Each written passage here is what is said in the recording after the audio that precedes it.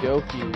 Hello there, peeps, and welcome to a lovely little game that I grew up playing called Danganronpa. But this one here is a trigger happy havoc, which in this case, this is the first game of the series. Now, this game I actually hold dearly to myself because I actually enjoy this game a lot. I got to play it this one time at my friend's house on PC, and then over time, I started playing it on the Nintendo Switch when it came out. I never knew about it being on the PlayStation console until just recently. So honestly, I'm super excited for this. And honestly, I have played this already. I beat it multiple, countless amount of times. And to be honest, I'm just happy that I get to actually play and live stream this. So I really do hope a lot of you people enjoy. And let us begin. It's so good to be back in this game. Oh man, I miss this a lot. Oh yeah, the difficulty. Oh yeah. Oh man, let's just keep it on normal. I want to enjoy it. Because man, if you play this on mean, oh boy, does the game make you feel real stupid. But we'll just do this on mean.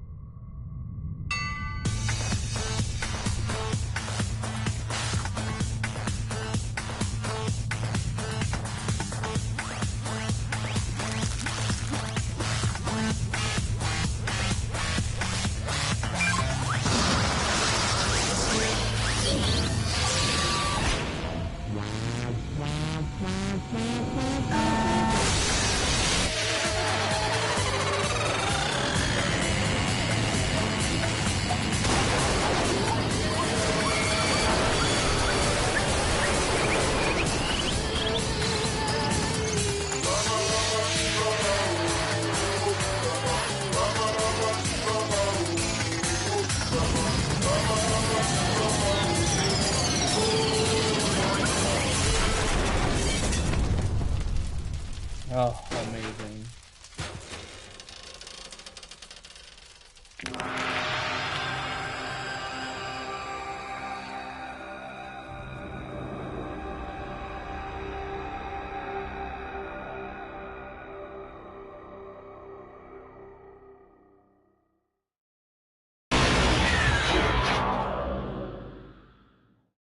Hey there, Cheesy. Welcome to the live stream. I hope you enjoy.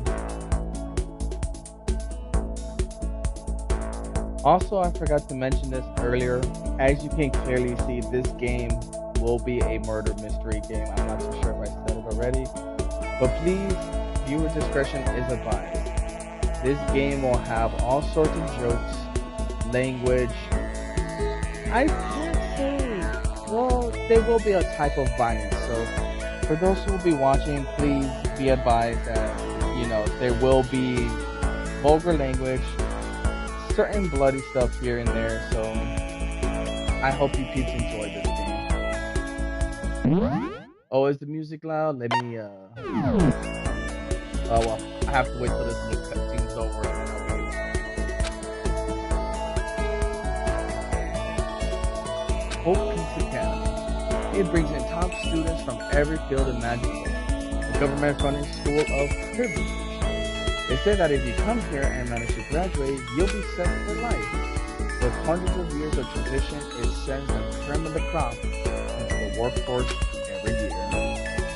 It was built to raise hope in the nation's future, which makes Hope Peak a pretty fitting image. There are two things you need to attend this school. One, you have to already be attending classes. Two, you have to be the very best of what you do. No ordinary student can enroll here. The only way is if you started by the school itself. And standing there at the gate of the ultimate school filled with the ultimate students was me. Before we go any farther, I guess I should introduce myself. My name's Makoto Naegi. As you can see, I'm nothing but a hopeless average high school student. Average on the outside, average on the inside. I really don't have much going for me when it comes to grades, special abilities, even personality. I mean, yeah, I have hobbies and stuff I like to do, but it's not like I'm psychic or mutant or whatever. Like if you ask me what my favorite song is, or my favorite TV show, or TV show, they all just be whatever's most popular at the particular time. Even among the average, I'm completely average, so I can't even say I'm your everyday person. That's just who I am. Anyway, I figured it was good to introduce yourself right off the bat. But you know, if I have any kind of strong point, so to speak, I'd say I'm a little more gung-ho than other people. I mean, look at me. I'm completely ordinary, but still. Here I am, standing in front of anything but ordinary Hope Soup Academy. I still can't believe I'm standing here. I wonder if someone like me can survive in a place like this. It's got this overwhelming presence, like it's trying to swallow me whole. But it's no wonder I would feel that way. What you have to understand is, well, let me just tell you about the preparation I did last night to get ready for this.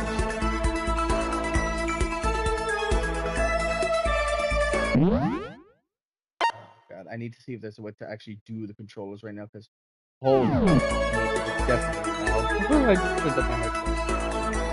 Hope Peace only invites the students who are the true elite in their field. In such a popular topic, there are threads online dedicated to talking about the school's attendance. So to prepare, I looked up some of those threads, and I also saw what talked about ultimate students who were way beyond your average high scholars. For example, one incoming student is the ultimate pop sensation. I guess she's a high school girl while also the lead singer for a pop group famous all over the country. There's also the ultimate baseball star. He was the cleanup hitter for the national high school champs. Pro teams already have their eyes on him. Then there's the ultimate fashionista.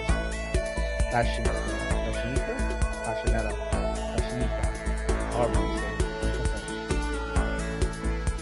She's been on the cover of a ton of fashion magazines. So she's what every high school girl wants to be. Oh, and they mentioned the ultimate biker gang leader too.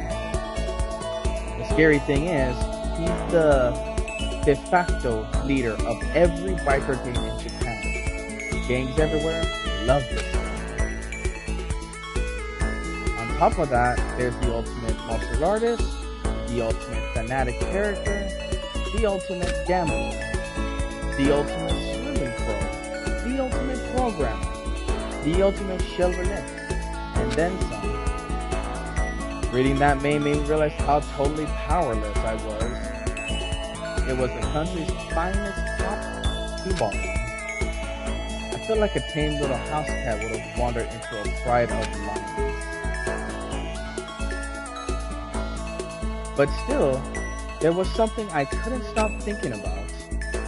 You see, there was a few students who I couldn't find any info on, no matter how much I looked. With all those ultimate students, I'm the only one without any kind of worthwhile talent. But then, what about those other new students who didn't seem to pop up anywhere? Could they be just average students like me, without any talent or anything? That thought was kind of encouraging. I mean, I know I don't have much in the way of personality, but beyond that, there's an even bigger issue. How does such an unbelievable average student like me get picked to come to this ultimate high school? I mean, I guess there is a reason. You just have to take one glance at the acceptance letter they sent me to see why. We recently had a lottery to select one ordinary student to attend our school. As a result, you have been selected, and we invite you to join us at the ultimate lucky student. They spelled it out plain as day. I got invited by pure luck. Honestly, I I probably would have been better off just declining this era. But after hearing how graduating was a guarantee for success later in life, I just couldn't say no. But then, actually standing there in front of the school, I started to feel lost, like I didn't belong there. I could feel myself losing my nerves. But still, I can't just stand here in front of the gate. Frozen in place, murmuring to myself, I looked down at the acceptance letter clutching into my hand. It said there'll be a meeting for all incoming students in the main hall at 8 a.m. The meeting still isn't for a little while, but I should probably just head in. Yeah, let's do this. I gathered up all the determination and tried to act like I'd done this a million times before. And I took my first step toward the main hall.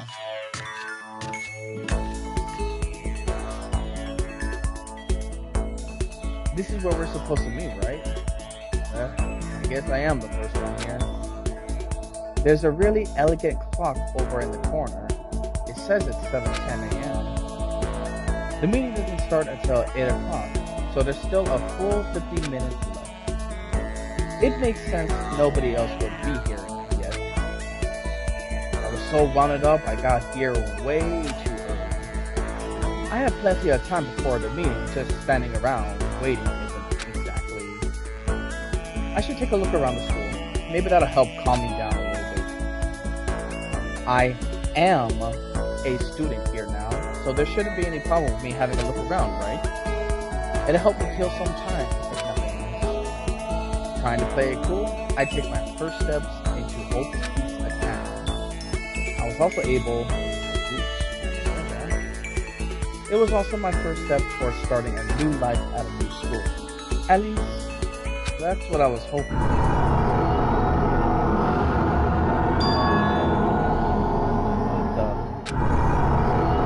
But being said I took the first step forward, my view became warped and twisted. It was like some kind of delusion, melting away and mixing together into something else. Spinning, mixing, melting away, then spinning again. And the next moment, everything went black. That was how it all began, and how life as I knew it came to an end. At this point, I should have realized the reason I was brought to Hope's Peak Academy wasn't because I had ultimate good luck. It was so that I could experience ultimate despair.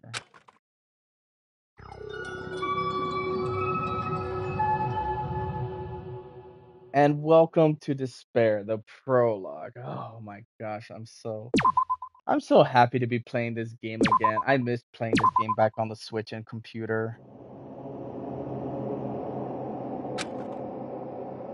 Dot, dot, dot, dot.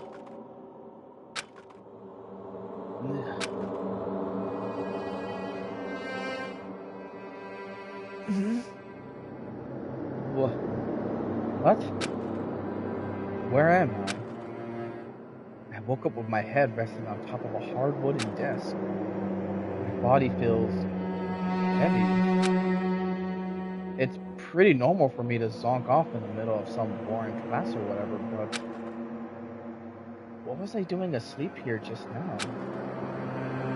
This isn't a classroom I've ever been in before. What the heck is going on?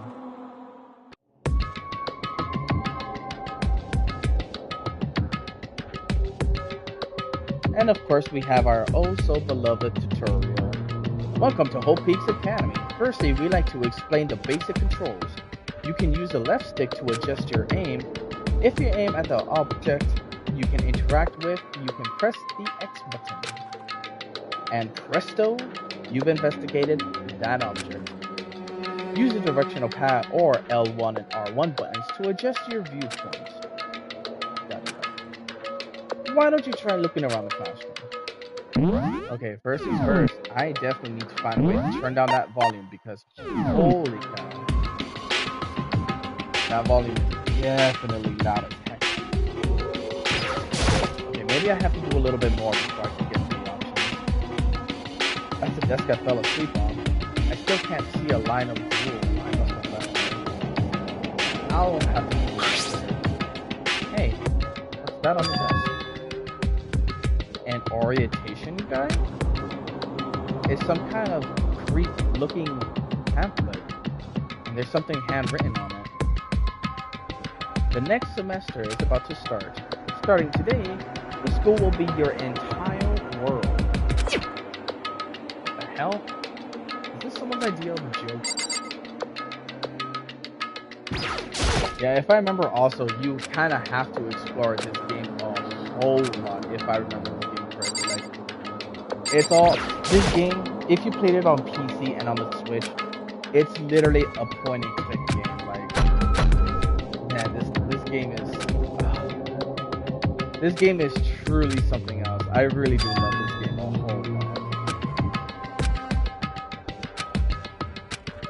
There are some parts that I'll probably be just fast forwarding through because it's pretty much just meaningless, but it is what it is. Jeez, this hallway is kind of weird too. This is getting stranger by the second. I honestly have no idea what's going on. Well, for now, I'll just head to the main hallway. Use the left stick to move the hallway and circle around. Yes, I remember how to do it. It's just laid out a little bit differently. Still can't enter the pause menu. God dang it. Alright.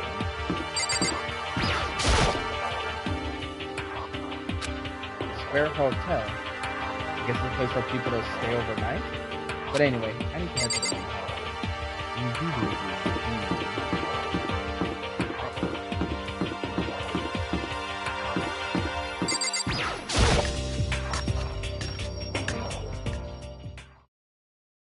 By the time I got back to the main hall, everyone else was already there. Whoa, hey! Another new kid? Huh? Then you guys are all... Yeah, we're all new here. Today's supposed to be our first day of class. So, counting him, that makes 15. Seems like a good cutoff point, but I wonder if this is everyone.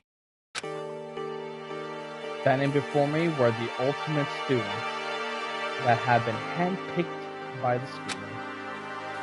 I looked around at everyone who gathered there, taking it in their faces one at a time.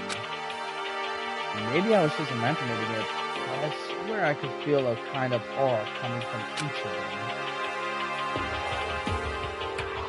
Oh man. I know you guys can't see it, but I do. I really have a big smile on my face. Huh? How's it going? My name's Makoto Nagami. Sorry I'm late. A bunch of stuff happened, and all of a sudden I was just asleep. Huh? Oh, you too? Things just keep getting curiouser and curiouser.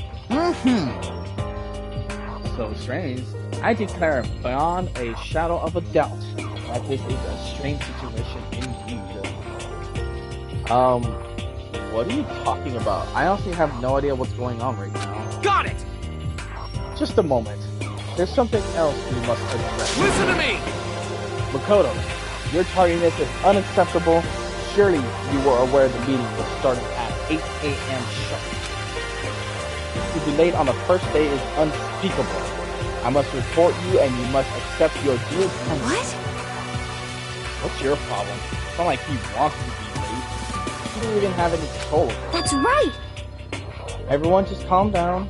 Listen, why don't we all go around and introduce ourselves? Huh? The hell? Now's not the time for freaking introduction. Maybe. But it may be good to at least find out who we all are before digging into the bigger problem here. I mean, how are we even supposed to talk to each other if we don't know each other's names? Yeah. That's a good point. Okay, so let's get introductions out of the way. We can move on to whatever else. Sound good? I'm still totally lost, but I think it's best to just focus on getting to know each other for now. So I guess this is a good chance as I can get. I already looked everyone up on Hope Speak Academy Thread online. but I still don't really know what kind of people they actually are. Time to find out. I'll start by talking to those 5 over there. Yeah, oh man. Oh, I love these first characters that we are introduced to. God, I adore these characters so much. I'm Kiyotaka Ishimaru. I believe in bold simplicity. Let's work together on our educational crusade. Ultimate moral. So that's Kiyotaka. According to what I saw about him on the thread, he went to a famous private school and won top honors every year. He's basically a flawless honor student. He's also known for the work he's done with his community public morals community. They say he respects rules above all else, earning him the title of Ultimate Moral. Anyways, you can call me Taka. You said your name was Makoto Nagini, right? That's a good name. Strong name. You should thank your parents for giving you such an excellent You hear me? name. And to keep that name from losing its value, you must devote yourself every single day. Got it! Life is worth putting every ounce of effort into it, right? Right. This guy is kind of annoying. Oh, my favorite character ever. Not that you'll remember my name anyway, but I'm Toko Fukawa. Easily, she is one of my favorite, my #1 favorite characters. Yeah, she wrote a novel when she was 10 that got everyone talking and launched her literary career. Then 2 years ago, she released So Lingers the Ocean, a love story said to be her masterpiece. The book was such a hit with women that Fishman quickly shot to the top of every hottest man. Despite her age, she's won countless literary prizes, and all of her books are instant bestsellers, which is why she came to be known as the ultimate writing artist. What else would you call such a young and talented author? But I figure she'd be a lovey-dovey type, but with her masterpiece being a romance, What's your problem? What? It's not polite to stare, you know? What the heck? Stop staring at me like I'm some filthy creature. Filthy creature? No, I just thought... I know what you just thought. You just thought you'd never seen such an ugly woman. You just thought it was so funny. No, that's not what I was thinking at all. I'm telling you! Don't bother trying to tell me. I know it's true, otherwise I know you can't stand listening. Anyway! Whatever. I don't really care if you used to it. Wow, talk about an inheritor complex. I was way off about what a successful author would be like. Oh, God, this girl. Hi, I'm Sayaka Mizono. I look forward to getting to know you. Ultimate officer. The way she moves is positively memorizing. And that doesn't sense. I can't quite place Sayaka Mizono. When I saw her name in the thread online, frankly, I was pretty surprised. She's in a pop group famous all across the country. In fact, she's their lead singer. As the ultimate pop sensation, she is in high demand to appear on TV and in magazines everywhere. But actually, that's not the only reason I was so surprised to find out she was going to this studio. I'm sure she doesn't remember, but... well, never mind. No matter how you slice it. She's really beautiful. Almost like a doll or something. I'm not a doll. You know I'm alive. Yeah? Did you hear me? I'm psychic. Huh? Kidding. I just have a really good intuition. She's a sharp one. Hey, By any chance. Now what? huh? Yeah, it must be. I'm sure of it. Hey, Makoto. Just hold on! Jeez, you guys, how long do you plan to waste on valuable time with this ridiculous back and forth? Sorry, just got carried away, I guess. You hear me? Self-introductions are for introductions to yourself into bubbling, not bumbling through a bunch of... Holy crap, it's gonna be hard to play this guy's character. You're right. Sorry. Sorry, Makoto. We can talk about this later. It sounded like Sayaka really has something she wanted to say. But it's not like we ever see each other again. Like she said, we can talk later. Leon. Yo, the name's Leon Kuwata. What's up? The ultimate baseball star. I recognize that name. He played for the National High School Champs as their cleanup hitter. The ultimate baseball star. And that superb athletic specimen is... You? Seriously? Huh? What's wrong? Nothing, I'm just surprised. I figure with you being the ultimate baseball Give me a star break. and all. What? Were you expecting some kid with a shaved head? Shaved head? No, I was just expecting more of a, you know, sporty looking traditional baseball player type. I mean, when I found that article and picture of you online, that's how you looked then. What? Oh man, you found that picture of me playing baseball? Seriously? I hate that picture. What the crap? This is not cool. It's so not cool. Seriously. I like mega embarrassed right now. I didn't have a choice, okay? Shaving your head like that is part of national championship regulations. I mean, seriously? But now I refuse to cut my hair. And I'm not gonna dye it back to normal either. Hey, listen. Actually, can I be totally honest You with know... I don't like baseball, like, at all. I've never gone to a single practice. He's never practiced. And how do you still is his team start player? He's some kind of tough. Yeah! And as soon as I got accepted here, I quit baseball for good. I have my own dream for the future. A dream? For the future? My only path in life is getting into music. You can feel the star quality ardor I have, right? You know what I mean. I'm gonna be a singer, so all I need is a songwriter and someone on guitar and worship. How cool is that? This new version of me that's chasing after my dream is like super cool to the max. I can't believe what I'm hearing. I never imagined I'd hear something like that from a baseball all-star. I am Hifumi Yamada. But if you want to call me by my nickname, The Alpha and the Omega! I don't mind.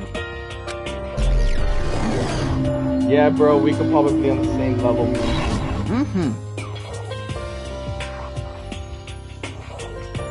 By the way, how much do you know about the world of 2D art? My boy Hifumi, if only you knew me in real life. If only you knew me. World of 2D? Well, in that world, I am well known as supremely well regarded as the ultimate fanfic creator. I once sold 10,000 copies of one of my fan comics at a school festival. The event has passed into legend. Some of them didn't get it, of course, saying I canceled the event. How stupid can you be? That's too bad about them, but selling 10,000 copies like that is definitely pretty remarkable. However, The words of such idiots means nothing to me. I am like Van Gogh, utterly unparticulate in any time. I am a soldier, serving night and day to destroy all mindless procreations about fan fiction. I'm sure if you were to observe my work, Mr. Nagi, you would comprehend its greatness immediately. For my work is filled with deepest meaning. What kind of meaning? Yes, indeed. It's about embracing our backward urges. I don't think I want to comprehend it. Okay, now to talk to those 5 people over there. Oh! Heya! I'm Aoi Asahina, but my friends just call me Hina. Sup? Oh, Hina, you most adorable character. Ultimate swimming pro. Ahio Ashina. She's been breaking records in every competition she's ever been in since elementary school. She's even been chosen as an upcoming Olympic candidate. She is, without a doubt, the ultimate swimming pro. The combination of her ability, appearance, and proportions has been widely discussed online. So, what was your name again? Sorry, I totally forgot. Makoto Nagi. Oh yeah, I knew it was something like that. No, not something like that. It is that. You got it! Sure, got it. Here, I'll hammer into my brain right now. Makoto Nagari. She just kept repeating my name and moving her finger across her palm like she was writing something. What are you doing? Huh? You don't know? If you want to remember someone's name, you gotta write it on your hand 3 times. I've never heard of that before in my life. Hey, by the way, how do you spell your last name? You spell it exactly like it sounds. Well, I have no idea. I just figure it out later and decide. Okay. Anyway, glad to meet ya. Sure, same here. Well, one thing I learned is she's totally easygoing and bursting with energy. Say that again. Oh boy. Hello, nice to meet you. I'm Chihiro Fujisaki. Our precious little Chiro. Precious little Chiro. Sorry, I kinda got embarrassed when I introduced myself like this. Anyway, I hope we can get along. Same here, nice to meet you. Huh? Maybe it's just my imagination, but have we met before? I don't think so. We just met for the first time, which is why I said nice to meet you. I'm sorry. Oh yeah, good point. Sorry. You don't have to apologize for that.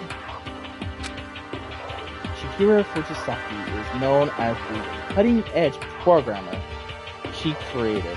She's the ultimate programmer. She's also got that timid little bunny type thing going on, which has entered her into her legion of fans. Hey, so listen. I'm sorry. Huh? What are you apologizing for? Well, just because you seem upset. You must be mad at me, right?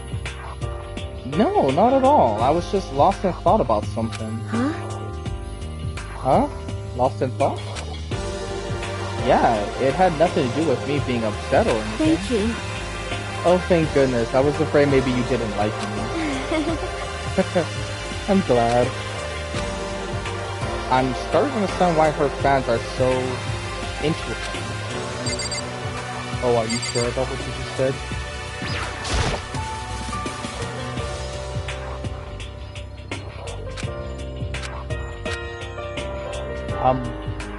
Can I ask you your name? My name is Kyoko Kirigiri. Ultimate question. I've always loved how they introduce her. She's pretty tight-lipped, huh? Oh, but you know, her name didn't show up anywhere in the whole Pete's Academy thread. And I did see that there were students like me, ones who didn't have any real identity of presence. Could this be one of them?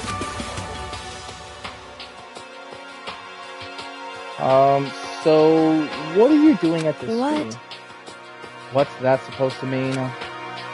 No, I just meant getting invited here means you some kind of ultimate something, right? So what ultimate something are you? That doesn't matter. Why should I tell you? Huh? Well, I guess you don't have to tell me. No, I don't have to tell you. So I'm not going to. Nothing about her turned up online, so I was thinking maybe she got picked by chance like me, but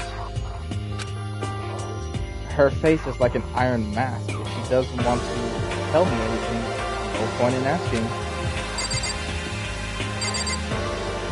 Oh, Junko. Oh boy, oh boy. Hi! I'm Junko Enoshima. Charmed, I'm sure. Ultimate Fashionista? Fashionista. However you pronounce that. Anybody will recognize this one. She's got more charm and presence than any high school girl in the country. She's the ultimate fashionista? Fashionista? I've seen her on tons of magazine covers, but I feel like that doesn't quite match up to reality. What? Huh? Come on. Oh, are you talking about my cover photos and junk?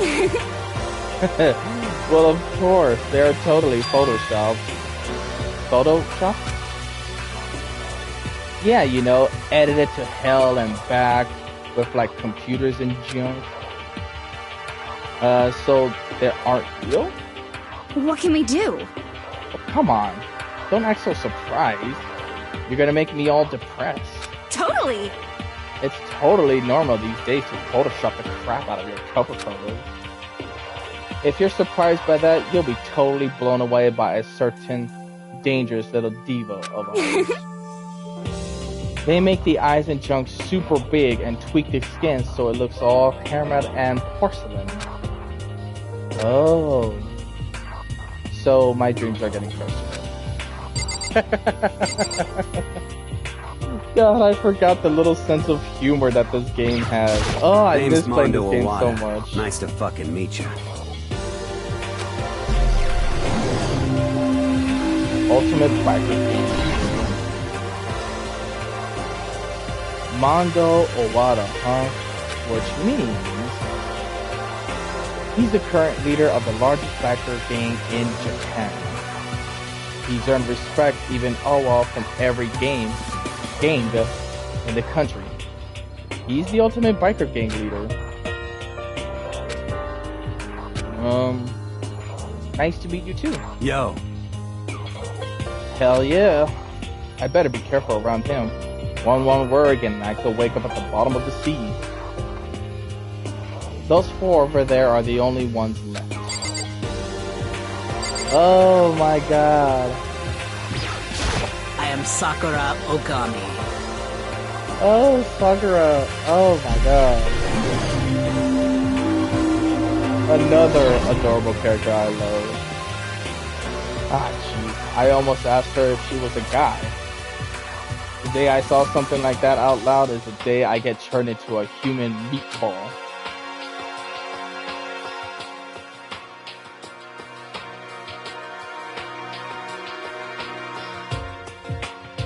But now I remember, she's competed in martial arts tournaments in America and won. Despite being a girl, she's the ultimate martial artist. She fought in over 400 matches and never lost a single one. That thread also said a bit more about her. Some call her ogre. Some maybe think she's the closet even she is the closest known relevant to the premise the planned missing link. Any incoming Hope Peaks Academy students who are reading this, let me warn you right now. If you value your life, avoid her at all costs. Standing in front of her now. I don't think they were exaggerating about that. Hey, you. Yes? I snapped to attention without even realizing it. Then she started to poke and prod my body. What are you? I see. Muscular quantity, and quantity is right around that of an extremely ordinary high school student. What a shame. You're not at all fit to act as my training partner. I'm not sure that's such a shame for me. Oh my goodness. Name's Byakuya Togami. Oh, Mr. Byakuya. Ultimate Output. Hi, nice to meet you. That's the most half-ass introduction I've ever heard. But there isn't really anything I could do about it. Even among the ultimate students, this one is special. Byakuya Togami. He's the heir apparent of his family's massive financial involvement. He's already started managing business operations, and his own personal assets are, well, vast. His title of ultimate or flirtatory prodigy is completely accurate. He's the definition of exceptional. That's everything I learned about him from the Hope Peaks Academy thread online. Come on. We're done with introductions, right? How much longer are you gonna stand there? Go away. Sick of looking at you. His aura says to me, you and I will never stand on the same level. Like a king in training. I'm Yasuhiro Hagakure. Hero for short. Take it easy, yeah? I know I will. Good old Mr. Hero.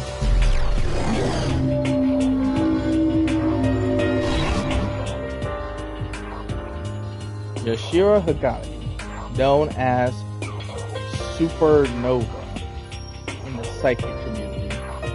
The thread setting, ultimate. God, I can never learn how to pronounce the word. Clairvoyant? Honestly, I don't really get all that fortune-telling stuff. It's pretty much beyond me.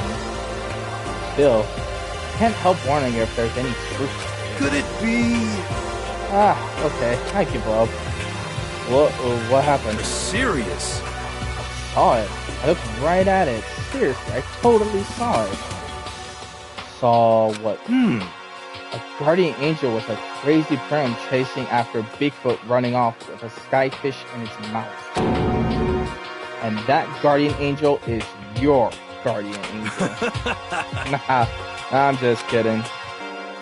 But hey, we should grab some brewskis sometimes and get real deep to Luma and its civilization.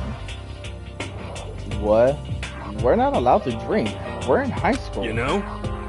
Oh, I'm actually 21. I've been held back a few times. See? And, well, it's a long story. A few times? Yeah, I bet that is a long story. Oh, this little gem of a lady. I do not think we have been introduced. I am Celestia Ludenberg. Oh, Mr. Celestia. For those who are true fans of this game, we all know of her true. Celestia Ludenberg. It is my name. But if you don't mind, I would prefer you just to call me Celestia. You are Japanese, right? Huh? Of course, why do you ask? If you don't mind, could you tell me your real name? I don't know what you're talking about. Cressida Ludenberg is my real name. But as I mentioned, I would rather you call me Celestia. She's polite, but really forceful at sometimes. I don't think she wants to say any more about it. I guess the rumor that said were right about her. the self-styled Celeste Lunderberg. She's the ultimate gambler who's never lost a bet. Other than her obvious love of gothic, lawless clothes, everything about her is wrapped in a veil of lies. They say she entered and won an underground gambling tournament, earning the title Queen of Liars. She totally cleaned out the other players, taking their life savings and laughing as she did it. I look forward to getting to know you better. That smile is beyond decrypted. I better watch myself around her. And with that, all projections are done. Even though they're all ultimate, they each have their own individual sort of something. Okay, time to get back down to business. There's no time to stand around making friends like a bunch of dull-eyed baboons. Oh, that's true. I think someone has something bigger problem or something. What was that about? Listen. Well, you see. Makoto, you said a bunch of stuff happened and then you just asleep, right? Well, the same is true for all of us. What? Seriously? I mean, seriously? Just after each of us got to the main hall, we lost consciousness. And when we came to, we were somewhere here in the school. That's what happened to you, right? But that's just weird. That every one of us got knocked out like that. Piece of shit! Exactly. That's why we're all freaking out. And that's not the only thing. You saw where all the windows of the classes and hallways were, right? But instead of normal glass windows, it was a bunch of big metal plates. What's that about? Are you for real? Ugh. Plus all the stuff's missing. Even my cell phone. Yeah, you're right. I haven't seen my PDA anywhere either. And then there's the main hall here. The front exit is completely blocked by some giant metal hatch. What does this mean? But there wasn't anything like that when I first got here. What the heck? What the heck? What's it doing there? Maybe we got caught up in some kind of, like, you know, crime or something. Is it like... What? Like a kidnapping? You think maybe someone grabbed us and hauled us off and we're not actually at school? Hey, come on. Come on. Don't think like that. Cheer up. I bet this is all just part of school's orientation procedure. You know?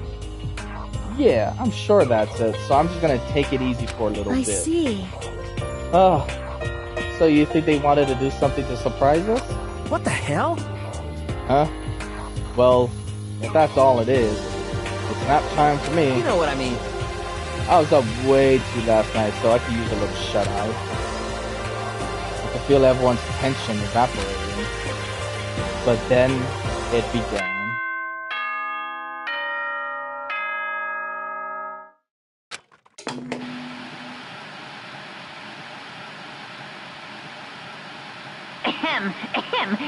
Testing. Mic check 1, 2. This is a test of the school broadcast system.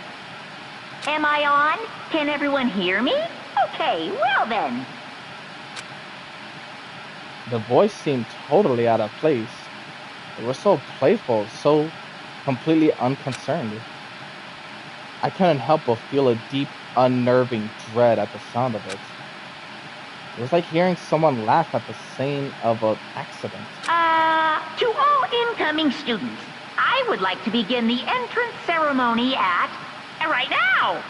Please make your way to the gymnasium at your earliest convenience. That's all. I'll be waiting.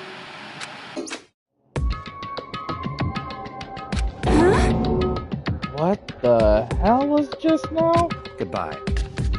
Well then, if you excuse me. Hey! Hey! What? You're gonna take off just like that? Could it be... Oh yeah, now I get it. This whole thing was just to get us all pumped for the entrance ceremony. Man, thank God it was all a joke. I'd be totally freaked out if this was real. You know? Alright, guess I'll head out too. Wonder what they got planned for us next. Damn, I was totally looking forward to a nap too. I have to go and kill the mood. Huh? Well, wait for me, I'm going with you. This is it then. I'll see you all later. Anyway. Not that anyone cares, but I'm going too. Everyone took off to the gym, but I was frozen where I stood. That unease feeling I had before. Couldn't get it out of my mind. And it looked like I wasn't the only one. This doesn't seem right. This is bad. Yeah, that announcement was totally weird. However, maybe, but just staying put doesn't mean we'll be safe. Besides, aren't you guys just a little bit curious to find out what's going on around here? If we do not move forward, we learn nothing. The only choice is to push ahead. I guess she's right. But still, I'm kind of, really nervous. We don't have a choice. We have to go. They said to go to the gym, right? Do you want to save? Yes, please.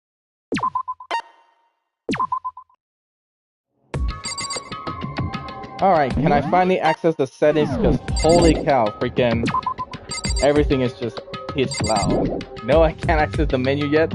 God dang it. Alright, if I remember correctly, the gym is this way? Yeah.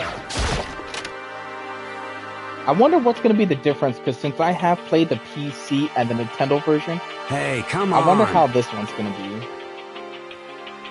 God, I had no idea that this whole Pizza Academy's place was going to be such a pain in my balls. It really ain't that much different from the time I spent in Juvie. Hell, this place is even worse. And why isn't there anyone here?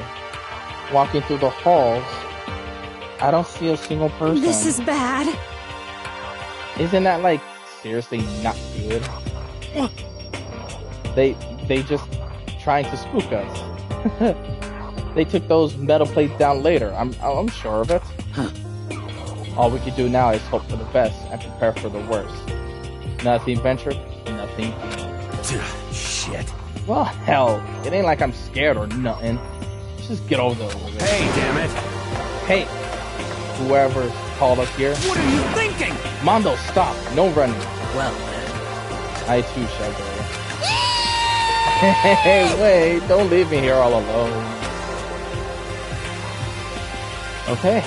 Time for more tutorial time. Oh yeah, I forgot about the little vision that we have. See the future. Totally silent. For whatever reason, she's the only one managing to stay calm. Or maybe I'm just imagining that? Where are all the other students, and why are we the only ones here? This is bad. I'm totally getting a bad vibe right now.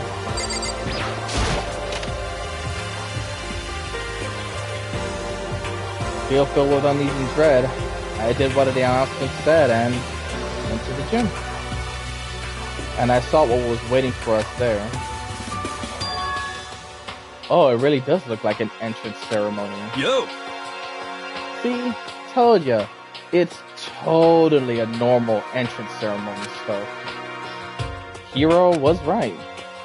But in a way, that's just sympathize how completely not normal all of us were.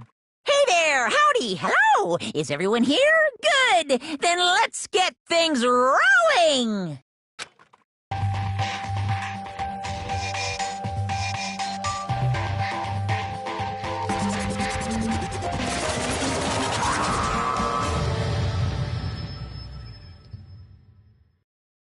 Huh? A teddy bear? I'm not a teddy bear. I am Monokuma! Oh, I'm getting such nostalgic vibes. And I am this school's headmaster. It was the strangest thing I've ever seen. Right before my eyes, it was... What was I seeing? It was utterly incomprehensible. Nice to meet you all. Such a bright voice and carefree attitude was completely out of place. And all that anxiety I've been carrying with me suddenly transformed into outright fear. Say what? That teddy bear can talk? Calm down. I'm sure there's some speaker inside of it. Hey, come on now. I told you already, I'm not a teddy bear. Headmaster. I'm Monokuma, and I'm your headmaster. Say what? What? It moves. Dude, shit. Seriously, man, calm down. It's probably just a remote control toy or something. How dare you compare me to a child's plaything? You cut me deeper than the Monterey Trench. Oh. I forgot about the little jokes on our PlayStation. My remote control system is so complex, even though folks at NASA can't recreate or even comprehend it. Barrett! But don't make me say stuff that might destroy NASA's dreams. I couldn't bear that. Well... Bear that? Really? You are unfortunate. Now then, moving on. We really must hurry and get started. Come on. Giving up already? No other stupid bear things? Now then. Quiet down now, quiet down. Okay, so he has abandoned the gag. Good morning! Everyone, stand attention and follow. And good morning. You hear me? Good morning. What's your problem? Now then. Now then, let us commence with a most noteworthy and memorable entrance ceremony. First, let's think a bit about what your school life will be like. Now, make no mistake, you three students, so full of potential, represent the hope of the world. And to protect such splendid hope, you will all live a communal life together solely within the confines of this school. Everyone will live in harmony together and adhere to the rules and regulations of the school. Now then, regarding the end date for this communal life, Too bad. there isn't one. In other words, you'll be here until the day you... Such is school life, you bet. What did he just say? Until the day we die? Yep. Oh, but fear not. We have quite an abundant budget. So, you won't lack for all of the common... Hold on a second. That's the least of our worries right now. Yeah, what the hell? You're saying I have to live here forever? You're screwing with us, right? It's true. I am not screwing with you. I am no liar of that. You can be 100% sure. And just for your information, you're completely cut off from the outside world. So you don't have to worry about that dirty, dirty man beyond these walls ever again. So are those metal plates all over the school? They're there to keep us trapped in here? That's exactly what they're for. No matter how much you yell and scream for help, help will not come. So with all that in mind, feel free to live out your life here with reckless abandon. Hey, come on! Come on now, what the hell is this? I don't care if it's school or whatever is behind all this. It's just really a bad joke. Damn you! Yeah, cut the shit out. It isn't funny anymore. Unbelievable. You keep saying this is a lie or a joke. Bunch of skeptics you all are. What are you gonna do? Well, I guess you can't help it, huh? You all grew up in an age where you're taught to doubt your faith. Well, you have plenty of time to find out whether or not what I say is true. But when the time comes, you'll see with your own eyeballs that I speak the undeniable truth. Most unfortunate. Having to live here forever will be quite the problem. What's this? Come now, what's the matter with all of you? You decided of your own free will to attend Hope Speaks Academy, didn't you? And now, before the entrance ceremony is finished, you've all already decided you want to leave. Hey, Oh, but you know, I guess I did forget to mention one thing. There is one way for you to leave the school. Really? Actually, as headmaster, I've crafted a special clause for those of you who would like to leave.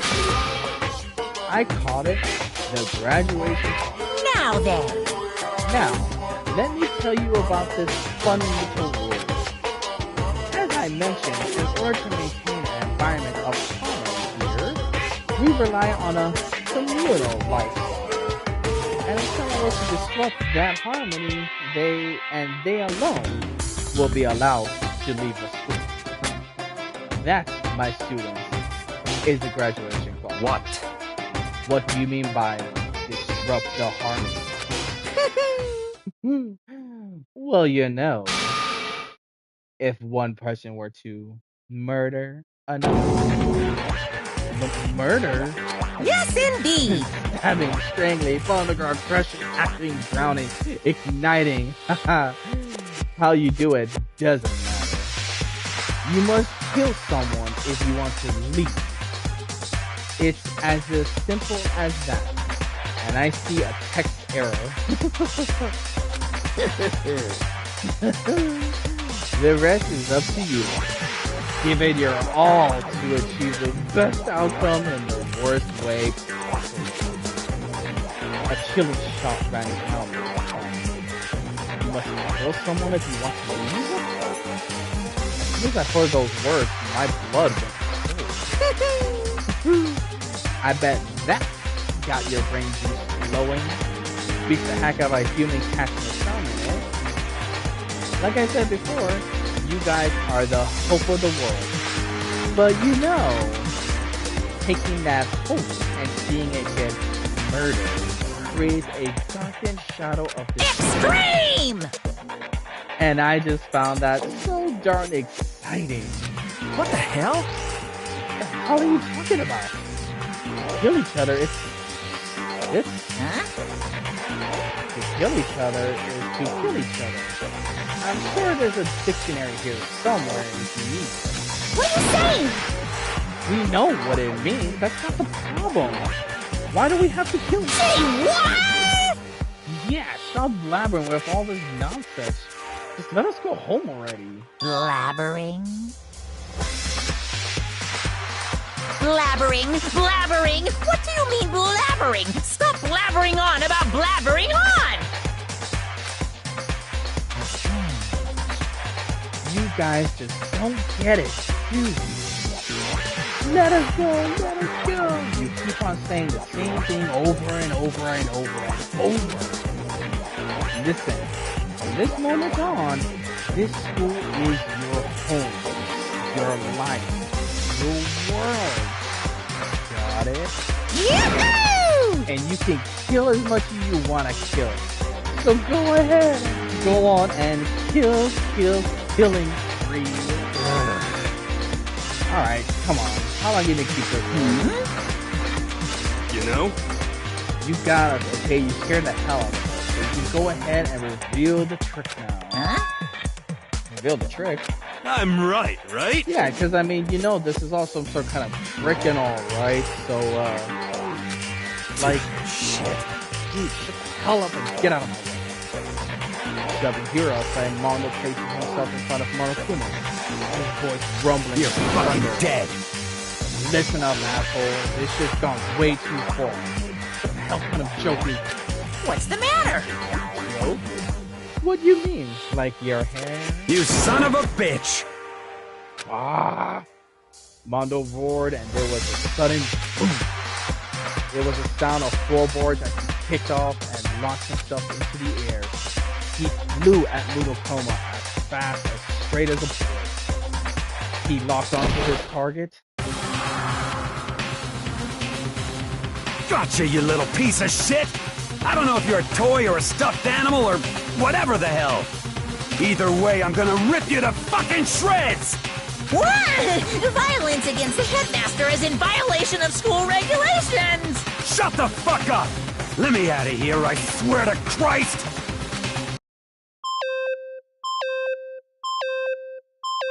Hey, damn it! What? No smart-ass comeback this time? Piece of shit! Stop that goddamn beeping and say something. Watch out! Huh? Hurry up and throw it. I don't know if out of fear Sonic showed him to silence or what, but without a word, he did what he was told. He threw Monokuma. And as he did...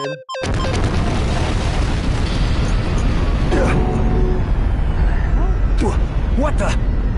That sure as shit was a joke. It blew the hell up. There was a painful ring in my ear, and I could smell gunpowder. The explosion might have happened all the time in movies or something, or whatever. But when it's in real life, I've never seen anything like it. But you know, this means that teddy bear's been destroyed, right? Hey! I told you I'm not a teddy bear. I'm Monokuma. There's another? Damn you! Son of a bitch, you seriously tried to kill me just now? Of course! Well, yes, I was serious about trying to kill you. You did violate one of the school's regulations, after all. I'll let you off with a warning this time, so you better be careful from now on. Any naughty boy or girl who violates my rules won't get off with just a little swat on the butt. This is bad. Hey, so does this mean like a bunch more of you are around somewhere? Yep. Monokumas have been placed all throughout the school. Yes. Plus, don't forget the surveillance cameras installed everywhere. And if you're caught breaking any rules, well, you already saw what happened, right? And I won't be so forgiving with punishment. So don't let it happen again. Huh? That's not even punishment. That's just wrong. Well? Now then, lastly, to commemorate your joyous entry into our school, I have a little something for you. This is our official student handbook. Pretty cool, huh? As you can see, it's fully digital, so naturally we call it the e-handbook. Yes, well, moving on. This handbook is actually vital to a healthy school life, so don't lose it. When you're starting it up, it will display your name. Always make sure you have the right one. Now, this is not your everyday notebook. It has so many more uses than that. Also, it is completely waterproof. Splash it, wash it, drown it, it'll keep on ticking. And thanks to its special age design, it can withstand an impact force up to 10 tons. Very resistant. It contains all of our school regulations, so make sure you review it. You guys? Early. You'll hear me say this a lot, but any violation of school regulations will not be tolerated. Shing! Rules restrict, yes, but they also protect. Society, for example, would be in utter chaos without law. Yes, indeed! The same thing applies here, which is why it's crucial we have a strict punishment in place for violators. Okay, well, that begins our entry ceremony to a close. Bye-bye! Please enjoy your upward dearly school life, and yeah. And with that, he was gone, leaving us all in a state of shock. So guys, how would you define what we just experienced? How? Why? I don't understand any of this. Do we have to live here forever, or what just happened? Calm down. Everyone, just calm down. First, let's just take a second to summarize everything we just heard.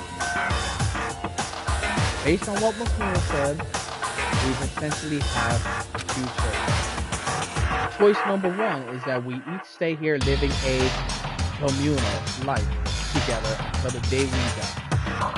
And the other choice is, if we want to get out of here alive, we have to kill each other. Right?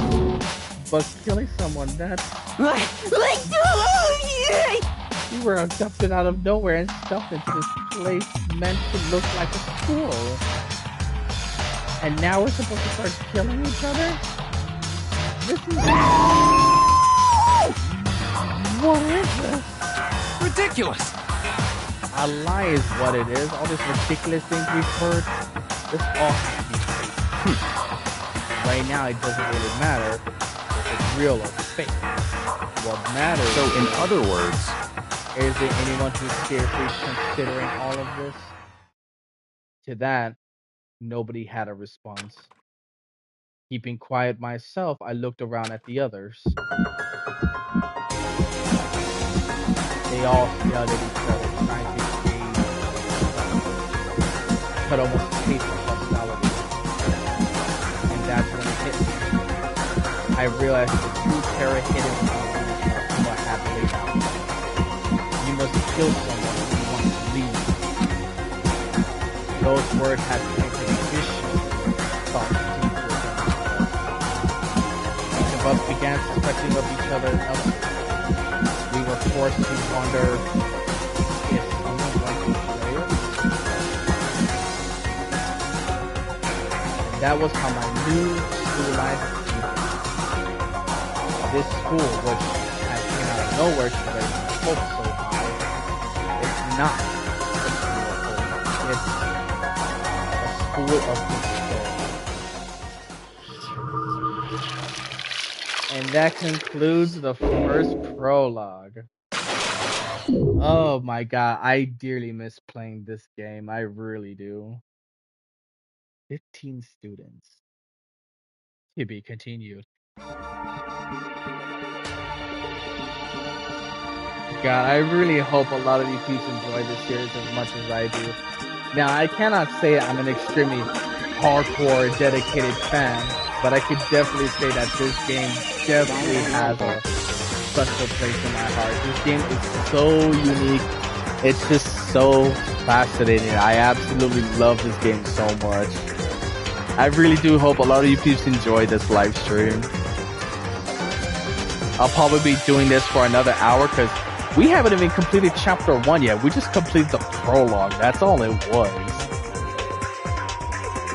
This entire game, and that's what I was saying too about viewer discretion is advised, because there's a lot of cuss words, there's a lot of violence, there's a lot of interesting characters, and the dialogue especially. Oh boy, the dialogue especially. My gosh, this game is truly something. It really is. And you know what? I failed to mention this earlier. I will say this right now also. I will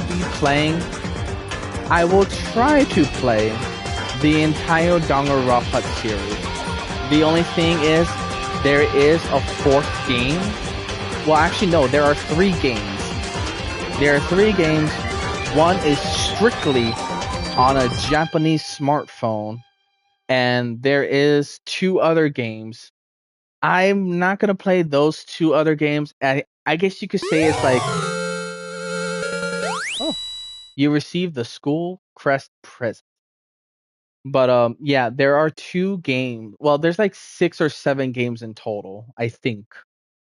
There are 3 of them that I will not be able to play. One of them is like a chessboard. It's like a Mario Party game, which I don't understand. And then there's also another game, but it's like a PC exclusive game, I think. It's literally just reading. That's all it is, but you somehow get to play it. And then the third game is unfortunately it's specifically on Japan phones only, and it's another, I guess you could say it's like a cookie clicker type of game, but unfortunately I don't think I'll be able to play that one. Unfortunately. Oh, and there's my PlayStation 4 trophy achievement going off. Oh, amazing. Absolutely amazing. Do you want to save the data? Well, yes, please. Do you wish to override? Of course, of course. Can I please go to the menu real quick? The music is too loud. My mind frozen and my breath caught in my throat. I could feel a paralyzing fear slowly making its way through my body, dominating every last nerves. The air hung heavily on me, pressing down like a weight around my neck. It took everything I had just to endure that weight. Chapter 1. To survive. Oh, I miss playing this game so much. But for as heavy as the air felt, all it took to pierce it was her snapping words. So, what are you gonna do now? Hey. Just standing around glaring at each other. Her point commented was directed at everyone in this room. It helped pull us back to reality. Right. She's right. Listen to me! Sometimes if you're nervous or afraid, you just have to step forward. That's such a simple fact. I can't forgive myself. I'm so ashamed. You hear me? Please, someone hit me. I can't forgive myself. Someone hit me. Punish me. Huh? Jesus. You have to tell him to yell about it. You have time to do something about it. However... Perhaps, but what is the mission exactly? Stupid! Idiot. To look for a way out. Duh. What the? And we totally need to find whoever was controlling that stupid bear and beat the hell out of him. But... But before we do all that, maybe we should take a look at the handbook? It's probably best to check out the school regulations Monokuma mentioned before doing anything else. This is fine. True. If we stumble around with no clue what the rules are, something like that might happen again. Shit. Alright, so then... Fine, then let's hurry up and check out the stupid rules already. Hope Speak Academy's ebook, Makoto Nagi. After turning on my e-handbook, the first thing that appears was my name. So just like Monokuma said, the owner's name showed up front and center. Then, from the main menu that popped up, I selected the school regulations icon. Okay, I'm about to access the options soon so I could turn down the music. An itemized list appeared on screen. It was the school regulation. In other words, the rules being imposed on us. Students may reside only within the school. Leaving campus is an unacceptable use of time. Nighttime. It's from 10 p.m. to 7 a.m. Some areas are off limits at nighttime, so please exercise caution. Sleeping anywhere other than dormitory will be seen as sleeping in class as punished accordingly. With minimal restrictions, you are free to explore Hope Speaks Academy at your discretion. Violence against the headmaster Monokuma is strictly prohibited. added this destruction of surveillance cameras. Anyone who kills a fellow student and becomes blackened will graduate unless they are discovered. Additionally, school regulations may be added as necessary. Ugh, feeling a slight dizzy.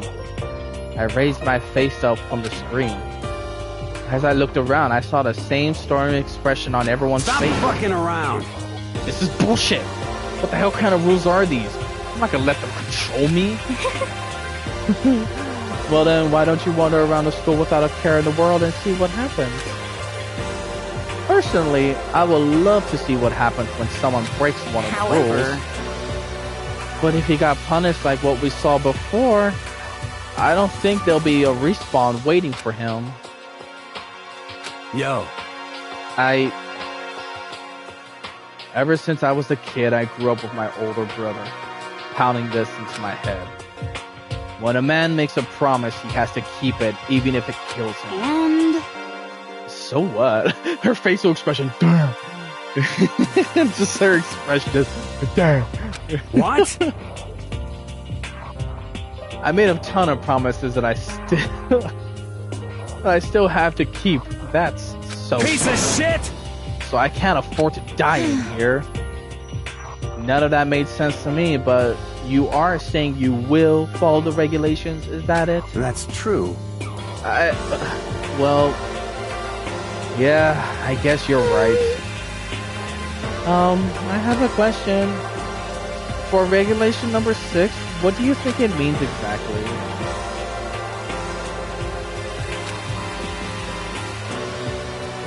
You're talking about the second half, right? Where it says, unless they are discovered. I was wondering about that myself. It's saying that if you want to graduate, you have to kill someone without anyone finding out it was you. Well, why? Why do we have to do that? I don't see any reason why to worry about it. Just worry about following the rules as they've been explained to us. Such ignorance. Frankly, I don't want to hear anything from someone who waits for others to decide what to do for them. Don't jab at me. Give me a break. More like a full-on stab. Well, for now, let's forget all that sucky junk about murders or whatever. Now that we know the rules, let's start exploring the school. True. We need to find out what exactly we are. Is there any way out? What about food and supplies? You understand? These are tons of questions we need answers to. Let's do it! Damn straight. Okay then. Let's all start looking around. I'll be going then. What? What? Why? That's a pretty stupid idea, don't you think? Someone here might already have started thinking about murdering one of us. Are you saying we should stand around with them in our midst and make it that much easier for them? Hold on a second. Wait, hold on a second. That would never. What? Don't bother saying it couldn't happen. You can't deny the possibility. That's why you all seized up in fear when that graduation rule was made clear to you. Am I wrong? But. So, I'm simply acting in accordance with what I think is best for me. Just hold on. Hold on, like the hell I'm gonna let you run off and do whatever you want. What? Out of my way, Plankton. What? What the fuck is that supposed to mean? Such ignorance. One tiny bit of plankton drifting across the sea. So minuscule, so insufficient that they couldn't possibly have any kind of influence on the boundless ocean. You're fucking dead. I'm gonna kick your ass. So stop it. We shouldn't fight. The fuck you just say? You're sounding kind of goody little. You want to throw down? Who do you think you are talking to me like that? You think you're my fucking dad or something? Then no, you I son wasn't. of a bitch. Fuck you. Oof. He punched me, and I flew back in a heap. It was like something straight out of a comic book. I didn't even see the punch coming. It was just straight right here, there in my face. 1 second I was standing there, the next I was soaring through the air. Now that I think about it, maybe I kind of forgotten the kind of people I've been trapped here with. My common sense had just stopped functioning. Being around all these ultimates had blown my fuse. So I guess I shouldn't be surprised it led to something as absurd as this. But I just lost track of that sense of reality. That was my last thought as my conscience started to fade. Before it cut out completely, and when I finally opened my eyes again, what I saw was. Uh, huh? Where am I? As if it had become part of my daily routine, I woke up yet in another room I've never seen before. Okay, so where am I now? You now have access to the handbook. You can. Yes, thank you, please. I need the book. I need to go to my settings, please.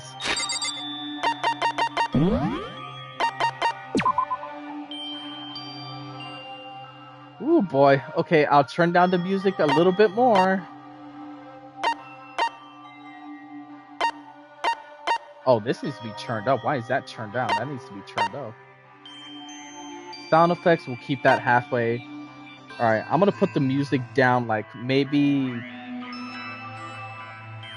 I'll put the music down... I'll put it on the second notch.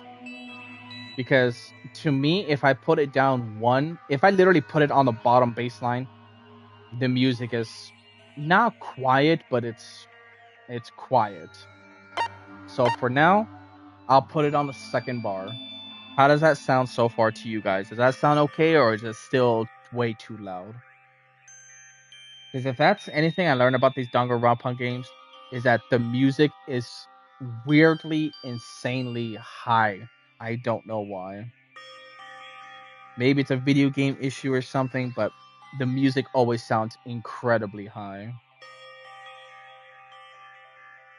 That sound much better? Much better? Okay. So yeah, I'll leave it here on the second music note for now. Sound effects, I'm gonna turn down just a tiny bit also. As for the voice lines, I'm gonna leave the voice lines as is, because to me, the voice lines sound perfect.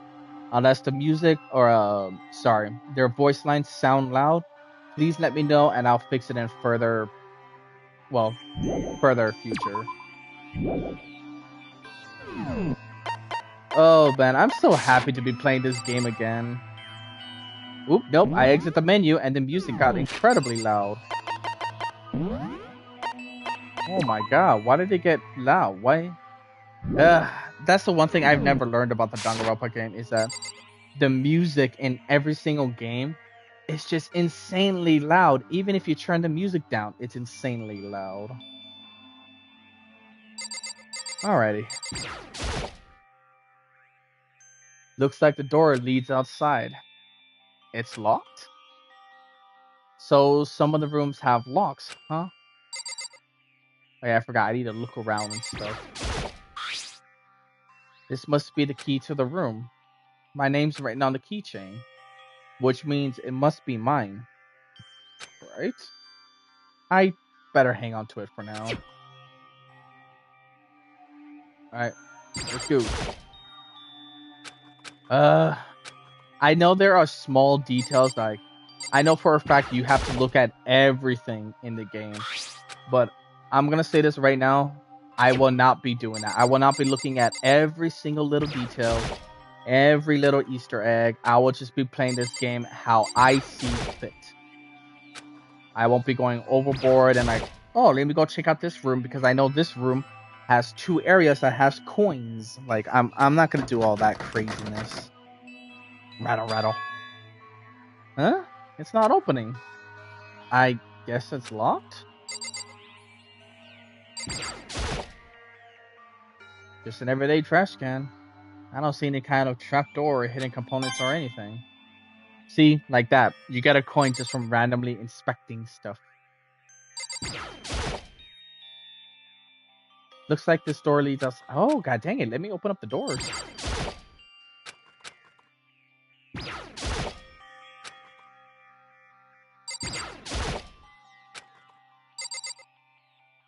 Okay, that should be everything, right? There's a piece of paper hanging on the wall which says, announcement from Headmaster Monokuma. Each room lock has been designated to completely protect against tampering or lockpicking. Remaking an individual room key is quite troublesome, so please make sure not to lose yours. Your room comes furnished with a shower, but please note that the water is turned off at nighttime. Also, the bathrooms in the girls' rooms include a lock of their own. Finally, we prepared a small gift for each of you. For the girls, a sewing kit, and for the boys, a tool kit. The sewing kit includes a map of the body's vital organs. One stab will do the job, girls. Now, for the boys, we believe a strong blow to the head with any of these tools should be ample. Don't think, just feel. And let's all enjoy ourselves. I crumpled up the sheet of paper and I threw it in the trash. I think I'm starting to understand. This room must be... And it's showing rule number 3. Sleeping anywhere other than the dormitory will be seen as sleeping in class and punished accordingly. This is my assigned dorm. Someone must have carried me here after I fell unconscious. So that answers that question. The next is... what's everyone else up to right now? Well, the only way to find out, and that's to get out of here. Leave the area? But of course! I rushed out of the room to meet up with all the others, but there was someone waiting for me. It was like something out of an old TV show. Wow! Ah!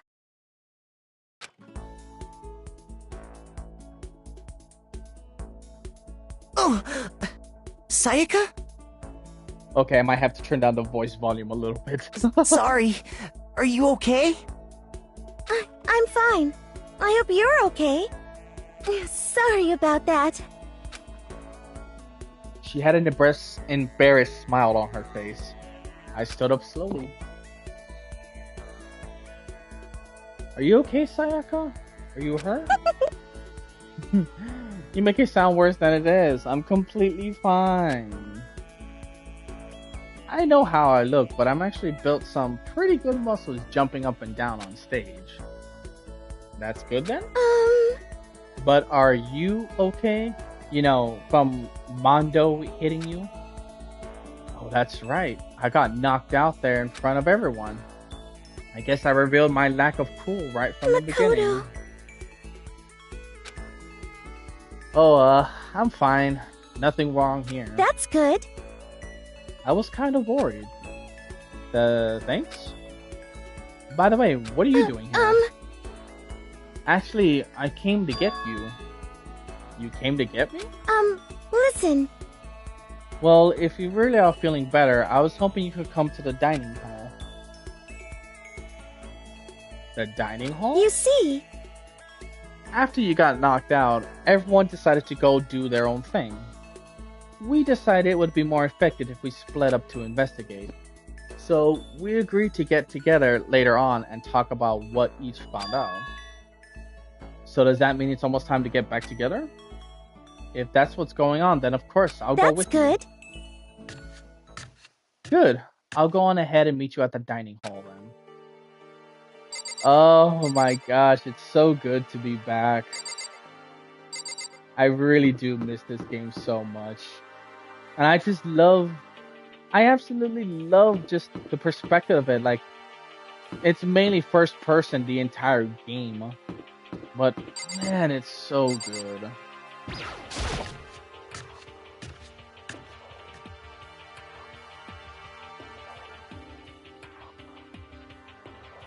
This must be the dormitory dining hall. it looks pretty clean, so that's good. I guess that's not really important right now, with us being prisoners here and all. Yeah, that's true. Nobody was there waiting for us. We don't really have much choice. I guess we should just wait here for now? Okay, let's just wait here. Huh? You heard that? Like I said, I'm psychic. Oh, come on, I'm just kidding. Seriously, I just have amazing intuitions. Is it really just intuition?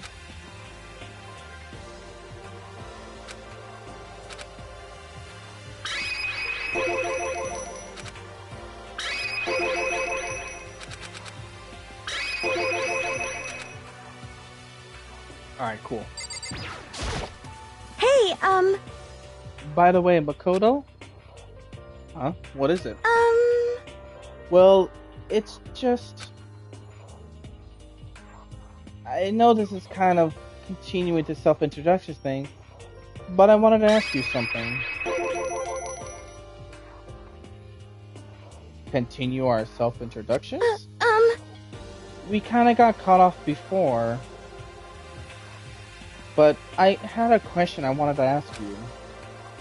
Sayaka was about to ask me something. I wonder what it was. Now I'm truly curious. Hey,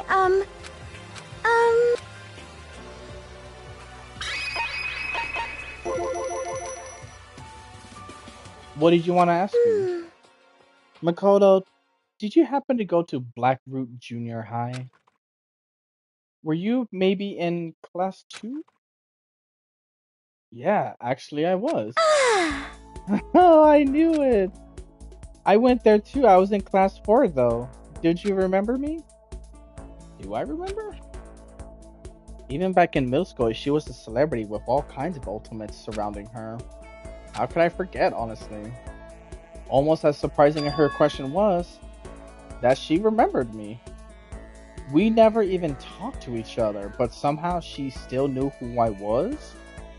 Hey, Hey, are you okay? Oh yeah, I'm just surprised, it's all. I wouldn't have thought you remembered me. We went to the same high school for 3 years, of course I'd remember. Well, that's true, but there was lots of students in our grade, right? Plus, I've never been the type of person to ever really stand out. I'm average at everything, and all my hobbies are totally normal. Even normal would call me boring.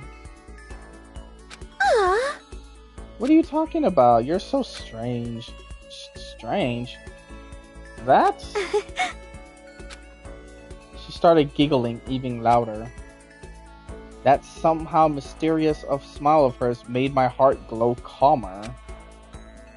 Her smile was the nicest smile I've ever seen. That's good.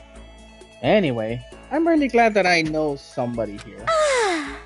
Talking to you has made me feel a lot better about all of this. You're amazing, Makoto. No, I'm really not. I'm nothing at all compared to all you ultimates. But you are the one who helped me find my courage again. Not any of those ultimate students. Thank you for saying that. Okay. And to thank you for helping me out, I'm going to become your ultimate assistant. My assistant? Yep, I'm your assistant now. I'm gonna help you as much as I can, so let's get out of here together. When she says something like that, it just got me pumped up. Which is nice, but still... everyone else is still late. Besides that, I don't even know what time it is right now. There must be a clock around here somewhere, right? Indubitably, there is, good sir. So what time is it right now? What? It's 7 o'clock at night? You were unconscious for a pretty long time. I see. Without being able to look out of a window, I've lost all sense of time. If I have to stay in this place for too long, I might just go crazy. Hey, I can't believe no one's here yet. but I'm sure they'll start showing up soon. Almost like he timed it. Taka threw open the dining hall doors. That was a tongue twister. Right as Sayaka said that. Hey! Makoto, Sayaka. You two got here first, huh? How unfortunate. Too bad. I was sure I beat everyone here. I guess that means I don't have to fight straight. Got it! Well, I won't give up. Next time, I swear I'll win no matter what it takes. Justice shall always prevail. Oh god, he sounds a little bit of a nerd. That's a bit much, don't you think? And soon after that, everyone else came strolling in, one after another. After a few minutes, everyone had gathered in the dining hall. Okay! It looks like everyone's here. Time to start the meeting! I was finally able to press the button. Okay, so we're gonna just turn the volume down by 2 notches and the sound effects by 1. That should do the trick. Alright, let's continue. Let's all go around and share what we found out during our respective investigations. The sooner we find out what's going on, the sooner we get out of here. Hold on a sec. What are you talking about? What about, what's her name? You know, the silver-haired girl. Oh yeah, Kyoko. What about her? Aww. She's not here. What? I took another look around the dining hall. Sure enough, she was nowhere to be seen. I wonder where she went. Has anybody seen her? But anyone just shook their heads. Huh? What? So, no one's seen her? Why hasn't Kyoko showed up yet? Could it be because... Yes, indeed! Stabbing, strangling... It's just a flashback. I'm not gonna read the flashback. Whenever it comes to flashbacks, I'm also not gonna read the flashbacks because it's just, well, it's a flashback. Is it possible? Was she really... Dang it, Kyoko. You're really gonna be late this day on the first day of school? Not only is she late, she didn't tell anyone she would be late. And most upcomingly, personally trained. Come on. You're being a real jackass right now, you know that? Well, what do you want me to do? Punctuality is everything. You hear me? Now then, I declare that the first season of Hope Peaks Academy briefing meeting has begun. Makoto, actually, first of all, I've talked enough. Maybe we should listen to what everyone else is gonna say? Okay, let's do that. Huh? What's up? I feel like I have really become your personal assistant, don't you agree? I may not be the best assistant in the world, but I'll give it everything I got. No, you've already done so much as my assistant. Alright, so first things first, let's just... Can I talk to him? Okay, I think I need to talk to everyone first. Alright, so let's see. Who... Oh, I just gotta talk to her first. Fair enough. Okay, since you're in the dark about all this, let me lay out what's going on. Everyone split up to investigate different parts of the building, but Byakuya and Taka each went off on their own, and so did Kyoko. Let's question about Byakuya. I wanted to try and find some clues as to whoever's responsible for impersonating us here, but unfortunately, I made no such discoveries that all from... Really? That's it?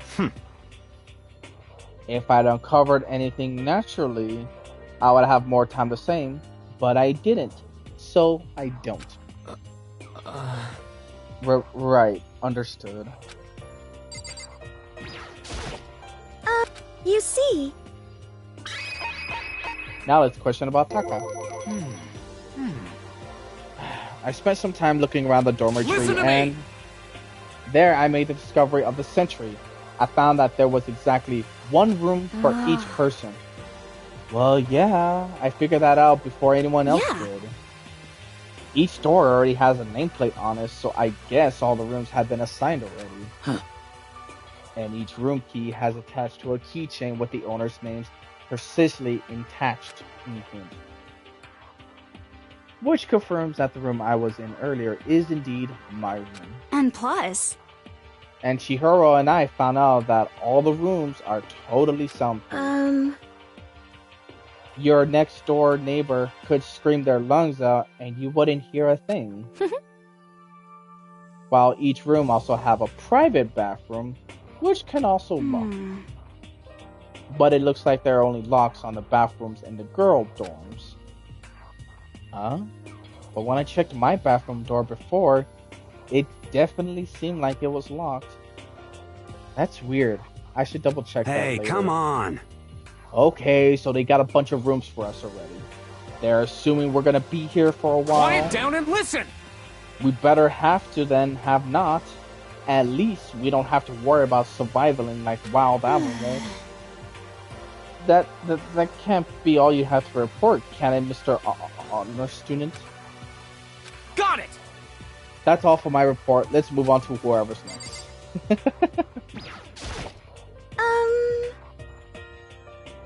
Okay, since you're in the dark... Oh, yeah. Okay, next. It looks like Leon, Hiro, Junko, and Chihiro all grouped up together. Let's talk to them. We went all the way up and down the school, double-checking the windows in all the hallways and classes. We wanted to see if we could get any of those metal plates to come off. And what happened was... nothing. Not a damn thing. We couldn't even get a single one to budge even a little bit. What should I do? There wasn't any hope of escape anywhere. The school really has been totally cut off. This is bad. This sucks. Bad. It really sucks. It sucks. What the hell are we gonna do? Hey, come on! God damn, calm down. You're starting to make me nervous.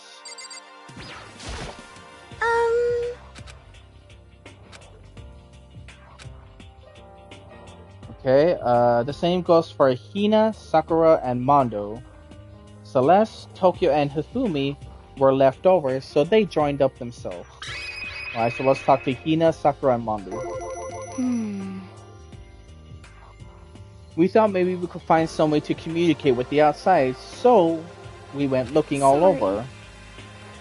But we didn't find a thing. Sorry. Yo. I went back to the main hall thinking maybe we could do something about that giant hunk of metal. What? But even with Sakura and me both, it wouldn't budge. We hit it with desks and chairs and nothing. Shit. It was hard as like metal. Yes, indeed. Well, yes, it is metal. This sucks. Anyway, if we're gonna get out of here, it's not gonna be through there. I feel like I could cry, but no. I have to hold it in. I have to manage my hydration. So then... I shall tell you what happened next. It has nothing to do with our communicating with the outside world, but it still is worthy of something. In both the school and dorm areas, there was a set of stairs leading up to another floor. But they were gates there and we couldn't find any way to open them, so we couldn't check it out.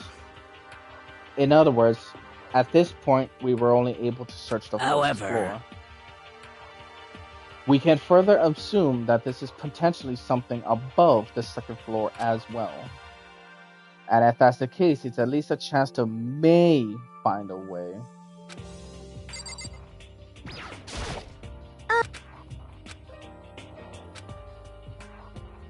Alright, now let's talk to Celeste and them.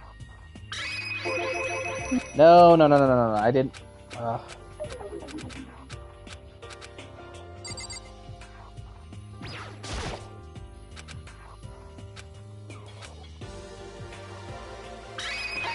Go down. There we go. Let's see.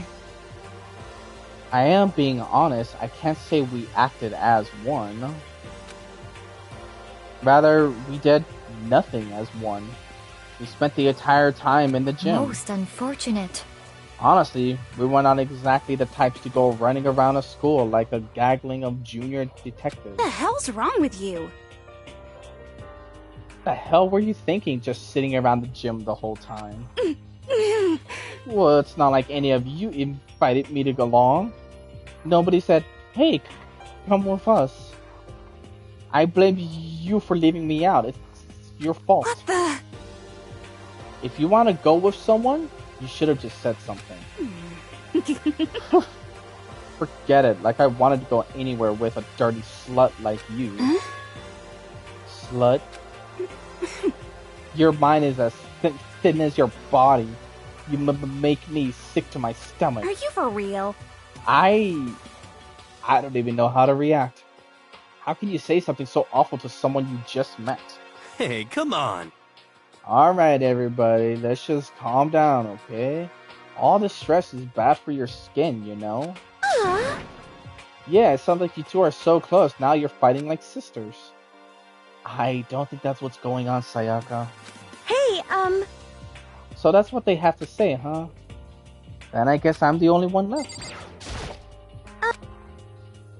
I found a fridge in the back of the kitchen, and it was overflowing with all sorts of that's stuff. good. I guess we don't have to worry about food at least. What? Sure for now, but even with all that, there are 15 of us. How long can that food even last? You can just eat sesame seeds or something. Eh? What am I, a parakeet? I don't think we have to worry about that. All the food gets restocked automatically each day. At least that's what Monokuma said. You saw him? Okay. Yeah, he came out of nowhere when I was checking the fridge. Told him that, then he disappeared. He was so fast, I couldn't believe someone could have been moving him around with the remote control on. That's a weaponized toy that can just appear from nowhere. I can't tell if we're supposed to be afraid or not. But was everything okay? He didn't try to, like, eat you or something? Eat her? What do you mean by that? I mean, what do you mean eat? What kind of eating are we talking about? Oh, come on, man. Hey, you bastard! That's like me and Cheesy and how me and Cheesy talk. What the hell, fatty? You act like some kind of sleazy drunk dude. Actually...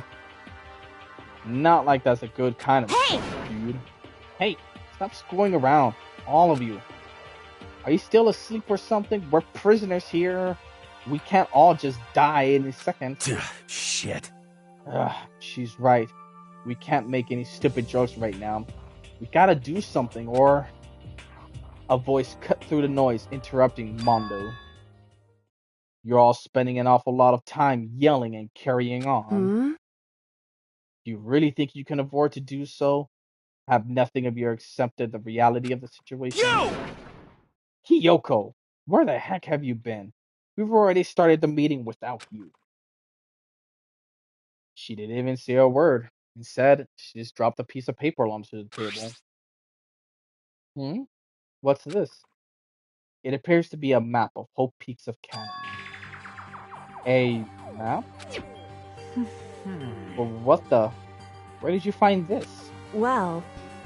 It doesn't matter where I found it. What the heck?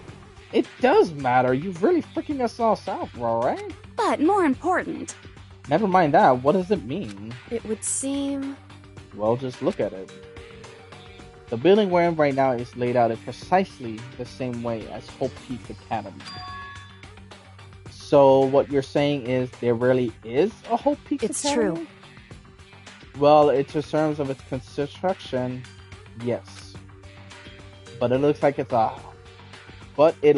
it's had a number of strange renovations done to it. Renovations? However... I don't know all the details yet. All I found was the details about the first floor. But then, this really is Hope Peaks Academy. We didn't get kidnapped and taken to some other place. Huh? So stupid, it's not even possible. This is where the country's future elite are supposed to come and learn. But if there really is a Hope Peaks Academy, where are all the other students? Hey, come on, guys. Let's just stop talking about all this, negative stuff. But aren't you worried? Things don't look good for us. Yo! Worried? What's there to be worried about? I mean, this was all planned out, right? The people in charge of Hope Peaks Academy put all this together, right? Man, if I ever get stressed every time something like this happened, I'd have ectoplasma shooting out of my mouth. I don't like the words you just said. Good things come to those who wait, right? So we just gotta chill and everything will work itself out. What's your problem? Oh, I'm just happy, that is all. It seems splitting up to investigate was such a good idea after all. Haven't you been listening? Looking around was a total waste of time. We didn't even find a way out. Didn't find who's behind this. We still have no idea what's going on. Oh. Oh? Is it not crystal clear to you what is going on? Are you okay with this? It is perfectly obvious that we have been imprisoned in some secret location with no way out. None of us had any response to that.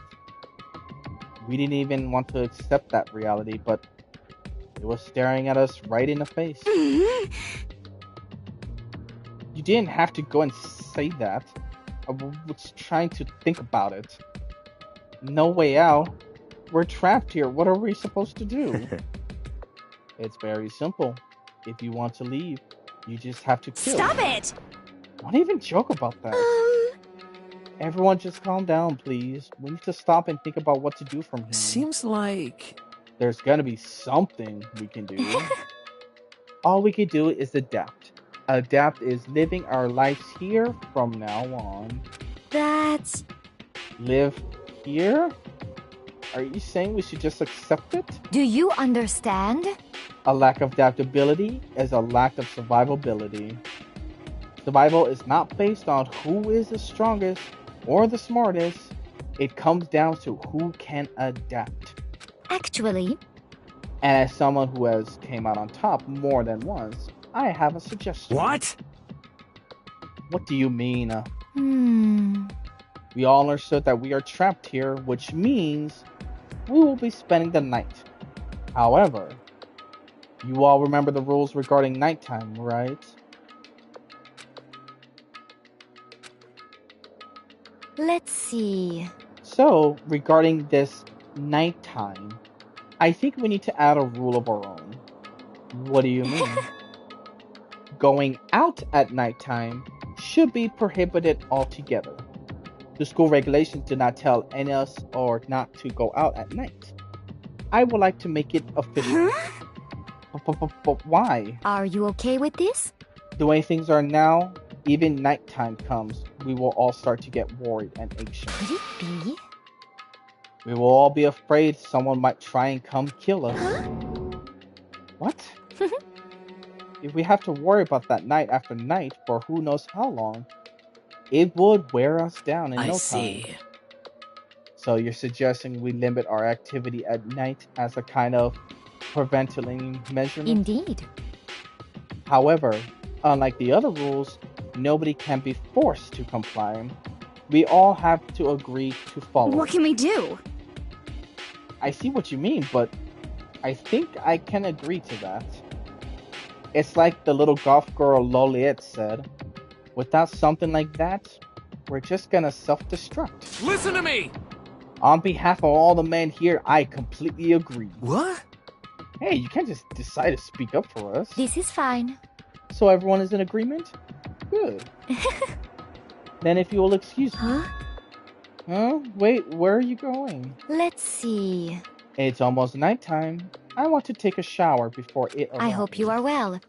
So goodbye. Moving with pure elegance, Celeste left the dining hall. Her bravery seemed so natural, I couldn't imagine anyone even trying to stop her. So I guess it's pretty obvious where we're gonna go from here.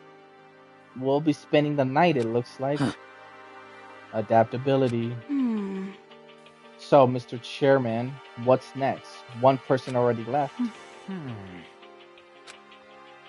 Well then, what say we call an end to today's You meeting? understand?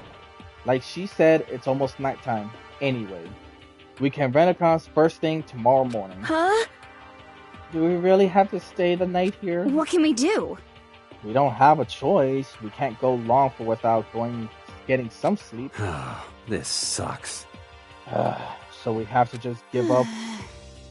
That's all fine and good for today, but what do we do tomorrow? So in the end, our only opinion is to split up and look around again, and let everyone know if we find anything. Yeah, okay, let's do that. Then we're done for today? Good, I'm exhausted. With heavily movements, everyone headed off to their private rooms. Makoto, are you ready to call it a day? Yeah, let's go.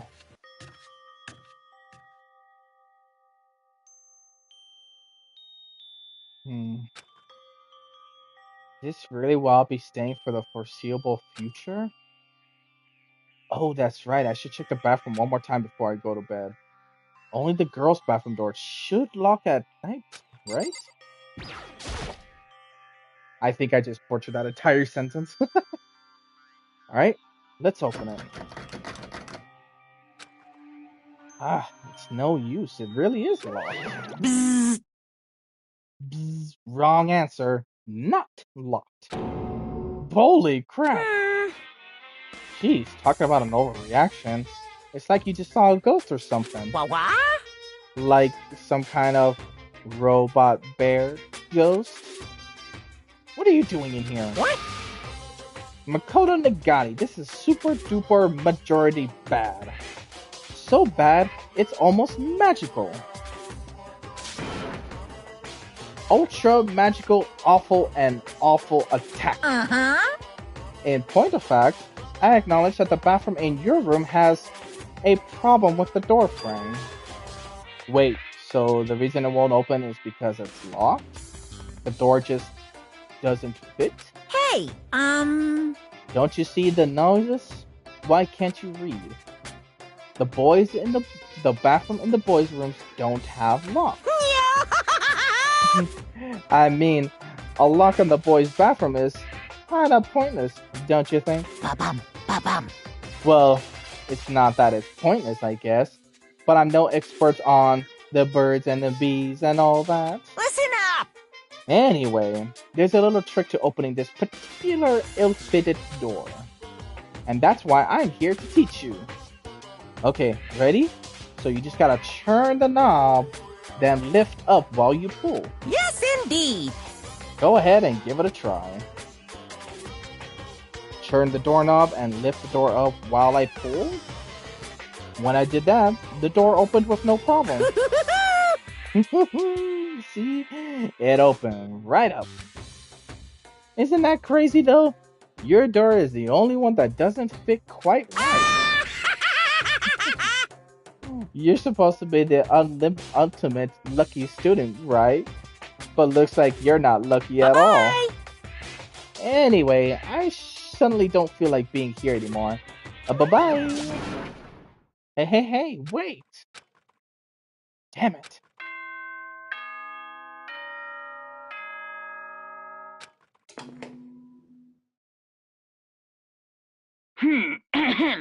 This is a school announcement. It is now 10 p.m. As such, it is officially nighttime. Soon the doors to the dining hall will be locked, and entry at that point is strictly prohibited. Okay then. Sweet dreams, everyone. Good night. Sleep tight. Looks like it's nighttime. We all promised we wouldn't leave our rooms now. All I could do now is, well, try and get some sleep. While still muttering to myself, I collapsed onto my bed. My eyes closed almost immediately. It's not what I was ready for bed exactly. I was just utterly exhausted. It was as if I spent an entire day staring at a TV watching a movie, or like some kind of illusion where I've been tossed into a made up fictional world. Yeah, that feels about right. There is no easy way just to accept the situation we've suddenly been trumped into.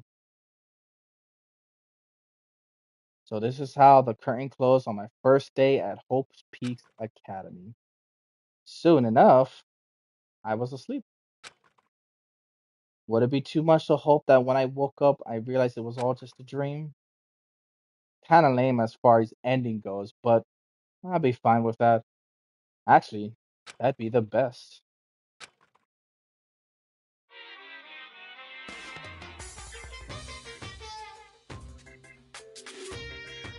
Monokuma Theater. In any normal school, Mr. Monokuma would be kind teacher. But when I think about what's coming up, I'm just so full of pride and joy. Our ceremony earlier today was absolutely splendid. Thank you all very much. Remember that you are all students of Hope Peaks Academy and strive to refine your I ideals. swear to you, I will send you all off into a new tomorrow!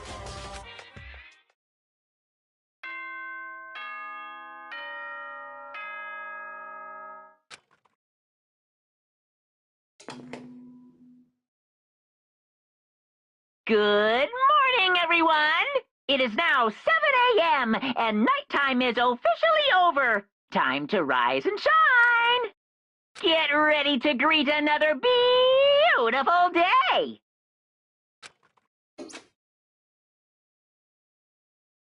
Apparently it's morning, but thanks to that total lack of windows, there's no way to know for sure. Anyway, what should I do now? Maybe should I go find Sayaka and we can figure out where to go from here together. She did say she's my assistant now. Okay, it's decided. I'm gonna head to her room. With a newfound determination, I left my room. Oh. Hello there, Mr. Moral. Hey! Good morning, Makoto. Good morning. Yes, morning greetings are quite a delight. Such an energizing way to start the day. You understand? Now then, let's make sure we both do our best throughout the day. Sure. I wonder if he's always like this.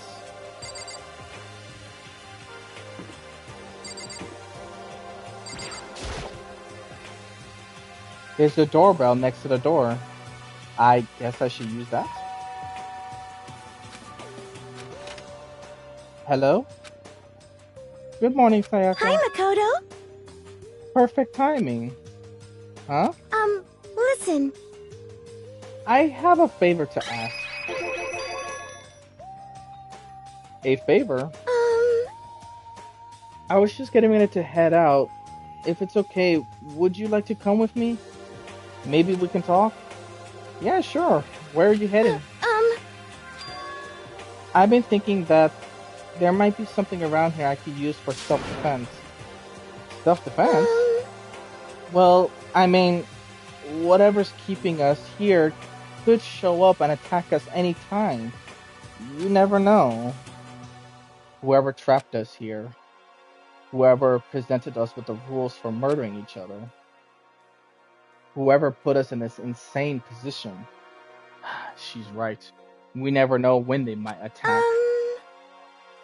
So, I just want to be able to protect myself no matter what happens. A weapon to protect herself? Well, now that I think about it, that display case in the gym entryway had a bunch of stuff. Maybe... Oh, the gym! Okay, let's go. Again? Like I said, I'm psychic. Come on, I'm just kidding. Seriously, I just have an amazing intuition. Am I really so easy to predict? Anyway, we should head to the gym. For anyone who just hates walking around the school, we got some good news for you. You can teleport using the map selection. Yeah, I know about the teleportation. But I'm good. Oh, hello there, Sayaka. I did not mean to get that close to you. Nah, but we're gonna walk this bitch.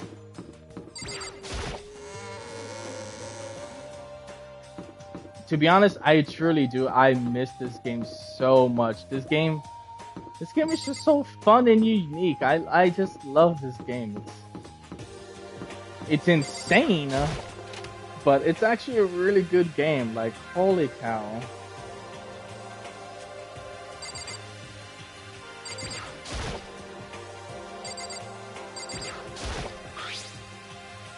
Is this a sword? Oh, no. I think it's just a replica. Still, it's pretty impressive. It's completely covered in gold coated. But, jeez. I barely touched it and I got that gold stuff all over my hands. Wow, you're right. Your hands are totally gold. Even just for self-defense, I think it's a little... Well, it's better than nothing, I guess. Hey, You should take it with you. It might help liven up your room a little bit. You think so? But I guess you better be careful taking it back. You should wrap it up in newspaper or something. And just like that, it's been decided.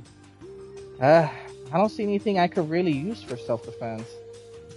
Hey, don't worry about it. It's not like you need it right away. Plus, if anything were to happen, when that time comes, I'll protect you. Huh? You'll protect me? Well, thank you for saying that. If I ever get on my side, I guess I don't need any weapon after all. Sayaka giggled as she said that thought. That mysterious smile. I can't tell if it comes from the heart. It makes me at ease. When I look at her, I honestly feel like I could do anything. Okay, we can stop looking for a weapon then. But as long as we're here, let's hang out for a bit.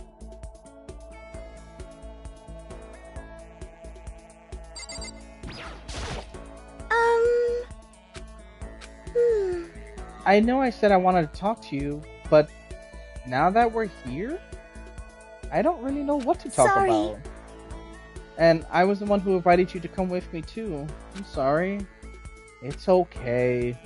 I mean, if there's nothing to talk about, then we could just not talk, right? Huh?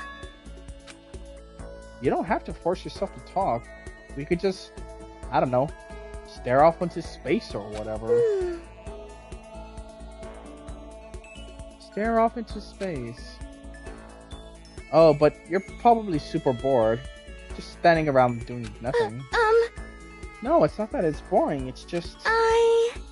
I've never really done it before. I don't have a lot of time to just do nothing. I guess that makes sense. You're not a normal high school student like me. You get tons of stuff to do every day. Listen. Hey, this is kind of out of nowhere, but... Makoto, did you have a dream? Well... What about you, Sayaka? What's your dream? I love to hear it. My dream is...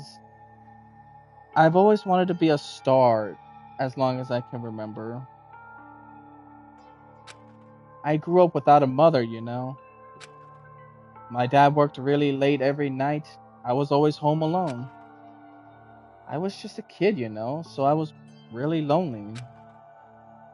But it all changed when I saw Pop Star on the TV for the first time.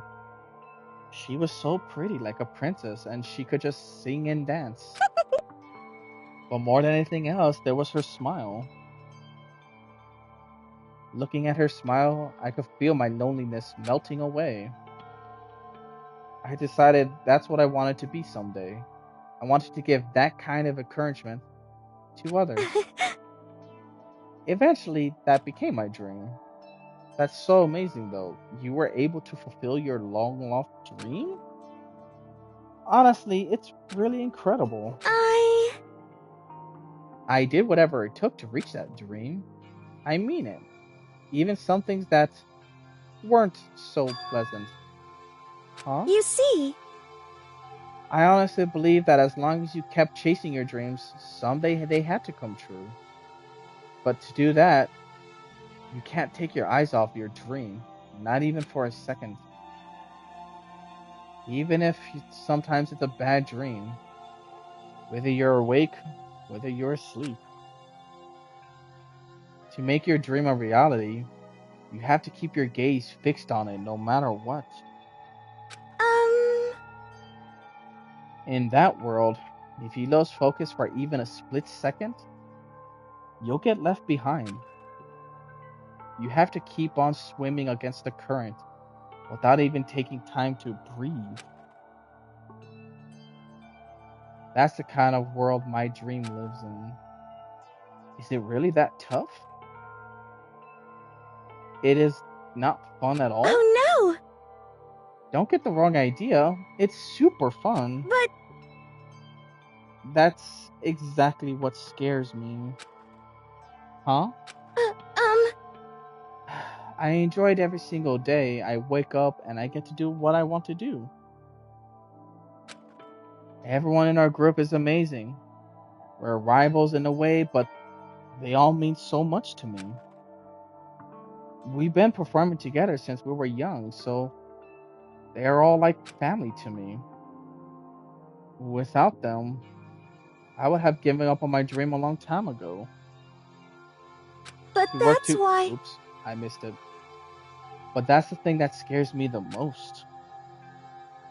If the world gets tired of us, then what happens? What happens to us? Then the dream dies. Those wonderful days come to an end and everyone goes their separate ways. Sayaka. She's trembling. She must be terrified. She worked so hard, sacrificed so much to get where she is. She You must be see. terrified of losing it. So that's the reason I decided to come to Hope Peaks Academy. Huh? What do you mean? Well, they say that if you graduate from here, success is basically guaranteed. Which means I could keep on performing with my best friends forever and ever. At least, that's what I thought. I really did believe that, but now we're trapped here with no way out. They're probably waiting for me. While I'm in here, the world out there is forgetting about me.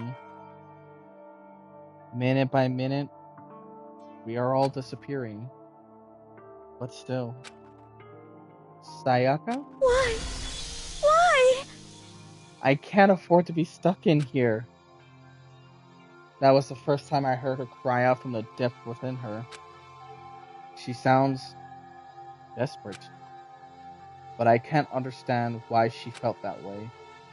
Trapped here this way, the dream she put so much effort into ravaging on disappearing forever. And that isn't something that can be fixed with a few kind words. The weight she's carrying, I can't even imagine. Sorry. I didn't mean to complain.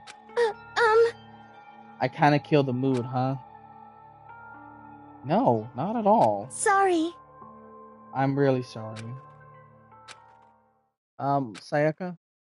Actually, are you hungry? Before we head back, why don't we go to the dining hall and get some food? So, Okay. you want me to make us something to eat? I might not look like it, but I'm a pretty good cook. Wow, really? What's your specialty? Chili oil. You mean the condiment? Just kidding. She bursted out laughing. Her earlier mood disappeared, replaced by the bright smile I've quickly grown used to. But how did it happen so fast? It was almost like a mask, like some kind of natural expression.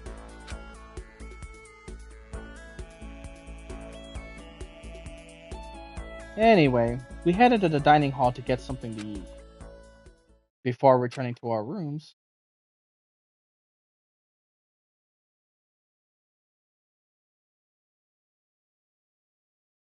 The only thing in my room is a fake sword covered in gold. All it does, it makes me feel that much more uncomfortable. Anyway, there's still plenty of time left in the day. I really don't feel like just sitting here. Maybe I'll take a look around. Free time! Do you want to hear more? Not at all, because I know exactly what to do. Alrighty. Let's see here. Who should we go hang out with?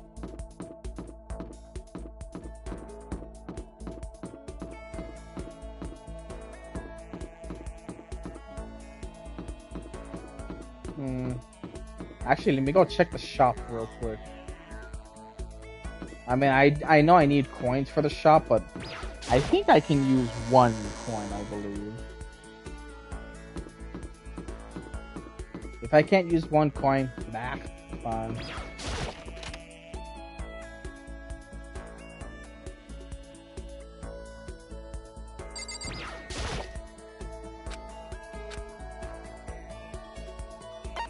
Give it a shot. Oh yeah, I literally got one coin. That's fine.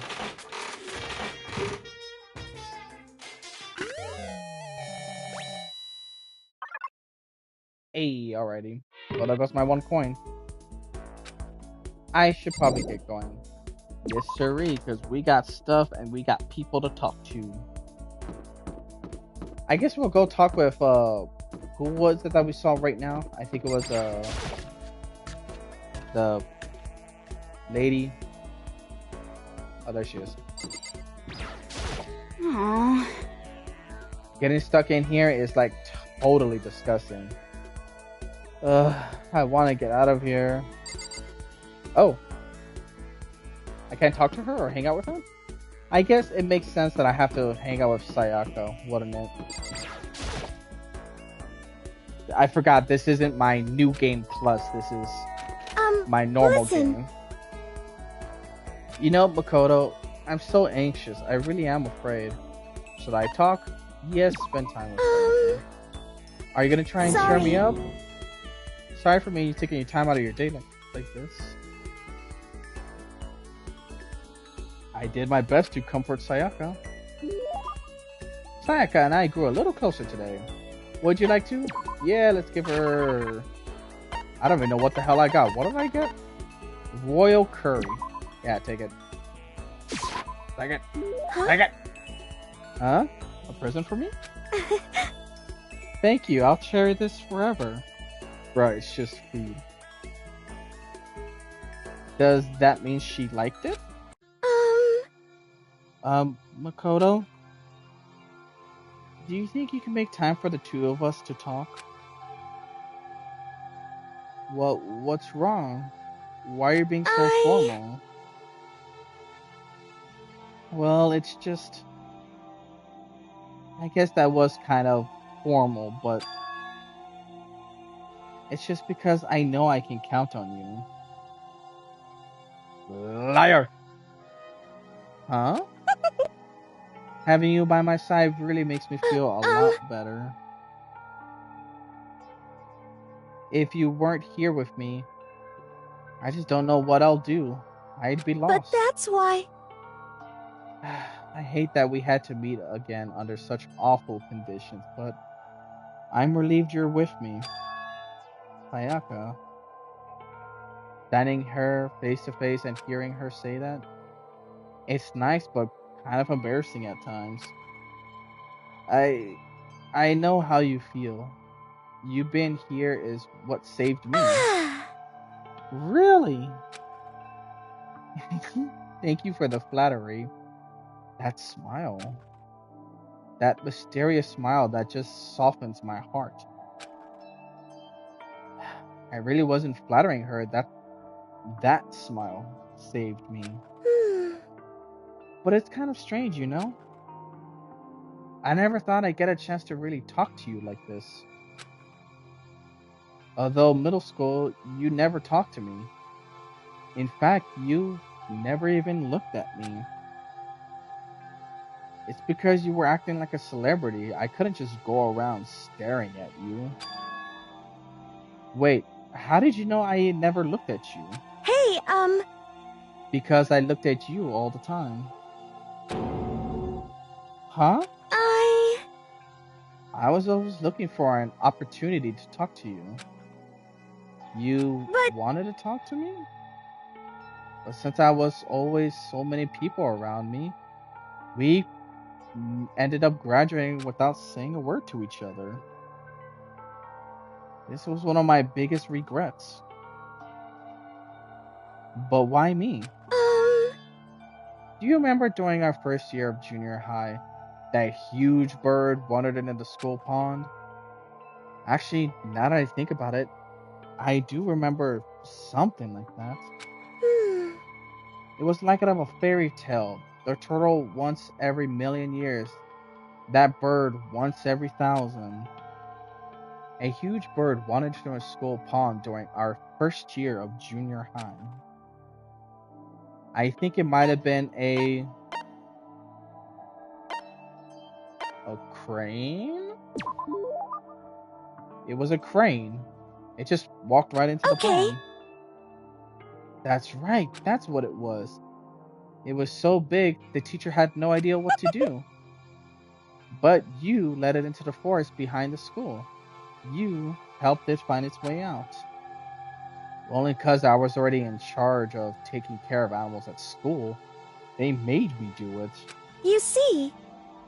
I should have said thank you then, but is it okay if I do it now? Thank me? I'm that crane, you see. I've came to return the favor. Here, let me make you a cloak? I'm just kidding. Yeah, I kind of figured. Honestly, though, I was so impressed. That's why I always wanted to talk to you, even just once. I've never imagined this would be how I get a chance, though. Yeah, if we meet again at the train station somewhere downtown, that'd make for a nice dramatic reunion. But instead, it's this weird school. Maybe, but still. I'm sure you'll help me find out one way. Just like that crane you saved. You'll save me. You see? I totally added extra words in that sentence. It's just intuition, I know, but I still believe it. I'm going to save her? I'll do my best. I promise that. I'll make sure it's more than just intuition. If there's anything I could do, I'm going to do it. I believe in you. Besides, my intuition always turns out to be right. Like I said, I'm psychic. I'm kidding. She laughed out as loud as she said. The closer we got, the stronger that smile of hers makes me. I was glad to feel that way. Sayaka's report card has been updated based on your experience with her. Oh, yeah. Yes. Once I was all done, I headed back to my room for a little while.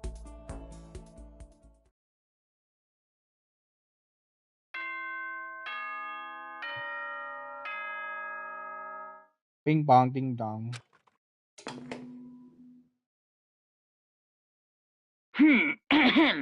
This is a school announcement. It is now 10 p.m. As such, it is officially nighttime. Nighttime. Soon the doors to the dining hall will be locked, and entry at that point is strictly prohibited. Okay then. Sweet dreams, everyone. Good night. Sleep tight. Don't let the bed bugs bite. You get the big boy bite.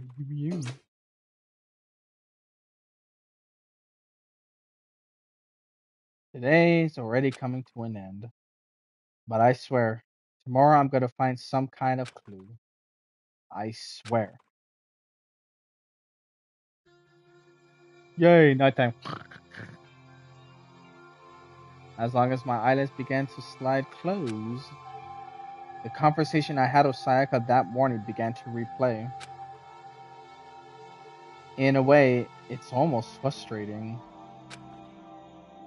Even if I understand where her depressive desperation is coming from, I can't share in it. The pressure she's under is way different from anything a normal high schooler like me goes through. She didn't just stumble into the school the way I did. So, I can't say I feel things the way she does. Compared to her, no. Compared to everyone else here, there's no doubt I just don't match up. Guess that might explain my own frustration.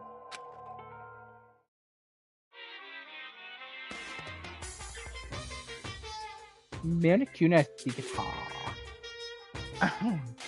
So I'm sure that you know that the killing game has begun. But there's still room for a little laughter. It seems our newsstands, already so filled with despair, still have some hope of escape. So when it will begin? When will their hope begin to die? Is it time yet? Is it time? Heart-pounding excitement!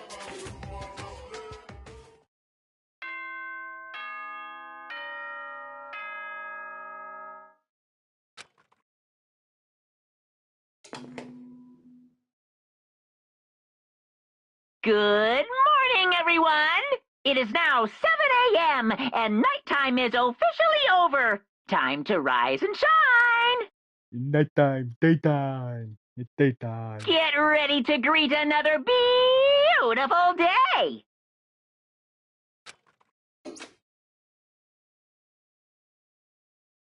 Morning has come. What should I do today?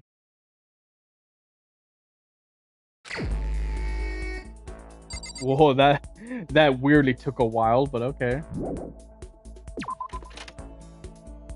And because we have no choice, really, I guess we'll talk to Sayaka. Oh, okay. I guess not.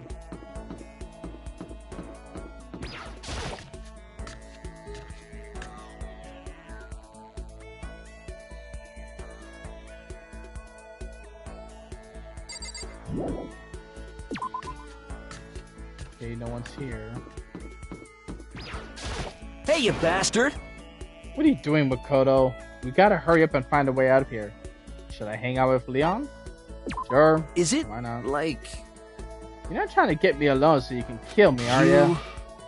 My fans will go all psycho on you if you do. I'm as popular as any international superstar. Yeah, sure you are, buddy.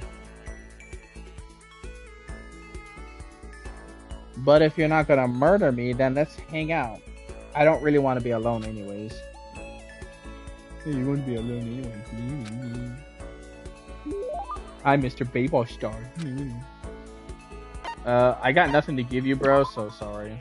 I'm not even afraid anymore. Now I'm just Hey, you bastard! Off. Why? Why is this happening to me? This isn't fair, man. I mean, am I wrong?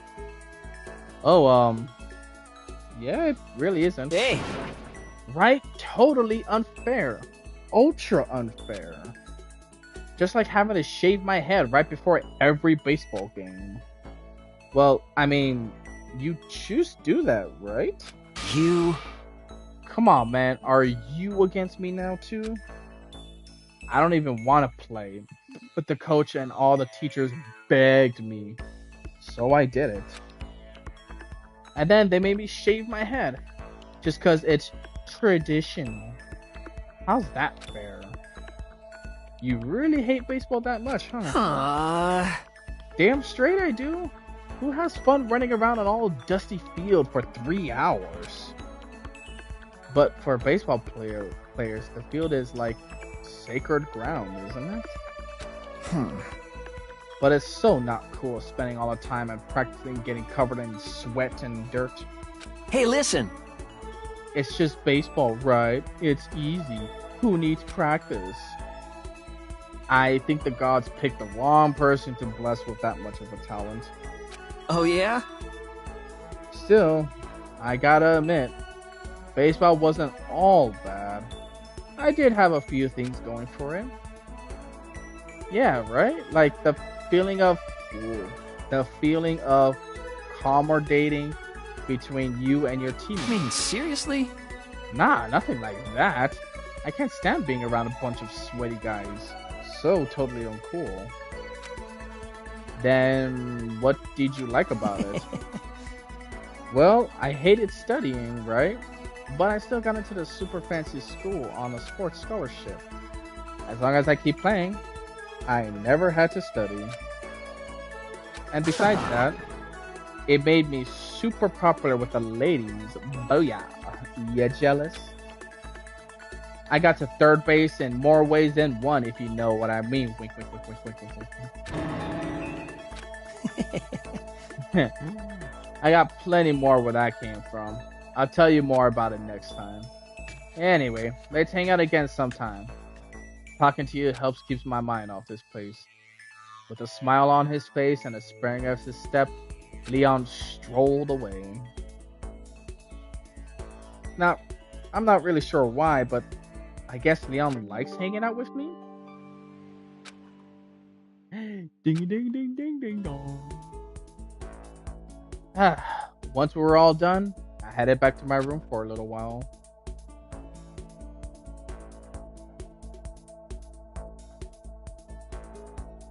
There's still a lot of time left in the day. I really don't feel like just sitting here. Maybe I'll take a look around.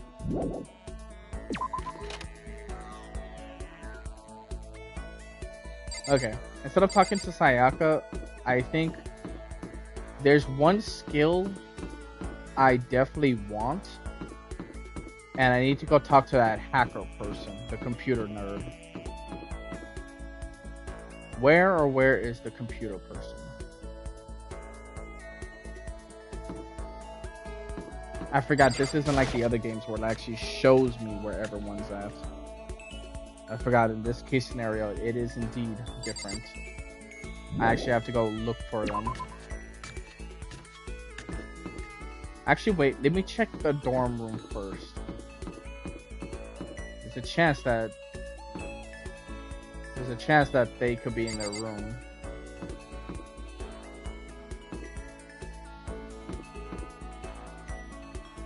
Ah, here you are. I guess I should press the doorbell? A ding dong. Makoto! What's going on? Should I hang out with Chihiro for a while? You're right. Would you like to go somewhere and hang out? I mean, if you don't mind. I hung out with Chihiro for a while. Chihiro and I grew a little closer today. I don't have anything, bruh. I'm sorry, bruh. No. No. What's wrong, Chihiro? It hurts. Huh? Did you get hurt, you know? Oh, well, not really. I got bit by a mosquito last night. A mosquito? Yeah, I figured something seriously had happened since you were saying how it hurt. Oh, did I give you the wrong impression? I'm sorry. You don't have to apologize, it was my own fault. But you said it hurts? Did it really bite you that hard? You see, look. She held her arm out. The huge red lump stood out clearly against her pale skin. Holy cow! What should I do? It's way past itchy now. It really hurts. But why is it so big? Did it bite you while you were sleeping or something? You're wrong. Oh no, I was awake. But you didn't notice? No, I noticed. But what? You know? Well, I felt it bite me and I looked down on it. But I didn't do anything. I just sat there and watched it suck up my blood. You just watch? Why didn't you smack it? Huh? Because that would have killed it, right? Well, yeah, but You know? it must have been really hungry to suck that much blood. If it was that hungry, it would have been really sad not to let it have anything. But it's just a mosquito. Mosquitoes are living things too, though. It might have had its own mosquito family. I'm sorry, I know that's dumb. No, really, you don't have to apologize. But don't go scratching it, okay? That'll just make things worse. But what if it gets so itchy I can't take it? Well, in that case, just take the tip of your fingernail and push it against the bump. That'll help. Huh? Wow, I had no idea. You're so smart, Makoto. As she said that, she smiled like a tiny, cute little animal. I wonder if she does that on purpose. If so, there's a whole other level of scary. But anyway, don't you think it's kind of strange? Huh? What is? You know? Well, the school is completely sealed off, right? So, how did a mosquito get in here? Maybe there's somewhere here in the school where bugs can live and grow? Some kind of nature-y spot? A nature-y place in the school? Well, I can't say for sure that there's not. Or maybe there's a secret passage somewhere that leads out of the school. A secret passage. Well, even if there's not, I'm sure we'll get out of here somehow. As long as we all work together, I'm sure we'll be out of here in no time. You're right, working together is super important. Of course, I don't know how I could be useful. I'll probably just weigh you all down. That's not true. It makes me feel way better knowing you're here to help. Huh? It does? Really? Yep. So let's all do our best, okay? Thank you. Okay. Thank you, Makoto. Your relationship has improved. Once we're all done, I headed back to my room. Yep-a-rooney. Yippee.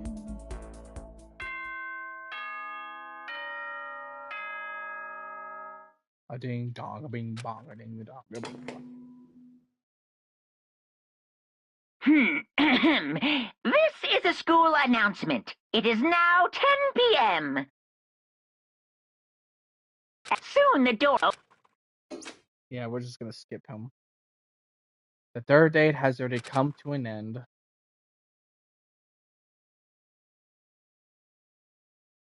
I laid on my bed and stared blankly at the ceiling, and before I knew, I had fallen an uneasy sleep.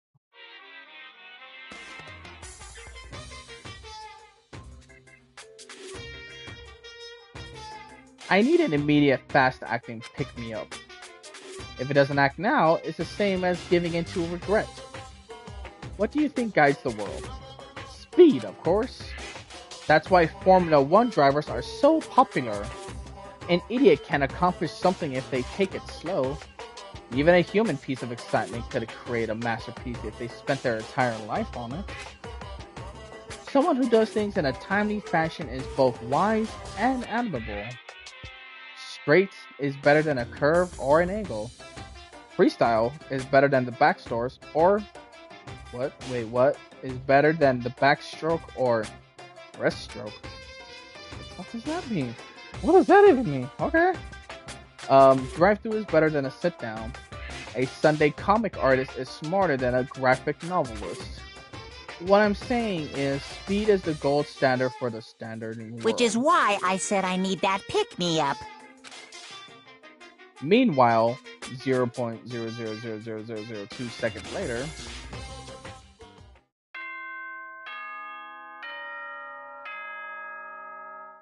Bing bong ding dong.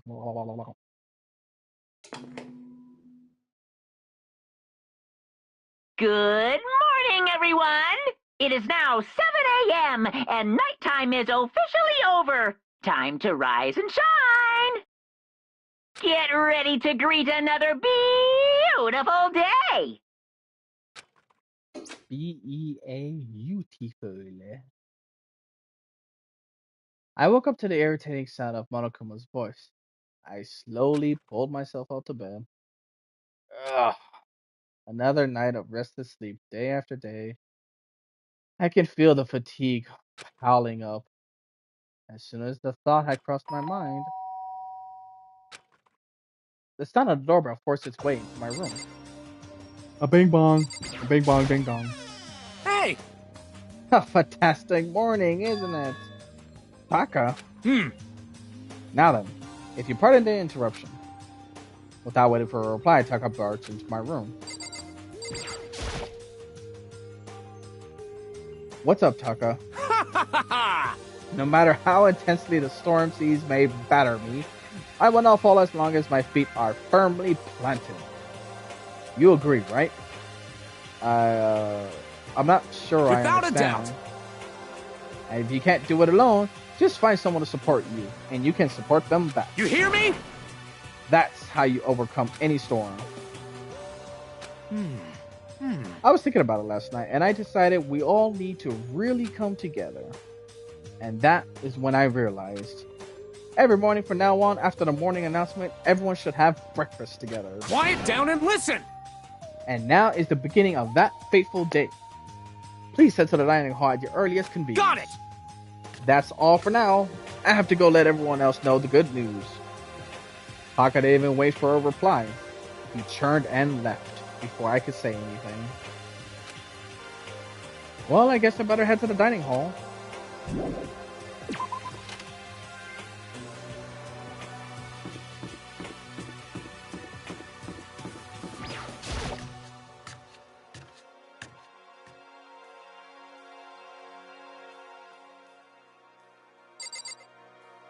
Alrighty.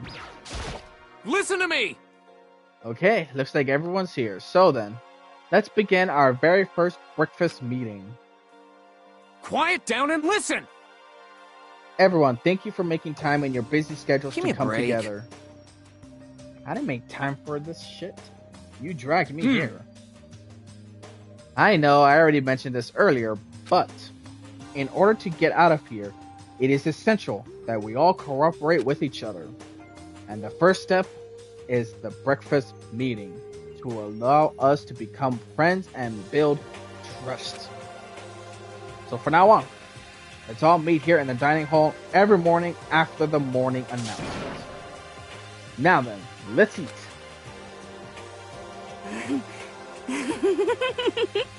You want me to eat breakfast with other people? I've never done that before. I'm not so sure. I mean, seriously? Yeah, it's been a while for me too. But more important. Well, anyway, did anyone happen to come up with any clues? Silence echoed throughout the dining hall. Seriously? Nothing at all. Hey! Anything. It could be anything. How to get out or who's doing this. Nobody has anything. Are you okay with this? You are going to die. Huh? Do you understand? If you can't stop yourself from showing weakness in front of others, you will die. Stop it! What the hell? Don't even freaking joke about that.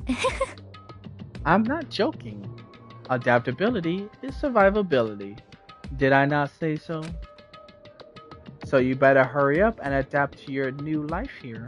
What the hell is this? Have you gone completely insane? Adapt to my new life here? Do you have any idea what you're saying? What? Yeah, What? sounds like the girl wants to live here. And hell, more power to her. But shit. Piece of shit! No way in hell am I living here. I'm getting out of here and I don't give a shit.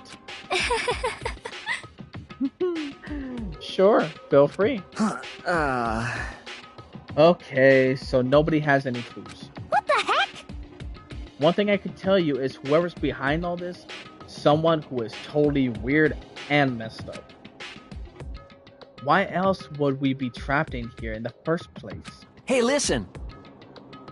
Well, sure, it could be something like that. But for right now, actual clues are... Huh? What's up?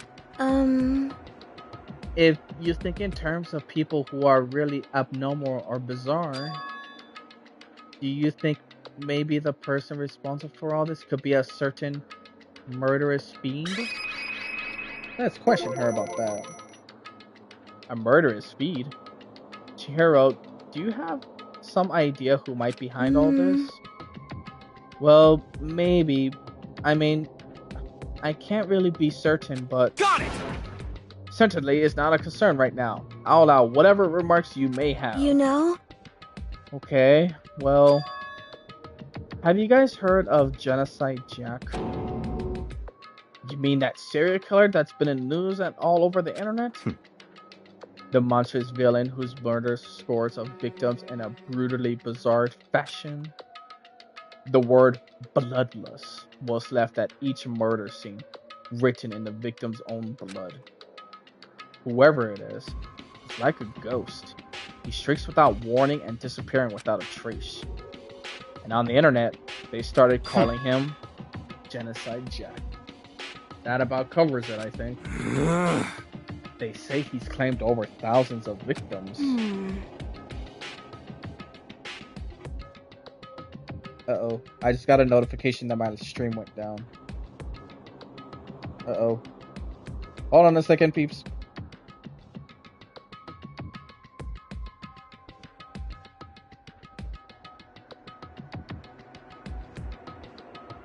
Okay, no, it looks like I'm still up and going.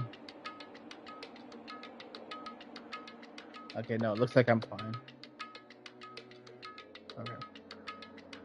This is just an urban legend though, right? I mean, even like 10 people would be totally insane. Anyway, whoever Genocide Jack really is, he's obviously some kind of super crazy killer. Huh?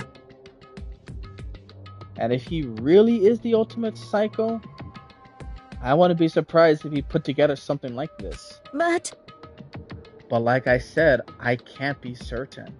I don't have any evidence or anything. It's just a thought. Hey, hold on. But if they're the killer, isn't that like a killer of a problem for us? Yeah! It's okay. Everything's absolutely, positively, 100% without a doubt gonna be okay. Because help's gonna be here soon. I'm sure of it. Help? Cause, I mean... We've been stuck in here for a few days already, right? Nobody's been able to contact us, so I'm sure they're getting worried. I bet they already called the police. What's this? The police? You're putting your faith in the police? Bastard! What are you doing here? You guys? You guys seriously? Do you understand what role the police exist to fill? All they're good for is being a foil, playing against a villain or anti-hero or evil organization. The bad guys come along and destroy them, and that shows just how badass they really are. Are you sure you want to rely on such an unreliable group of losers? I mean, come on. If you really, really want to get out of here, all you gotta do is kill. What the hell? The hell are you laughing? You know? I'm just impressed at the total commitment to this whole act. Come on. You're still going on about that? You're fucking dead. So, Mr. Serial Killer, psycho freaking bastard, what the hell do you want? Huh? Mr. Serial Killer, psycho freaking bastard, huh? That's a pretty long name. German, maybe? Hey, come on. We know who you really are. Maybe if I ignore him, he'll just go away. You son of a bitch! Hey, don't ignore me, asshole. Okay, let's get back to business. Your life here has already begun and a couple of days has gone by. And nobody's killing anybody. I thought all you kids were lazy and selfish, and here you are working together. But I'm totally bored. There's nothing you can say that makes us start killing each other. I got it! Wait, I think... Yes. Ding, ding, ding. I figured it out. In other words... All the mysterious ingredients are here. Right, people? right place. So why hasn't anyone killed anyone yet? That's what I couldn't understand. But I just realized there was only one very important piece missing. Well, what are you? If you want to know, I'll tell you. It's motive. It's so simple. I just have to give everyone a motive. Stop fucking around. Motive? What the fuck are you talking about? Hey, Oh, by the way, there's something I want to show you guys. You son of a bitch. Stop changing the goddamn subject. I have a little video I'd like to all see. Ooh, how exciting. Oh, and don't worry, it's nothing some pervy adult video or anything. Seriously, it's nothing like that. It's a special video for each of you showing what's going on outside the school. Outside the school? What are you talking about? Hello. Oh, Master's so impatient today. Why don't you just watch it and find out? Here in the school, there's a specific place you can go that has everything you need to watch the video. Good. Then we'll go watch the video right now. But before we do that, I'd like to know, what are you? Why would you do something like this? What do you want from us? What do I want from you? Well, if you must know. Despair. That's all. Well now. If you want to know more about that, you'll have to figure it out for yourself. Do whatever you need to do to uncover the mystery hidden within this school. I won't try and stop you. Because to be honest, it's entertaining as heck to watch you guys search so desperately for an answer. So I guess I want amusement from you too. He's gone. And once again, he left before we could find out anything. Is that right? Really? I think we learned something very useful. He has no intention of standing in our way of pursuit of the truth. Interesting. However, perhaps. But what about the video he mentioned? I'm very curious to see what's on it. That's true. Same here. Okay, so Mondo started glancing around the dining hall, but when his gaze landed on me, he stopped. Hell yeah! Hey, Makoto, check this out for us, will ya? Huh? Why me? Yo. Cause you're the closest to the door. That's the rule, right? Rule? Jesus Christ. Hey. Piece of shit! Stop fucking around. You see how passionately I'm begging ya? What's the big deal? Just check it out real quick. Okay. I guess I'll get going. Hell then? yeah. Awesome, thanks. I owe you one. Hey, If Makoto's going, I'm going with him. It's not safe to walk around this place alone. Yeah, sure thing. Then we can count on both of ya. If anything happens, just yell and I'll come running. I can't decide if Mondo is totally depending or completely terrible.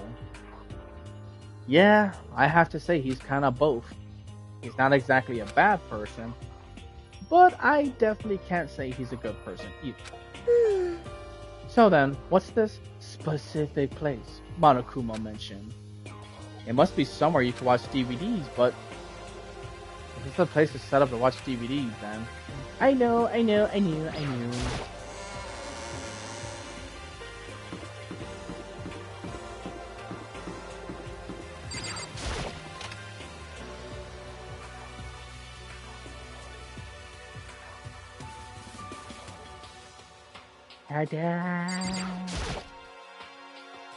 Huh? There's something inside this cardboard box. It's a bunch of DVDs, and each one has a label on it with someone's name. This must be the video for each of us he mentioned. Hold on a second. I better go tell everyone. She just ran off. I didn't follow after her. I just stood right there where I was. The DVDs in front of me had robbed me of all awareness. I was rooted in place. I think I see something.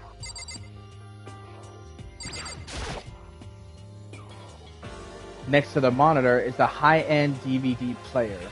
It'll probably play those DVDs in no time.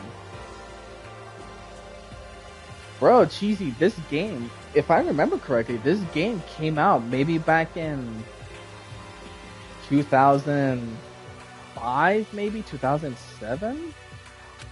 This was originally a PC game.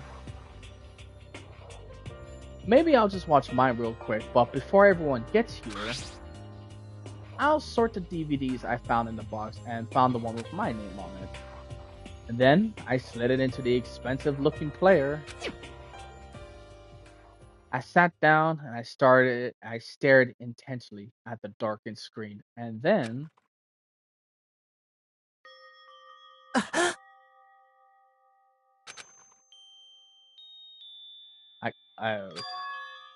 it was my family. You getting picked to attend Hope's Peak Academy is like a dream come true. Make sure you do your best. I'm so proud of you, son. But remember, don't push yourself too hard. Are you really watching this, Makoto? Good luck, okay? If it had ended there, that would have been fine. A message of love and support. After leaving my family behind to attend Hope's Peak Academy, it would have given my hope, giving me strength. If this was a normal school, I would have been happy if a little embarrassed. With my family supported to rely on, I would have been motivated to do even better. But here, now, it was totally different. I wasn't living in an ordinary school life, so I had a pretty strong feeling that the video wasn't gonna end there. No, yeah, I can't remember exactly the date of this game. I just know for sure it was maybe around 2010, because I remember the year before my high school. It was like maybe 2 years before my high school. I went to a friend's house to play the game, and I remember just playing it on PC, so maybe 2009, 2008, maybe. I could be wrong on that.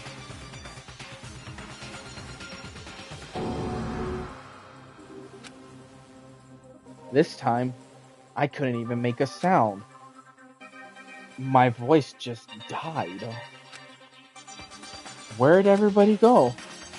It looks like a war zone or something. As if in a replay, a voice came floating out of the speaker.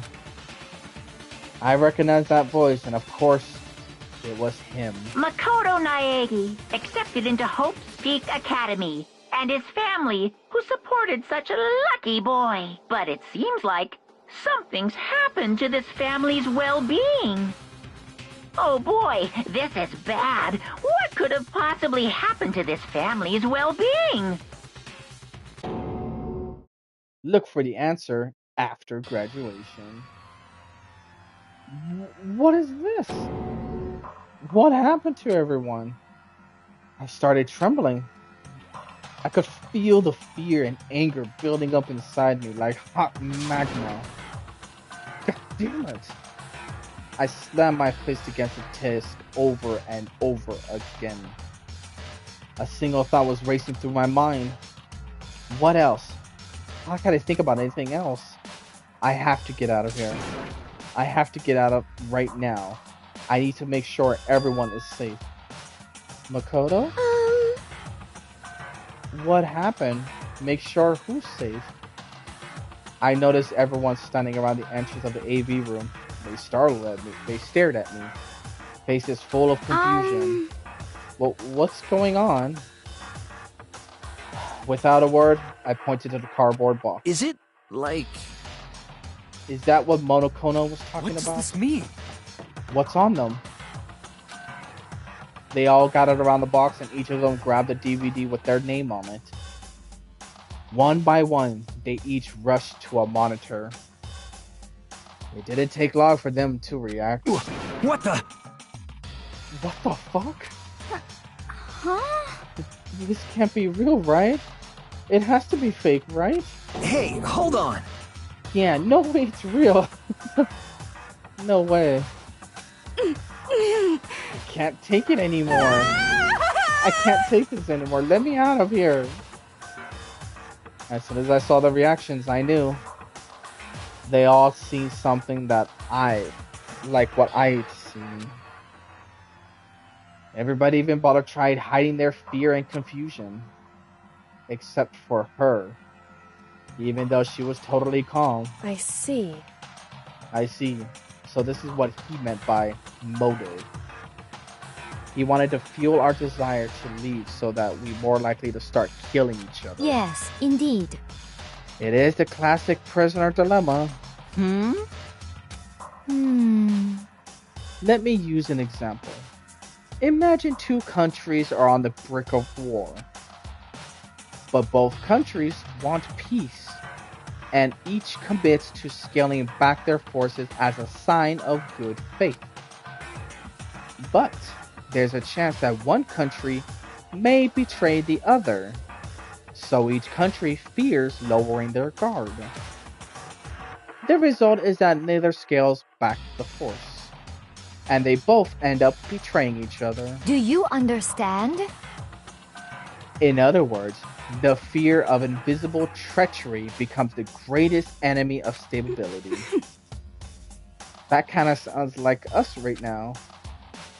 Everyone says they'll work together, but in our hearts, we're all afraid someone might betray us. Don't put those awful thoughts into our head. That's exactly what they want us to do. Huh? You can say that, but maybe you think that once everyone drops their guard, you can just... What is this? What? Hey. This is exactly what Monokuma or whoever's behind this wants. They want us to fight. Don't you see? Yeah, you're right. We all need to calm down. So then. Okay then, maybe we should start by all just talking? Maybe if we all just talk about what we saw, that'll help get everything out of our system. Besides, I think we're all super curious, right? I wonder what was in everyone's video. I'd be lying if I said I wasn't curious. Hey, Sayaka? What was in your video, Sayaka? What's your problem? What's wrong? Just hurry up and tell us. If you're using headphones, I'm giving you a warning. Turn down your headphones just a little bit.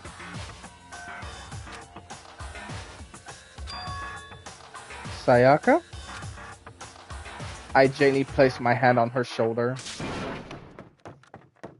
Stop it! Oh, I thought this was the part where she screams her head off. She pushed my hand away and suddenly ran off. Sayaka? That's enough. Let her go. I can't do that. I have to go make sure she's okay. Ugh, I hate romantic comedies like this. I don't care what happens to her personally. What? That's because you're totally thoughtless. I'm really worried. Hey, why don't you go do whatever you think you want to do? We don't all have to stick together, around together. I butchered that entire sentence. I hope you are well. Speaking of which, I have my own things to take care of. Goodbye. Everyone went their separate ways. But I don't have time to worry about them right now. I have to go find Sayaka. Yeah, Peruni. Let's go find our oh-so-favorite character. Where could she could have gone? I mean, there's only a few places, which either be the dining hall or maybe she went to... Nope, not here.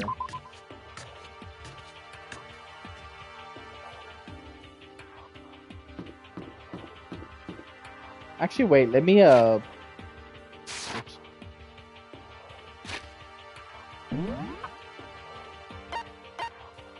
Oh, I forgot about this map.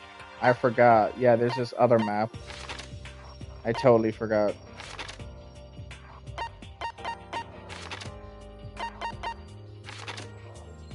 I'm pretty sure she went to her room, right? I think she did. Because I think this is the part where me and her come up with the idea on like, oh, what do we do and stuff.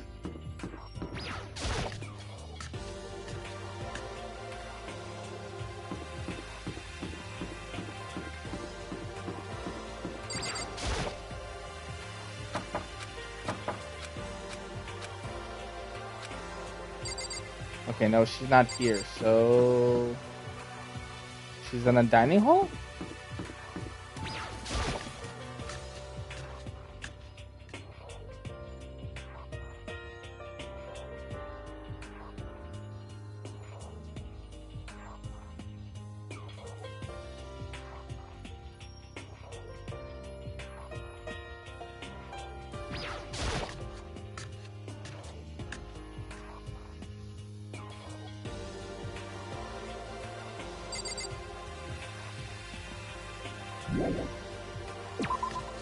I'm trying to remember where we bumped into her.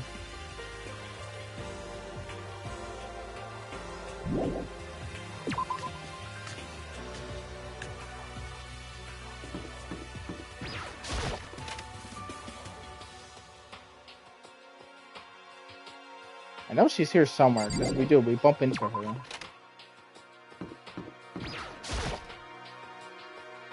Huh? Is that okay? Oh, wait a minute. No.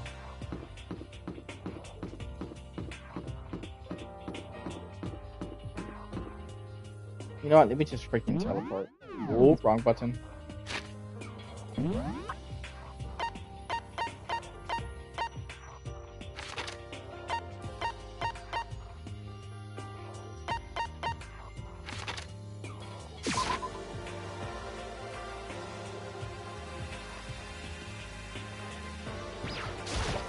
But more important,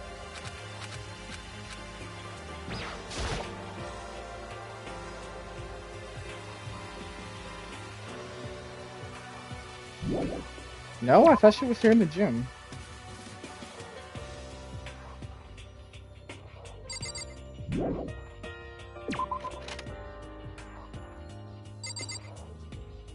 Stop doing that.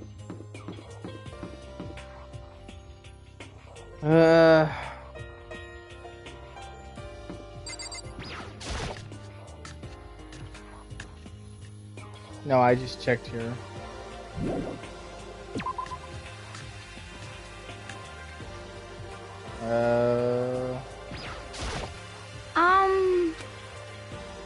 cause, I mean...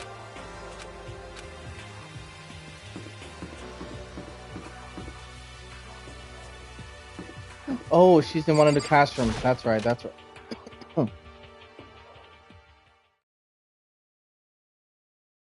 Yeah, that's right, there she is. I found her in one corner of an empty classroom. She was sitting in a chair, hands on her knees, staring absently at the floor. She looked like maybe she was upset or angry or... No, she didn't have any expression at all. There was nothing on her face that you can call emotions. It was as if her original mask had been stripped away. Sayaka, are you okay? Yeah, I'm fine. Actually, no. How could I possibly be fine? What do we do to end up like this? Why are we doing such terrible things to us? Why? I want out. Let me out of here right now. Sayaka, calm down. As she thrashed around, I grabbed her by the shoulders. I understand. I know how you feel right now. What might have happened to your family. But now more than ever, we have to stay calm. This is exactly what they want. They want us to lose our composure and stop thinking rationally. Think about it. Those videos have to be fake. Because if those things really had happened, people out in the world would be in an uproar. Our families, the police, everyone. Right? So let's just calm down, okay?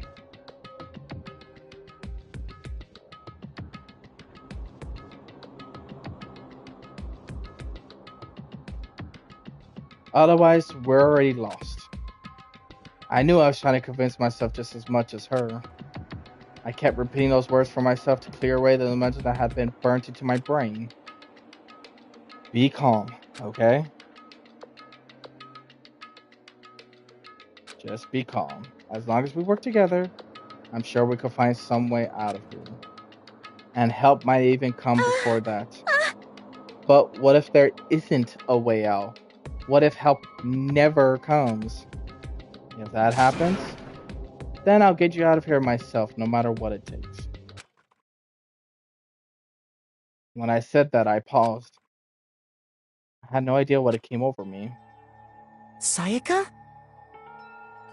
Please, help me. Her voice was small and shaky. Why? Why is this happening to me? To kill or be killed? I just can't take this anymore. Sayaka.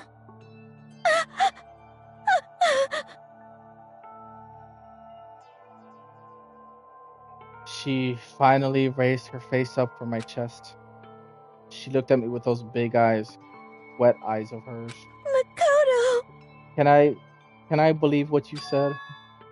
Huh? That you'll help me get out. No matter what it takes? Absolutely. Makoto! You're the only one I can trust, so please. No matter what happens, please always be there for me. I need you on my side.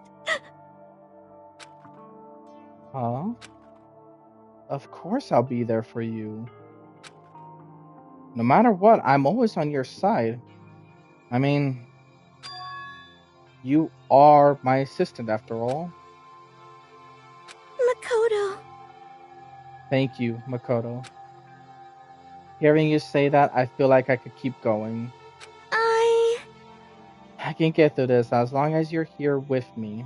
'Cause I'm your assistant. Like you said, I am your assistant. The smile I come to know so well returned to her face. It felt a little forced, but still, it was a huge improvement over how she was before. Hey! Hey! It's standing up? Yeah! Makoto, it's standing up! What's standing up? Come on! You even have to ask? Disgusting. You're a flagpole? Get the hell out of here. Just a minute.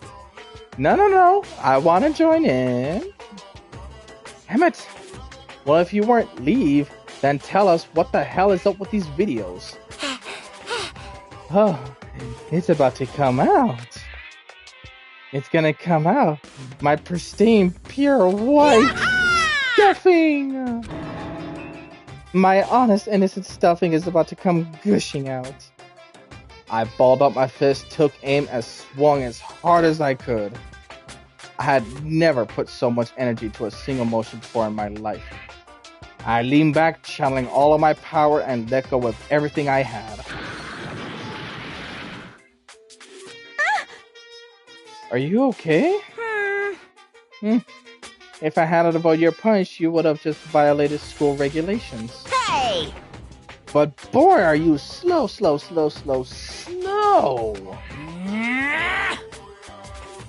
I could have drowned $1,000 full course dinner in the time it took you to finish your swing.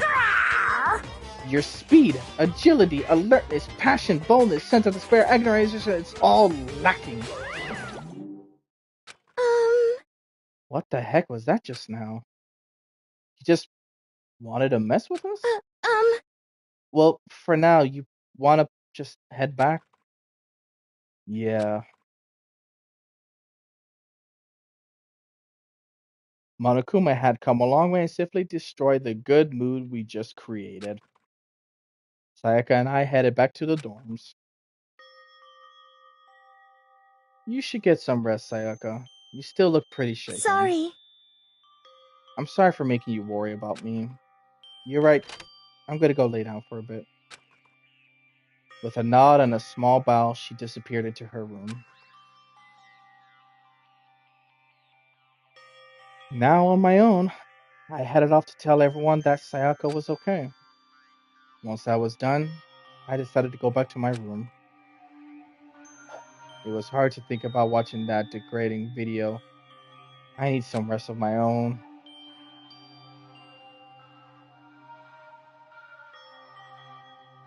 Jeez. Seriously, what's going on here? There's just so many problems. I can't even decide what the big problem is. That we're trapped in here? That what I saw in that video might be real? Monokuma? What the mastermind had in store for us? Or are we our biggest problem? I want to get out of here. But I can never kill someone. Do the others all feel the same? Yeah, that's definitely the biggest problem right now.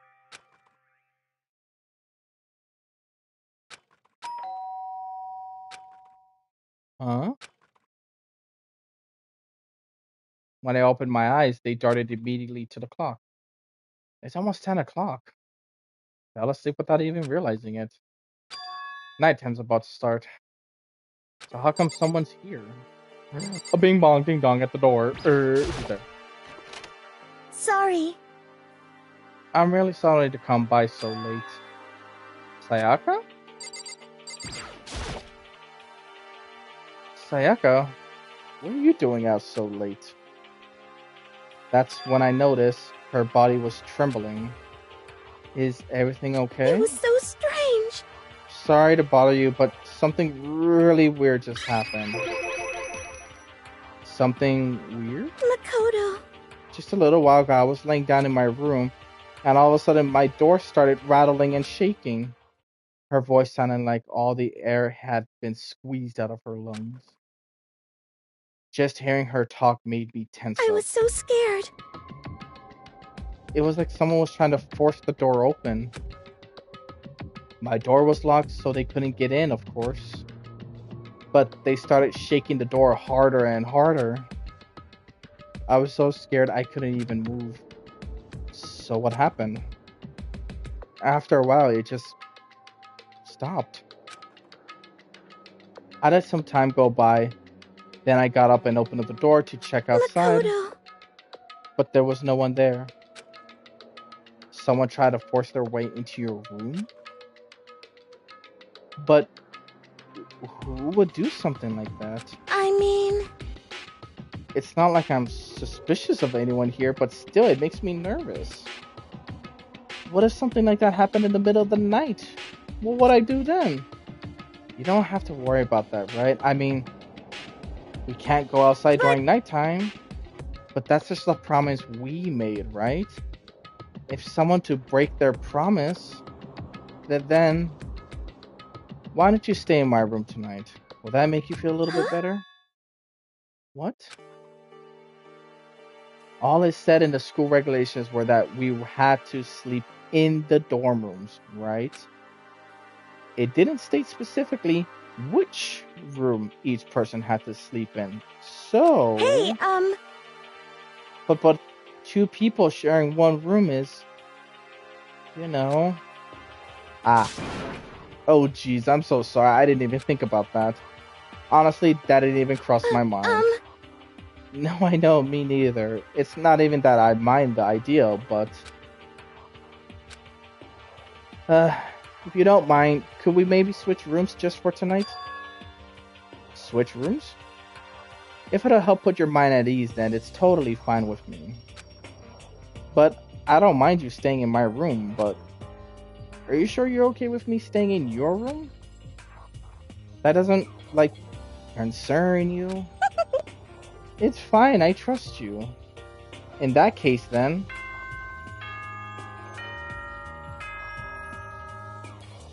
Ding dong, bing bong.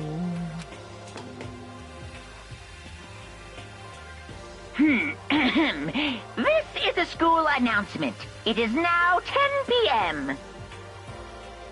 As such, it is officially nighttime. Soon the doors to the dining hall will be locked, and entry at that point is strictly prohibited. Okay then, sweet dreams, everyone. Good night. Sleep tight. Don't let the bed bugs bite. Oh man, it's already nighttime? Okay, so it's settled. I'll head to your room right now. Oh, if we're gonna trade rooms, we better trade keys too. Oh, that's right. We'll have to trade keys. Again. Like I said, I'm psychic. Huh. Hey, aren't you gonna say you were just kidding? What if I wasn't just kidding? Something resembling a smile had made its way to her face. Thank goodness, it looks like she's already started to go back to normal. Okay, we better trade keys then. Okay. Yep, let's do that. We changed keys, and when I looked back up at her again, there was another worried expression there. Makoto, please be careful. If someone comes out to the door, don't open it no matter what. I won't. The same goes for you, Sayaka. No matter who it is, don't open your door for anyone. Even if I'm sure if it's you, I absolutely won't open it. Otherwise, what's the point of even switching? Oh, by the way, just so you know, my bathroom door tends to get stuck. There's a little trick on opening it. You have to turn the knob, then lift up on the door while you pull it out. Just do that and the door should open no problem. Okay, but the showers don't work during nighttime anyway, right? Oh, that's right. I totally forgot. But I guess I might use it when I get up in the morning, so thank you. Okay, well, I better get going. See you tomorrow, Sayaka. Hey, Oh, and about what I said before? When I said I was psychic, it really was a joke. Honestly, I'm just very perceptive. Yeah, I know. Good night, then. See you in the morning. Sayaka gave me one last parting smile, and I headed off to my room. I looked around as soon as I got out of the hall. Everyone else's doors were closed. There were no sign of life. Good. There's nobody here. Making sure nobody was around to spot me, I rushed into Sayaka's room. Oh, that's right. I forgot. The colors are based off what they're showcased. So this is Sayaka's room. It really doesn't look like any different from mine. It smells nice though. Oh god, I forgot. I turned into a little creep for a second here.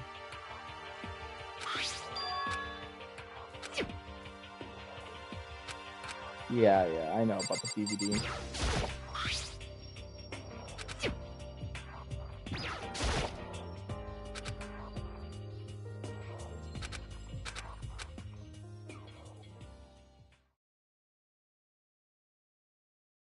Feeling a little bit better than before, I fell asleep. Monokuma Asayata. Imagine you're all in a big spaceship in the middle of an intergalactic adventure. You've heard of Noah's Ark, right? We're sort of like that. We set sail and let Earth behind. Here, you don't have to worry about crazy neighbors or corporate cops or drunk drivers or pyromaniacs. You don't have to worry about the ozone layer or anesthesia-inducing air pollution. And of course, you don't have to stress about studying for finals or practicing for the big game. But even our divine world of freedom has a few rules. After all, freedom can only exist because of rules. If you really died sitting on return to the tiny piece of dog poop you called Earth, please do your best to follow the rules. I hope I've made myself perfectly clear. So then, let's everyone do our best to follow these new guidelines and live happily ever after together! Bing bong.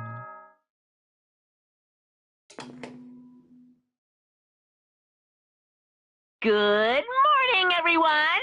It is now 7 a.m., and nighttime is officially over. Time to rise and shine! Get ready to greet another beautiful day! Alrighty. I stood up still, half asleep, and rubbed my eyes. Slowly, I pulled myself out of bed. Oh, I remembered I was in Sayaka's room.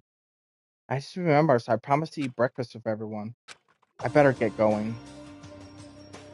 I left Sayaka's room and I made my way towards the dining hall.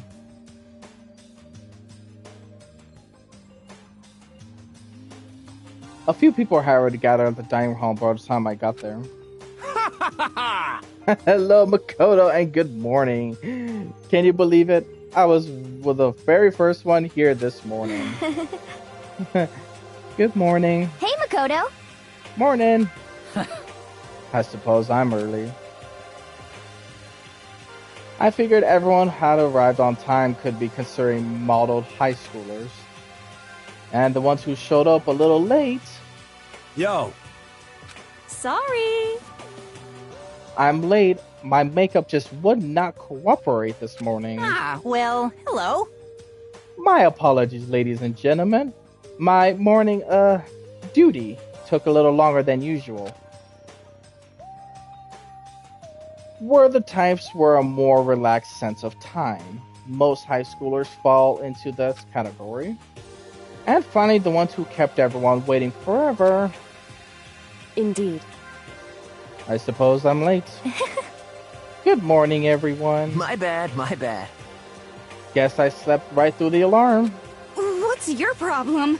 Well, what? Is it so awful to be late? Yo! I didn't oversleep, just so you know. Nope, got lost. I blame the Bermuda Triangle. Really, this dude. They don't care about time or other people in general. They're the kind to move at their own pace. But regardless, everyone has arrived. At least, that's how it was supposed to go. Wait, are we still missing some people? Yeah, Sayaka and Bayoka aren't here yet. I don't know about Bayoka, but I would definitely put Sayaka in the model high scholar category. So for her to be so late? What? What's going on? Did something happen? Yo. Hey man, have you seen Sayaka? Why would I have? I just came straight from my room to here. Did she forget about our breakfast promise? However, I get the sense she's always here. Wait, she always has her stuff together. Listening to everyone talk like that, a small, dark sense of unease rose up on me. And then specks started to grow quickly. I need to go. I have to check on her. The words had barely lifted my lips before I flew out into the hallway. Where I headed first was my room, where I let Sayaka stay for a single night. Where she was supposed to be safe. But over the course of that one night, the room had been completely transformed. What the hell? This is the replica sword I brought back from self-defense. It's been taken out of the sheath. More importantly, where's Sayaka? The bed's been damaged too.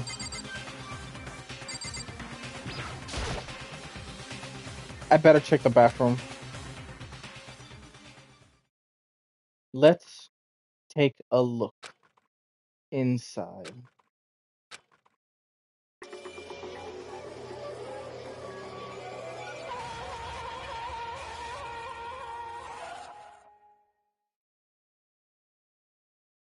It took me a second to realize that I was screaming. What I saw dug its way through my eyes and burned itself into my brain. And then,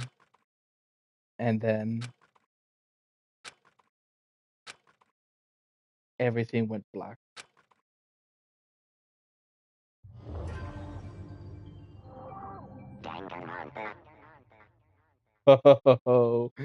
We are just halfway through chapter 1, folks.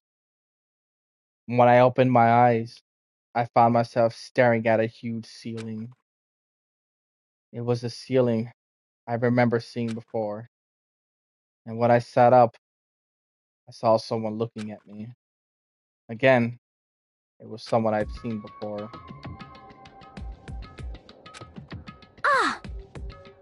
You're awake finally. Are you okay?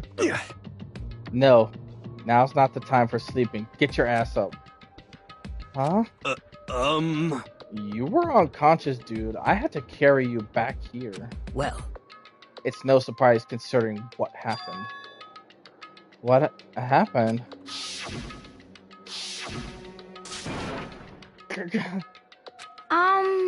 Hey, are you okay? So it wasn't a dream?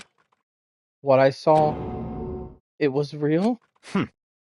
That's right. It really did happen. Sayaka is dead. A deep, dark despair worked its way through my body and then exploded out of me. I shot up and took off running.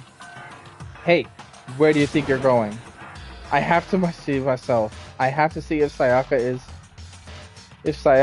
Just give up. You can check once, twice, 1,000 times. Sayaka is completely and irrevocably dead. No, I have to see for myself. What? Listen to us, man. What do you think's gonna happen if you go out there? Well, what good is it gonna do just sitting around here? I mean, why are we all hanging out in the gym at the time like this? Our friend, Sayaka, she's dead. Dead. When I said that, it finally hit me. I realized she was gone. Calm down. None of us want to be here right now either. Then why? Shouldn't it be obvious? Monokuma, he told us all to come here. Well, hold on, don't talk like that. We're all protested. I mean, we remember the terrible price Sakura had to pay. But... So... I'm the one who convinced them to come. Right now, we need to do whatever he says. We're his prisoners, right? It's not a good idea to defy him without reason. Correct. We don't need to make any more sacrifices than we already have. Why should we listen to anything he has to say? It's obvious he's the one who killed Sayaka. Wrong! I would never do that. If you can believe anything, you can believe that. Here he is again. Hey, Unless someone violates a school regulation, I absolutely will not interfere. I can promise you, I won't do anything that goes against the powers of your school life here. Listen up! I'm famous at safari parks throughout the world for following the fair times one rule. But... Then who did it? Who killed her? Come on! You already know the answer. The one who killed her is one of you. Nobody had a reply for that. One of us killed Sayaka? Don't be stupid, that's... What? What's the matter? You guys all look like you're about to see a dove get shot up with a Gatling gun. Don't you remember what I told you when this all began? Yahoo! One of you decided to kill Sayaka so that you can graduate. Someone's just following the rules. There's nothing wrong with that. Well... You're lying, right? Of course he's lying. I'm telling you, he killed her. Wrong. Nope. Sorry. One of you is now a bona fide killer. If they wanted to, the one who did it could testify to that little fact. What? Without thinking, I looked around at everyone. They all had the same look on their face. Everyone looked at each other with a combination of fear, suspicion, and confusion. Are you serious? What is this? So, someone killed someone? Isn't it amazing what some people are capable of? Just hold on. Hey, hold on. Don't just assume he's telling the truth. Stop talking. That's enough. Before we do anything else, I'd like to confirm something with the stuffed animal here. If one of us really did kill her, that person gets to graduate from the school, right? Huh? Come on. Don't play dumb. That's what you said, isn't it? If you killed someone, you get to leave.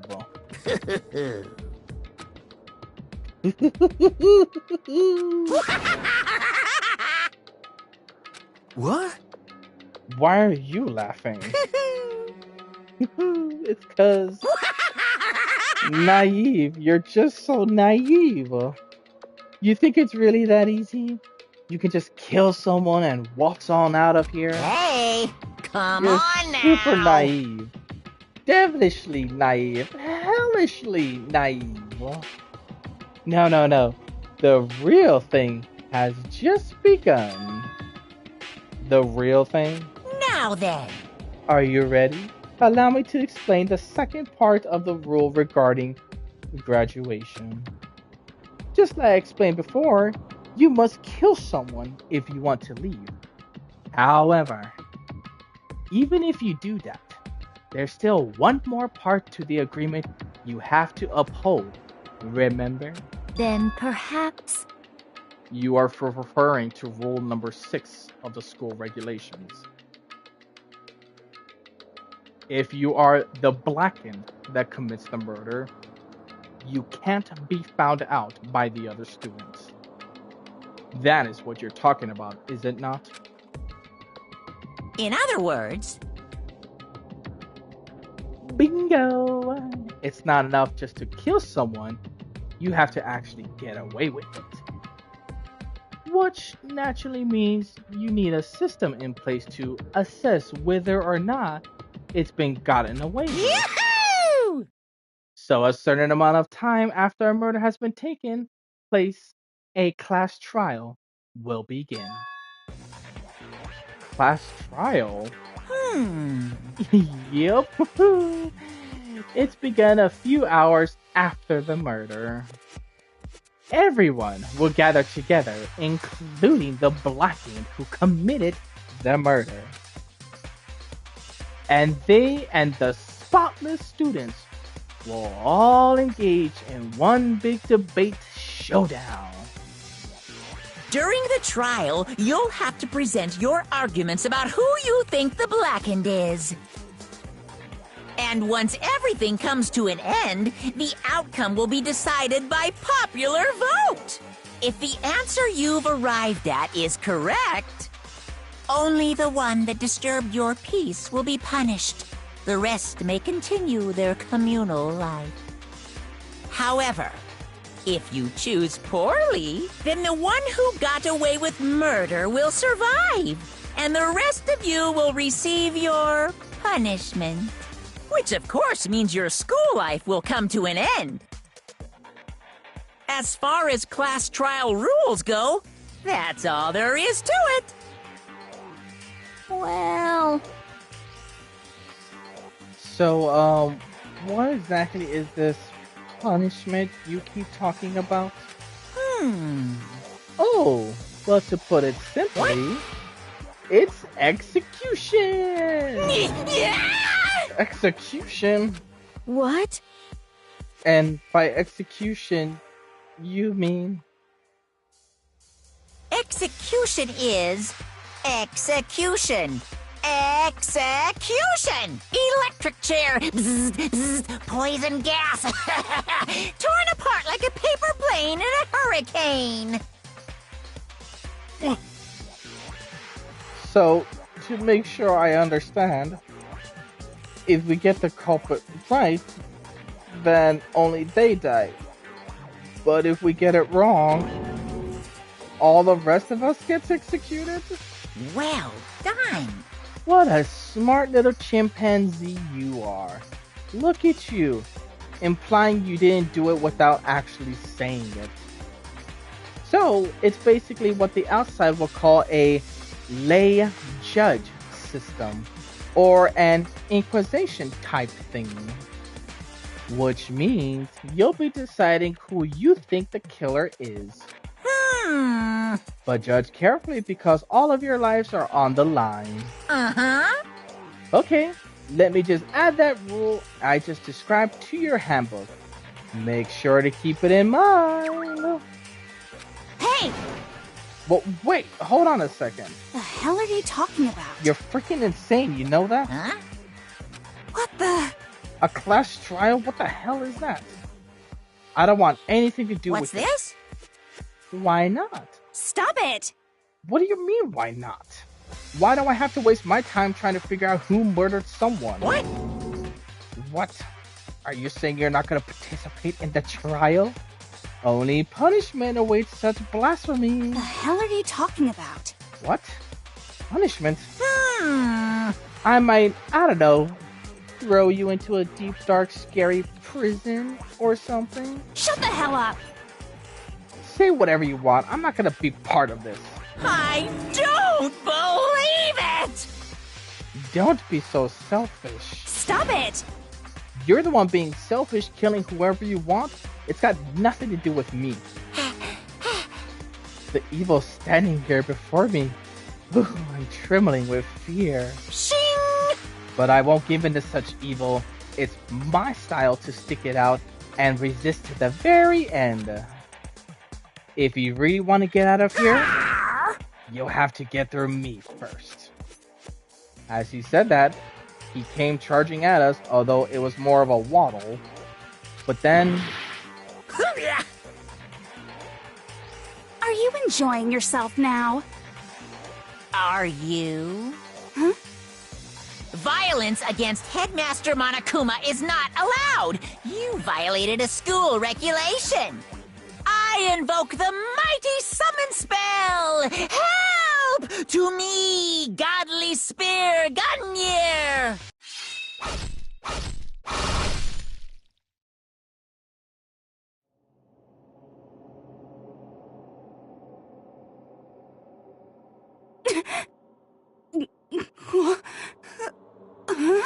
This wasn't supposed to... Why me? Suddenly, right at the end, her eyes shot wide open. And just like that, she never moved again. No way! What the? I don't... This can't be real. No way! Well now. Now, I am painfully aware of the great power and meaning of a promise. I really wanted to keep a corpse from popping up for no good reason, you know? But I guess you all need to be taught a lesson after all. What an amazing promise. But now you guys understand, right? Now you see just how serious I am. Defy me and you get shot full of holes, exploded, buried alive, disintegrated, etc. So, if you don't want that to happen to you, you'd best obey those school regulations. Junko's body has been impaled with a bunch of spears. An unbelievable amount of blood started pouring out of her body. It was the first time I've ever seen the moment someone's life came to an end. Nobody there could deny what they've seen. Junko, who until just a second ago had been our friend, was dead. She's dead, she's been murdered. In simple terms, it was the death of a human being. Hey, It's really not all that shocking. She just died. That's all. Just went and died. It's no more remarkable than the inevitable demise of the entire human race. It's just as natural as the eventual end of the world itself. This isn't some superhero comic, so it's not like when you die, you don't really die. This is reality. Why? Why do you have to kill her? Didn't you say you would put her in a prison or something? I changed my mind. I knew it. No. You've been wanting to kill this entire time. Say what? Kill this entire time? Don't be silly. You can't kill time. Or are you being metaphorical? Are you saying I wanted to waste time this whole time? Damn it! Come on, what do you take me for? I'm Monokuma! Well now. Anyway, none of that matters right now. I have something I'd like to give you to help you in your search for the Blackened. Ta-da! This little file has all the little information I've gathered about the death in question. I like to call it... It's the Monokuma file! I mean, naturally you guys aren't experts at this kind of thing, so you can only do so much with the corpse. So instead, I've gathered up everything I know about the circumstance and cause of death. What's that? How do I know the cause of death, you ask? As the surveillance cameras picked up the whole thing. I gotta see it all go down. So then... Wait, so then you know who killed Sayaka? Of course I do. And if I didn't, I couldn't possibly pass a fair and accurate judgment during the trial now, could I? Correct. That's a good point. The judge has been able to make the proper decisions. That's somehow comforting. Well? Now then, please put your full effort behind your investigation. After all, you don't have any choice but to give it your best shot. Seriously, you don't have a choice. Okay, so we'll meet up for the class trial in a little while.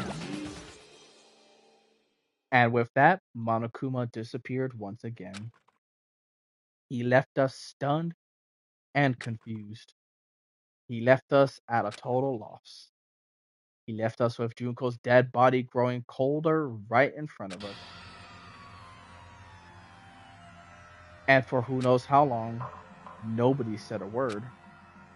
The fact that Sayaka and Junko were dead was a huge shock, of course. But there was more to it than that. There was also the idea that one of us had accidentally murdered someone. Or actually murdered someone.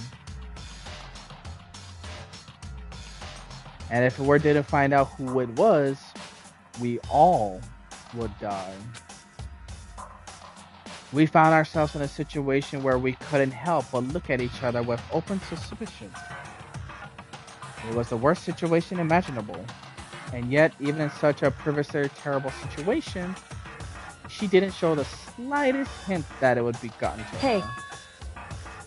Now's not the time to wallow in your depression. The worst thing we could do right now is lose all faith in each other. That would have led to the same disastrous result as having total faith in everyone else. What? In other words... Cooperation is absolutely key at this point. Who you decide to trust or not to trust is of course up to you. Continue to think about and talk about the deceased certainly isn't going to help anything. What the heck? Saying stuff like that is just... How many times have I told you? Anyone who can't adapt will die. Death is the only thing awaiting those who are unable or unwilling to adapt. If that happens, you only have yourself to blame. That's terrible! What an awful thing to say, especially after what happened. Just a second. Right now, exposing the killer is the most important thing. Because if we don't, we're all gonna die here. She's right. We need to begin our search right away. Of course. Either way, we can't run away from the situation, so we have no choice but to move forward. What the heck? We just have to do it, I guess. What other choice do we have? No way in hell I'm letting someone kill me. Alrighty, damn it, let's do this. We just have to do it. Everyone kept repeating that sentiment. That we're using it as like a mantra to give themselves strength. But they're right, we just have to do this. No matter how much we don't want to, we have no choice. If that's what it takes to survive, then that's what we have to do. On top of that, there was something I need to find out. I had to know why Sayaka had to die. Why she had to be the one. I'm terrified to find out, but still I have to know. Otherwise, I knew I'd never be able to accept her death. Which is why I don't have a choice. I have to do this.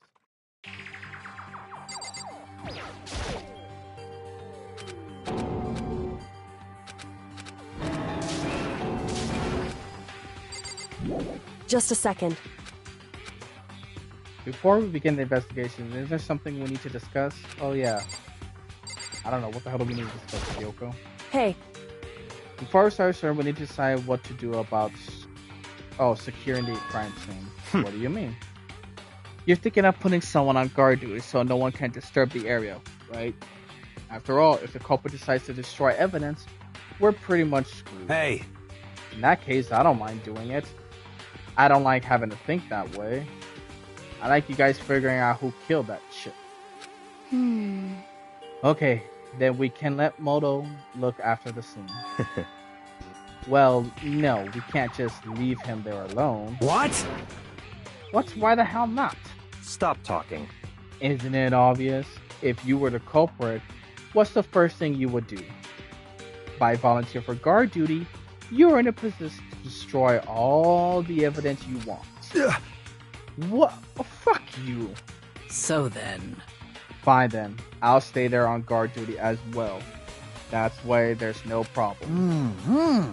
Two play co-op based defense with the two of them.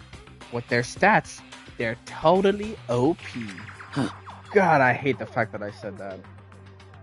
Since we won't be able to help investigate, we're putting our faith in the rest of you. But... I'm still pretty freaked out, but I'll try. Just a sec. Bruh. Anyway.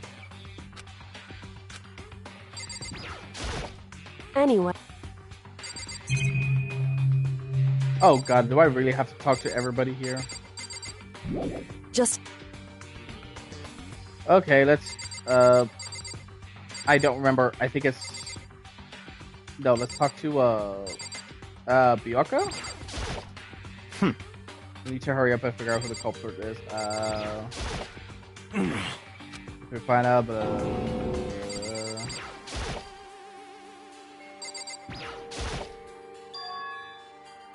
Huh? Oh shit. What are you talking about? Go ahead, take a look. Notice anything interesting about Sayaka's death? She died in Motokuma's room. Oh, she's right. Then could it be all at once everyone gazes turned to me? Hold on a second, you got it all wrong. For just one night, I traded rooms with her. I did it because she was afraid. What the heck? You expect us to believe that? Just tell us the truth. The look in everyone's eyes had done a complete 180 just for a few minutes earlier.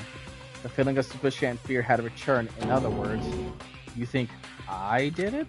So then... Are we all done talking? We need to begin our investigation as soon as this point. We should split up. We need to get to the bottom of this and find out who killed Sayaka. Yeah. Let's get moving, because yeah, this is taking a little bit longer than I was thinking of.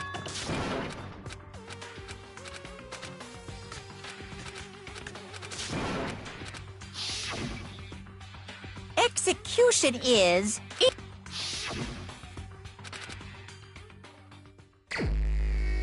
Alrighty, cool.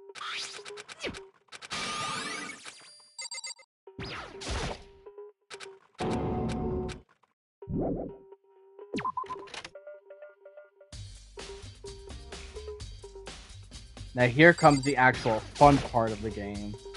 Even though the next part would have been a lot more funner.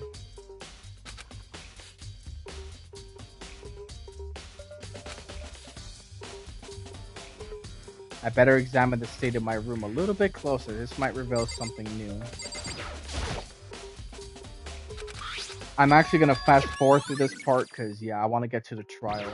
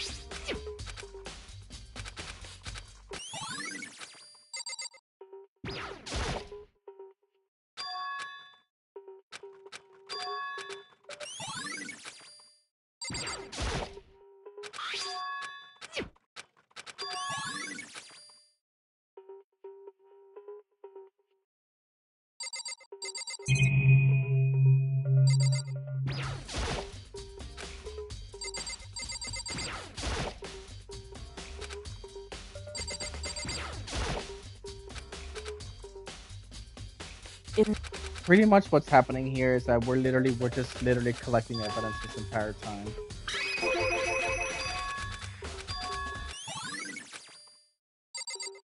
There are some dialogue that I should be reading, but to be honest, it's not exactly that great.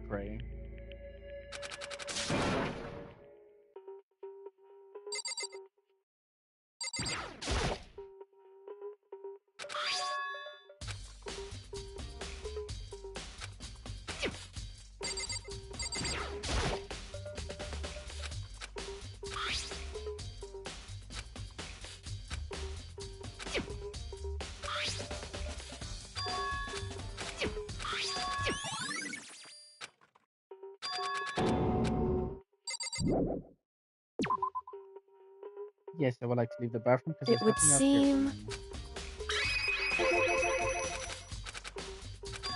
Well.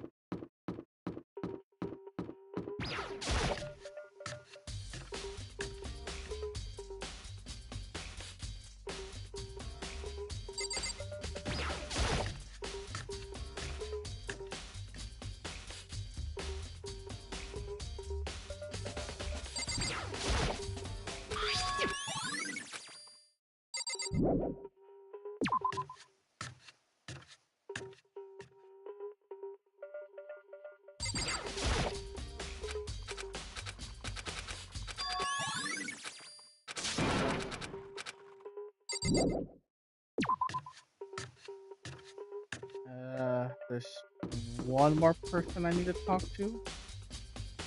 I think it's... Oh god. I'm gonna just fast forward to these.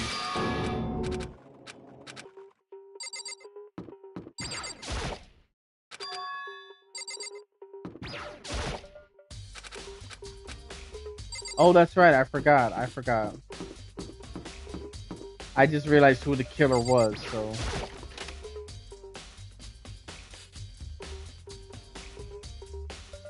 Yeah, I forgot about all this.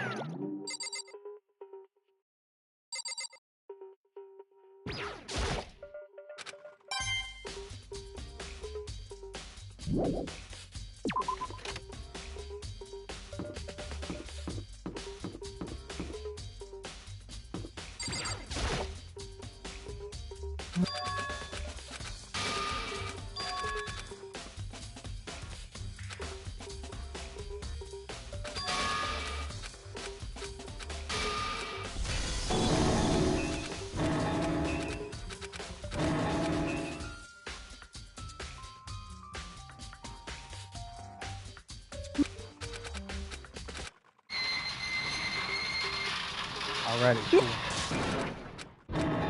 Yeah, Mr. Hifumi. Yes, I'm fully aware.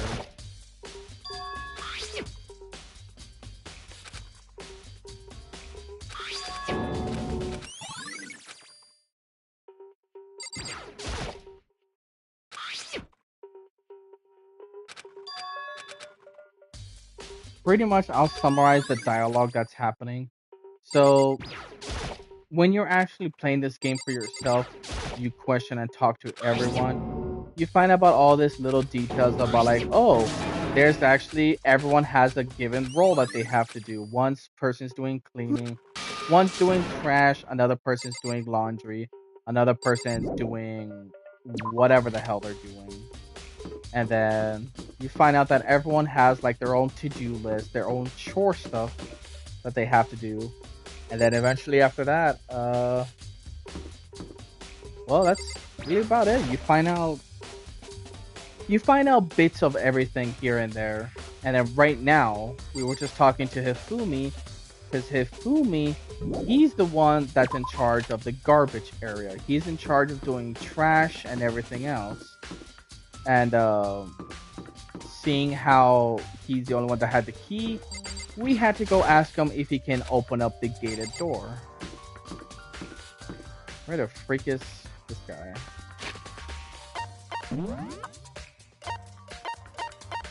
Where is this guy?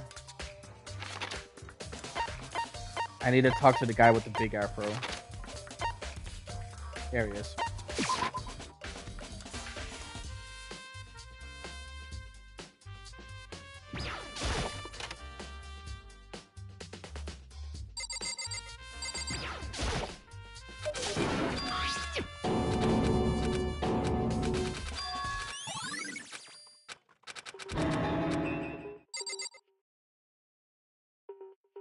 Oh, I thought that was it. There's still more I need to do?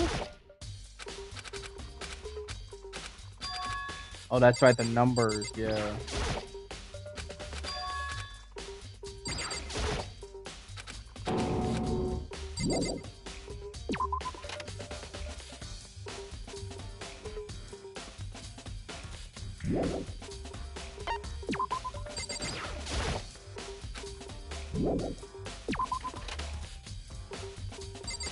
I'm trying to think of what other areas I need to cover. I think that's it.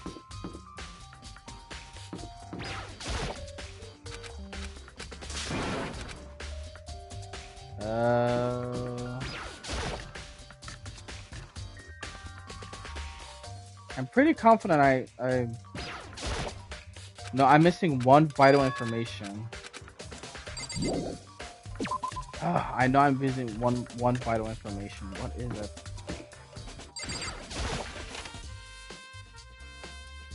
Oh wait, her room. Sayaka's room.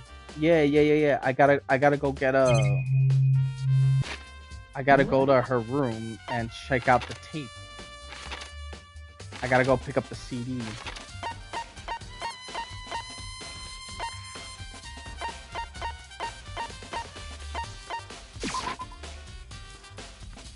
I forgot, I gotta go to the bedroom and get that CD so I can watch it. Find out exactly what her motive was.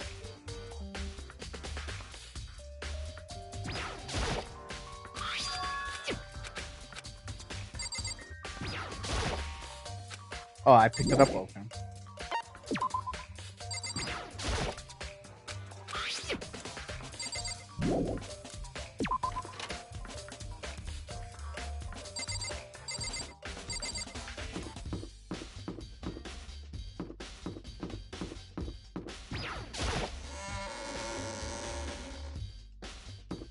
To be honest, like, there's a reason why I'm gonna be skipping, like, especially the investigation scene. I'm just gonna fast forward to the investigation themes because, like, oh boy, I'll be honest. I played all, what, 5 games that are capable of being purchased. I bought all 5 of them and I played them. I think playing all 5 of them literally took me a year and a half to beat because there is so much dialogue, so much stuff that has to be read and said. It's like, geez Louise, there is so much. I mean, it's not that bad, but the thing is, you have to be patient. This ultra-successful team suddenly fell apart. None of them will ever perform on stage again. None of them will ever feel the warmth of the spotlight. For Sayaka, there's simply nowhere for her to return to. So here's the billion-dollar question. What, oh what, could have caused the group to go to pieces?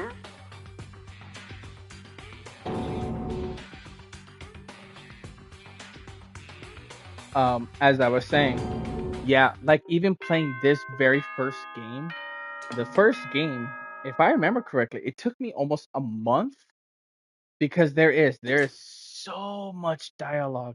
And no, it's not bad to have that much dialogue in a game, but like if I was to have done this in a recording session, if I was to post this, it'd probably be like a 4 or 3 hour thing. Now, I know there's YouTubers out there who probably have played this game, has cut it up a bunch and everything, have done all sorts of stuff and everything. And it's like, alright, you know, fair enough, fair enough. Is everyone here? Okay then, please board the elevator in front of you, which will transport you to the courtroom, where all your fates will be decided. I'll meet you all down there. I'll be waiting.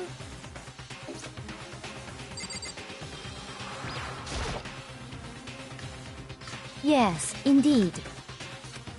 Hey, Makoto.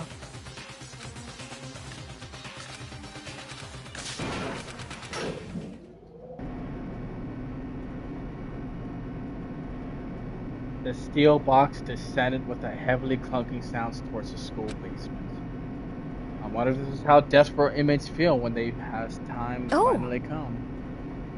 Rather than that, is that not more like a defendant way to receiving his judgment? Obviously, to our shared anxiety, the elevator lowered us further and further into the bowels of the school.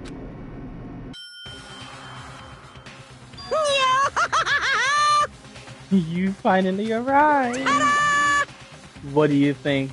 Doesn't it feel just like a real courtroom? It's like a Hollywood movie set, right? Shit. Not even close, it's total shit. Well now.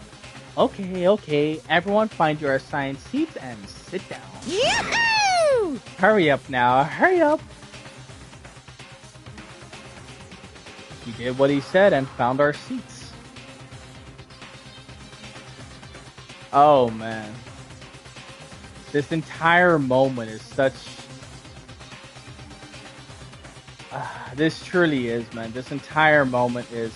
It really is. It's a moment. It was set up so that everyone could see each other, which also meant it'd be easy for anyone to just transfer their tension and unease onto anyone else. The air seemed to grow heavy as we sat there.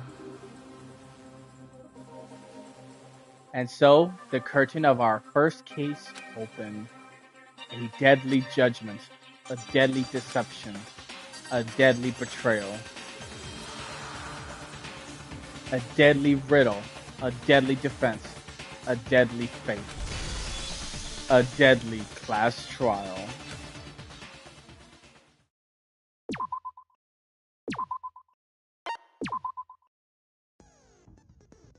Oh man. Alright, let's do this bad boy. First things first is I'm gonna set up some of my stuff that I've gained over time because some of these bullets will actually help me with all this crazy nonsense.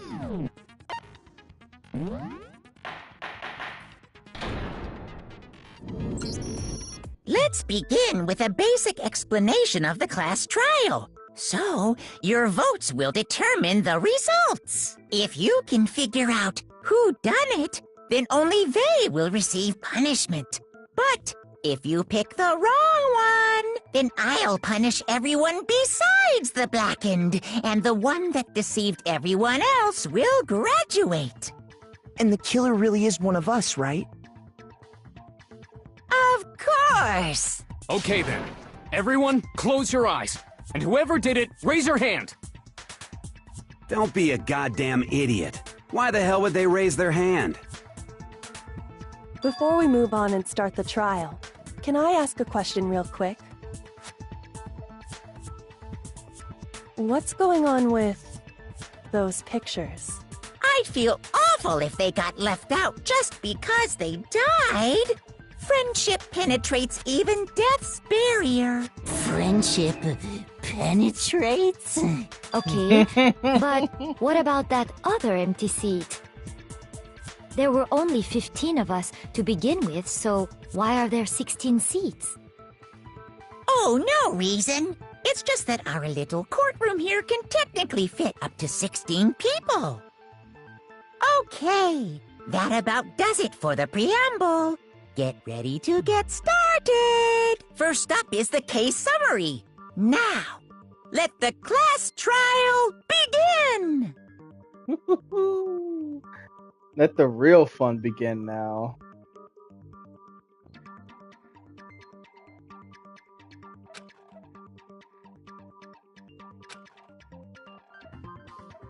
Oh, I already know how to debate. I'm good.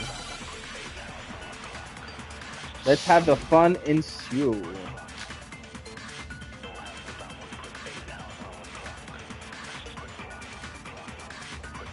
I assert that the one who was murdered was Miss Sayaka Maizono! Yeah, we know that part already. And the murder took place in Makoto's room. In the bathroom. So it seems most likely that the killer must have taken her by surprise while she was in the bathroom. She didn't even have a chance to... I forgot how you shot the bullet. Shoot the bullet, shoot the bullet! Ah, there we go. No, that's wrong. Okay, so the controls are reversed on the PlayStation. Just a second, Chihiro. Try to remember how my room looked. With the way things had been damaged, I think we can definitely assume there was a struggle. A struggle? Between who and who? Between Sayaka and the killer, of course. So you're saying Sayaka wasn't caught by surprise in the bathroom? She must have been attacked in the main room first. Then, she ran to the bathroom to try and hide. The killer followed her in, and that's where they finished the job. That much should have been obvious after taking one look at the scene. It shouldn't even need explaining. Sorry. Okay, so what's next? Next is the subject of the murder weapon. Wow, this is starting to sound like a real trial.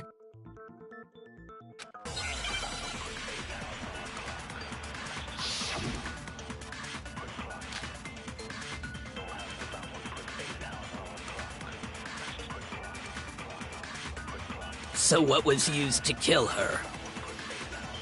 There was some kind of sharp object thrust into her stomach. Without a doubt, that is the murder weapon. So the killer used some random knife they had on him. No, that's wrong.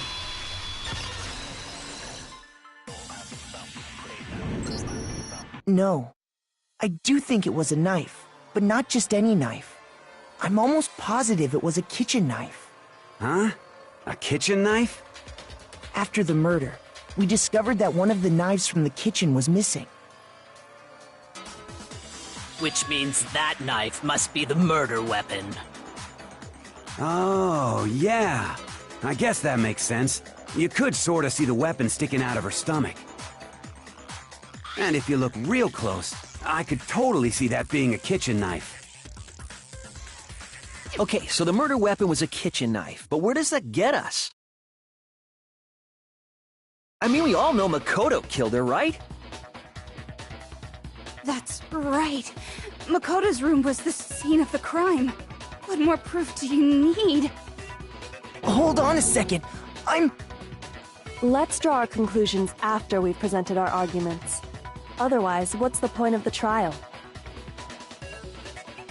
Well, we can talk all we want. It's not going to change that conclusion. I don't think that's true at all. I'm sure if we keep at it, something new will reveal itself. You really believe that?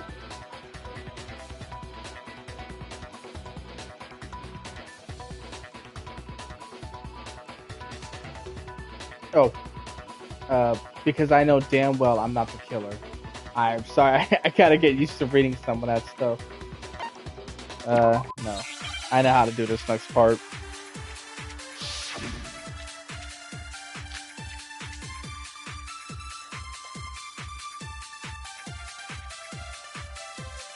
So I guess there's no question that the kitchen knife was the murder weapon. But where does that get us? Trying to remember which button it was that did the thing for the whole scanning thing. Makoto must have taken it from the kitchen, right? Ooh, no, they're not He gonna did do it in that. secret, when nobody was in the dining hall. No, that's wrong.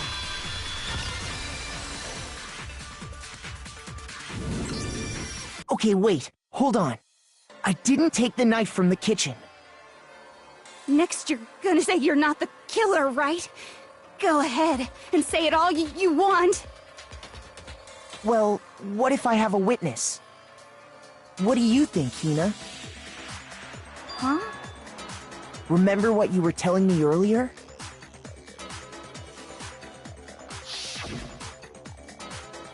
Well, I went to get some tea from the kitchen last night, and all the knives were still there. But when I finished my tea and went back into the kitchen to wash my glass, one of the knives were gone. So you're saying the knife disappeared while you were drinking your tea in the dining hall? Yeah. Just to be perfectly clear, the knife disappeared while you were in the dining hall, correct?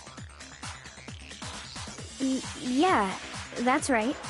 And at any point while you were there, did you ever see me come into the dining hall? No, I don't think so. You don't think so? No, he definitely wasn't there. The knife disappeared while Hina was in the dining hall, but I wasn't there the entire time. In other words, there's no way I could have taken the knife. Okay, then what about this?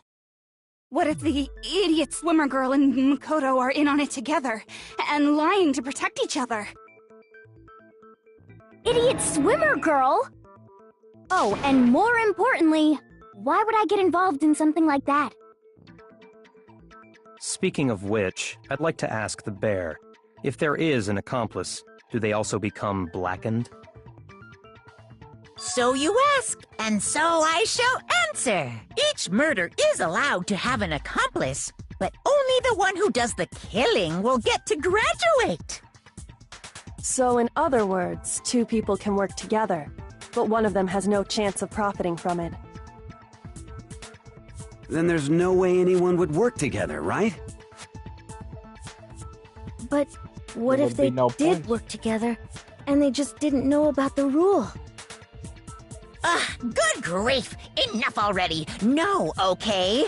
There are no accomplices in this case! Oops!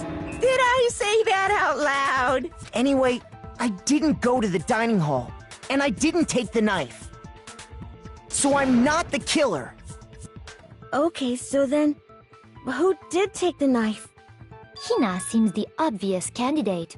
After all, she just said she was in the dining hall. No way! I swear it wasn't me! Sure, but can you or anyone else prove that? I can. That's right! Sakura was with me the entire time I was drinking my tea. I hate to have to ask, but just to be sure, Sakura's... Me. Right. But then, couldn't either one of them have grabbed the knife? Actually, no. Because, well... Just spit it out already. I stayed in Hina's room last night. I got so scared thanks to those creepy videos. I wasn't really thinking, I just asked her to stay over. Which means we have airtight alibis. You stayed over? Doesn't that violate one of the school regulations? We're not allowed to sleep anywhere but the dorms, but it doesn't say we have to stay in our assigned room. So, I don't think that's a problem. It is a problem! A boy and a girl spending the night together? It's unwholesome! But I'm a girl. What? You are? Oh my gosh, I'm so sorry! But if it wasn't either of you, then what other possibility is there? Actually, there is one other possibility. Right, Hina? Oh, yeah, that's true! One other person did come to the dining hall while we were there.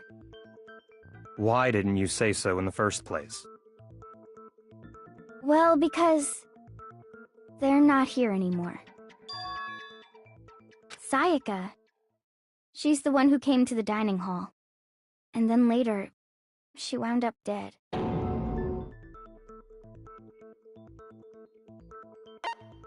I got it! Then, Sayaka is the one who took the knife? That's the only possibility. And thinking back on it, she was acting kind of unusual. When she came into the dining hall, she didn't even look at us. She just went straight to the kitchen. As she left, she said she just wanted a drink of water. But most likely... Then the person who took the knife was the victim herself! I'm sure she just took it for self-defense.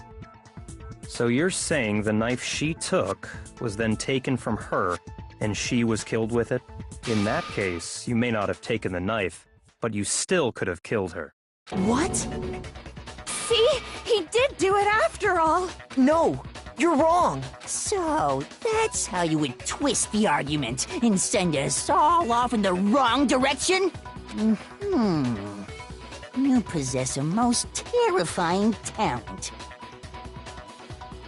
Damn, if I don't do something, they're gonna blame me for the murder. Don't they understand? If they convict me, everyone's gonna die. It's still too early to decide conclusively that Makoto is the killer, wouldn't you say? Because you see, if the room did belong to the killer, then they did something most bewildering. And until we unravel that little mystery, you simply can't declare that he's the killer. Bewildering? What the hell are you talking about? Something was missing from the scene of the crime that by all rights should have been there. You know what I'm talking about, don't you? Your first hangman gambit. Nope, I know exactly what to do. Something that should have been at the scene but wasn't. There must be a crucial point. If you could just figure out what that something is.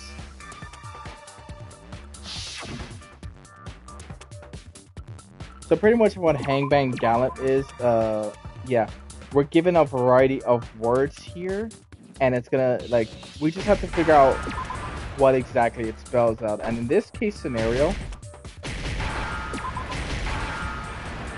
Now I understand! In this case, the word is hair. That's right! There wasn't a single hair on the floor! So, the culprit removed some evidence? Yes. And if I were the culprit, why would I need to get rid of all the hair in my own room? It wouldn't be unusual at all to find my hair at the crime scene if the crime scene is in my room. The reason all the hair was gone was to remove any trace that Sayaka had ever been there. That makes sense, does it not? No. If that were the case, they would have had to do something about the body itself, not just her hair. Ha ha ha! Yes, very true, very true! Okay, then why wasn't there any hair on the ground? The killer got rid of it all, of course, to remove any trace that they had ever been there. Wait, then that means... Precisely. It's simply beyond reason to believe that the room's owner and the killer are one and the same. Then Makoto isn't the culprit? Are you sure we can decide something so important based solely on the absence of some hair? No. There are other reasons that prove why Makoto couldn't have done it. I would like to hear these reasons. Do you remember anything remarkable about the bathroom at the scene? Sayaka was attacked in the main room first, then fled into the bathroom, right? Yeah, then they ran after her, got into the bathroom, and stabbed her. And how did the killer get into the bathroom? Did they have any trouble with it? What do you mean? It's fairly certain that the killer had some trouble getting into the bathroom. There was clear evidence left behind. Do you remember, Makoto? Yes, I do. The killer struggled getting to the bathroom, and the evidence that proves it is the object the killer broke, which is the bathroom door. I got it! Evidence that the killer had trouble getting into the bathroom. You're talking about the doorknob, right? Huh? The doorknob? What doorknob? The doorknob for my bathroom. It was completely broken. See how the top part was unscrewed? And the doorknob's about ready to fall off? Oh yeah, true. But what does it mean? In trying to bypass the lock, they ended up nearly removing the entire doorknob. This is another most bewildering act for the room's owner. It proves Makoto is beyond suspicion. So what? You're saying he wouldn't break the door in his own room? But if the only choice you have is to break it, you break it. There's nothing bewildering about it. You still don't see? Okay then. Let's take another look at how the incident unfolded. Hopefully that will help you understand.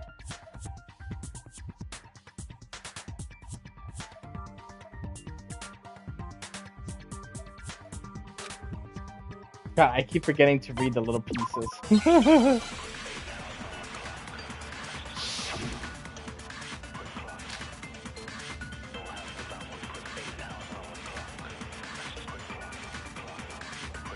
The incident took place in Makoto's room. Sayaka was first attacked in the main room. She then fled into the bathroom.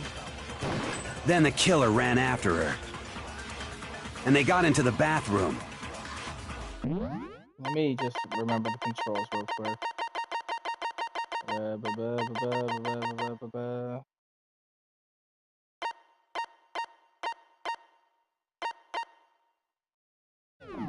At that point, the killer had to try and bust down the door, because Sayaka had locked it.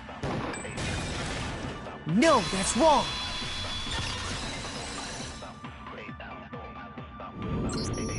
The reason my bathroom didn't open wasn't because it was locked. After all, the girls' rooms are the only ones with locking bathrooms, right? Yes, now that you mention it, that is true. Then why didn't your bathroom door open? Because it was stuck. Huh? What are you talking about? My bathroom door doesn't fit in the frame quite right. Monokuma over there can testify to that. Yup, true as true can be. But you know, you're supposed to be the ultimate lucky student, right?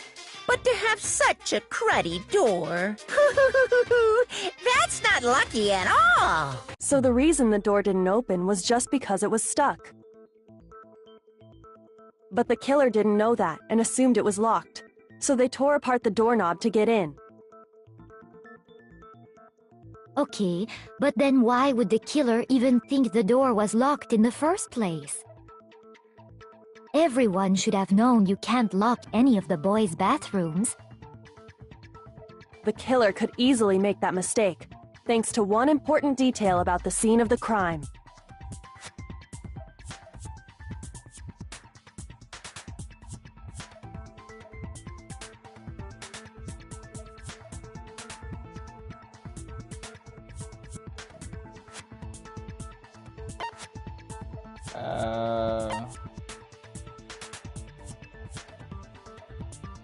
In other words, the important detail about the scene of the crime that they didn't know was the crime took place in my bathroom. I got it! The killer must not have realized that it was my room. What? Are you saying the culprit didn't even know where he was? That's inconceivable! And yet, he's absolutely right. Say what? Well, to be more specific, what the killer didn't know was that Makoto and Sayaka had switched rooms. Which is what led to the misunderstanding about the bathroom. If Sayaka had been in her own room, then there would have been a lock on the door, and they would have had to break through! So they had no idea how unnecessary their actions were. Ultimately, we can't know if it came open by force or simply by accident. But the killer must have been considerably confused, with no idea how they actually got the door opened. Regardless, it was a pointless act. Wasting time trying to break down a door that wasn't locked is definitely something I wouldn't do, since I would have known exactly why it wasn't opening, right? That is a definite possibility. So the killer would have to be someone who didn't know they'd switched rooms? Then Makoto couldn't have done it.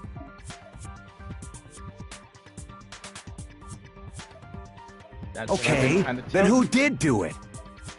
I'm sorry, but I give up! Quit without saving!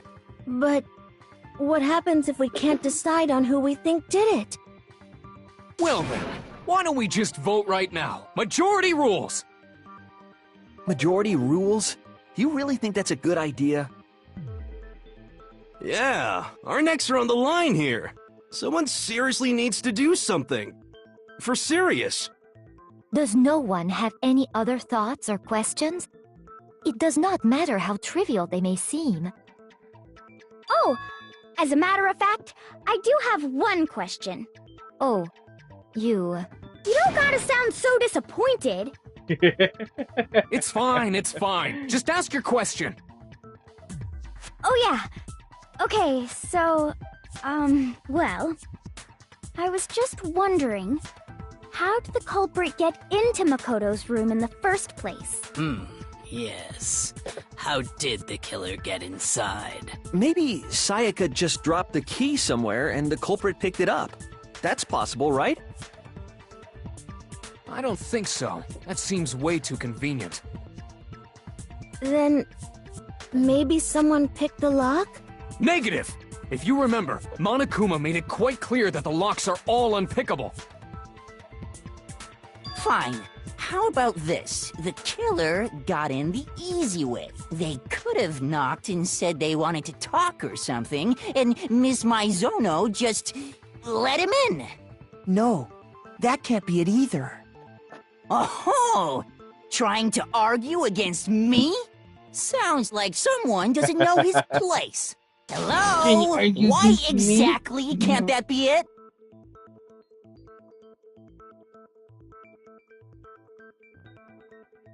Because little did you know, Boyle, we made a deal. I got it! Because Sayaka was already scared, remember? That's why she asked me to switch rooms in the first place. We made a deal, Boyle.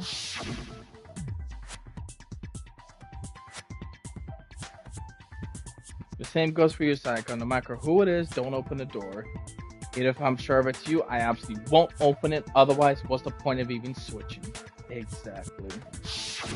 Knowing what she'd been through, I just can't believe she would have opened the door for anyone. What if her being scared was a lie? Huh? Well, what the hell is that supposed to mean? Why would she lie about something like that? I know you don't want to consider it, but look at this and tell me. Can you still deny the possibility? There's something I want to talk to you about. Just us in 5 minutes. Come see me in my room.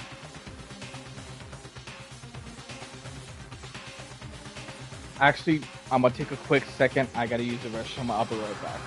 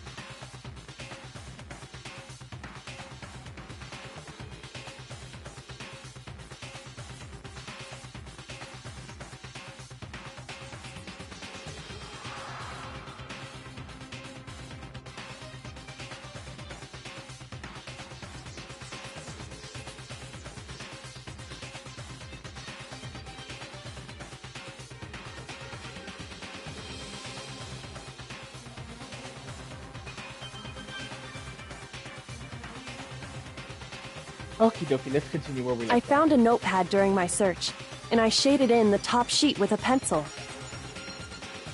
And these are the words that appeared. Oh man!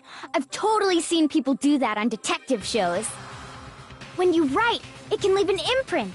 Sketch over the next sheet of paper, and you can see the words. When I saw that, I was like, holy crap! I better make sure I rip the paper out before I use it from now on. It's a pretty old-fashioned technique, but even the classics can be surprisingly useful sometimes. Oh, and I should also mention, I found the notepad on the desk in Makoto's room. Huh? Which means, only someone who had been in Makoto's room before the incident could have written it. Then either it was Makoto who lived there, or Sayaka who switched rooms for a single night. So, Makoto, did you write this? No, I didn't. But... Of course you didn't. Because the note also bears a perfectly legible signature. Sayaka's signature. Then that note, Sayaka wrote it. But why? Why would she write that? The note was likely her way of getting in touch with a certain someone. She must have slid it under their door to let them know she wanted to meet with them in secret. If you got an invitation like that from the ultimate pop sensation, what young man could resist? Of course, I'm only into 2D, so it wouldn't have any effect on me. But can we be sure anyone even got this note? And honestly, Sure you are, even if they did, I do not think they are at all involved in what happened. Huh? What makes you say that? Would you like to hear what I have to say? Very well then. Pay attention.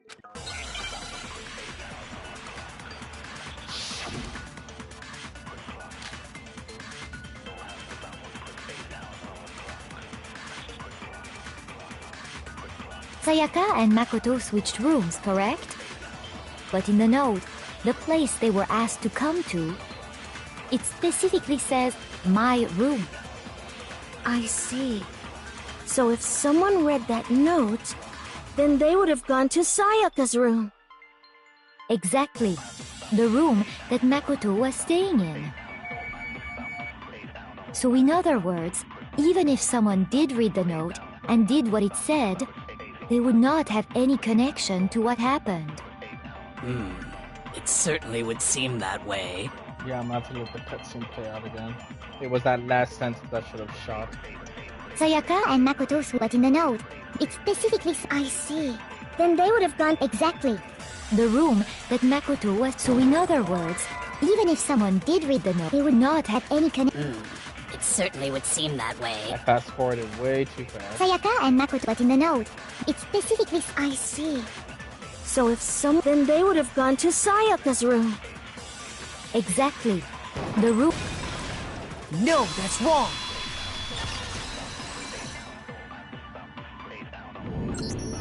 The nameplates on my and Sayaka's rooms got switched. They got switched? That's right. The nameplates got switched, just like the rooms themselves. As a result, the nameplate on Sayaka's room actually had Makoto's name. And the nameplate on Makoto's room had Sayaka's. So what you're saying is, the room Sayaka was staying in was actually marked as her room. Then, if someone did do what the note said, they would end up at Makoto's room where Sayaka was. Plus, their rooms are right next to each other, so switching the nameplates would be no problem. And the one who switched the names was... Well, of course it wasn't you, right, Makoto? Right. Okay, then who did it?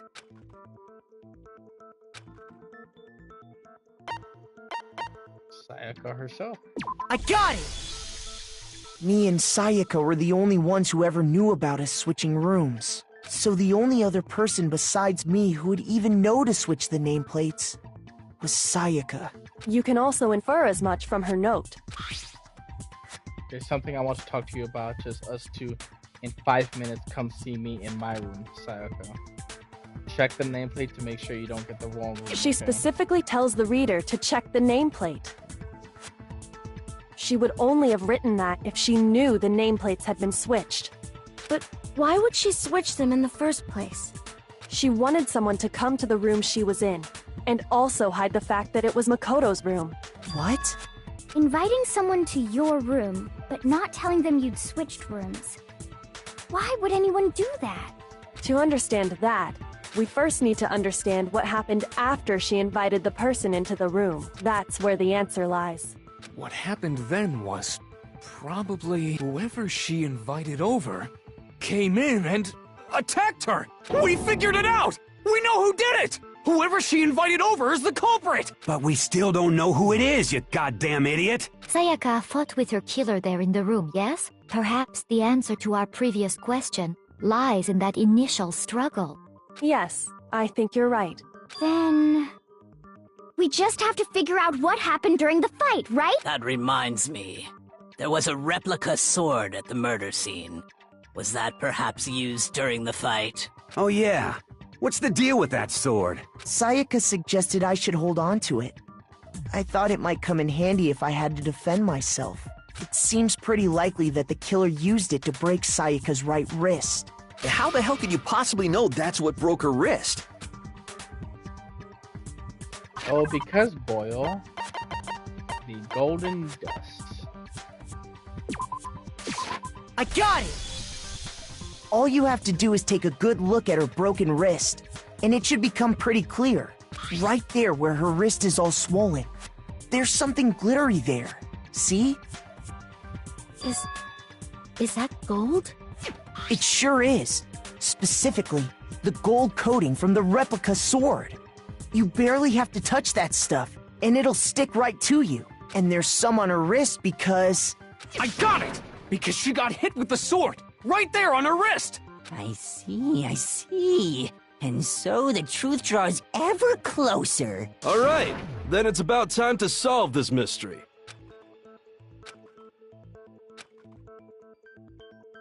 No, there's no need to more. I know the majority of those trials.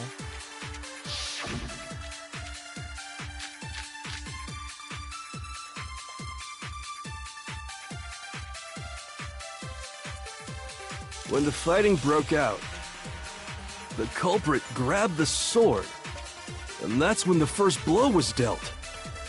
A sword-based sneak attack! Ah, no! Wrong button! No, that's wrong!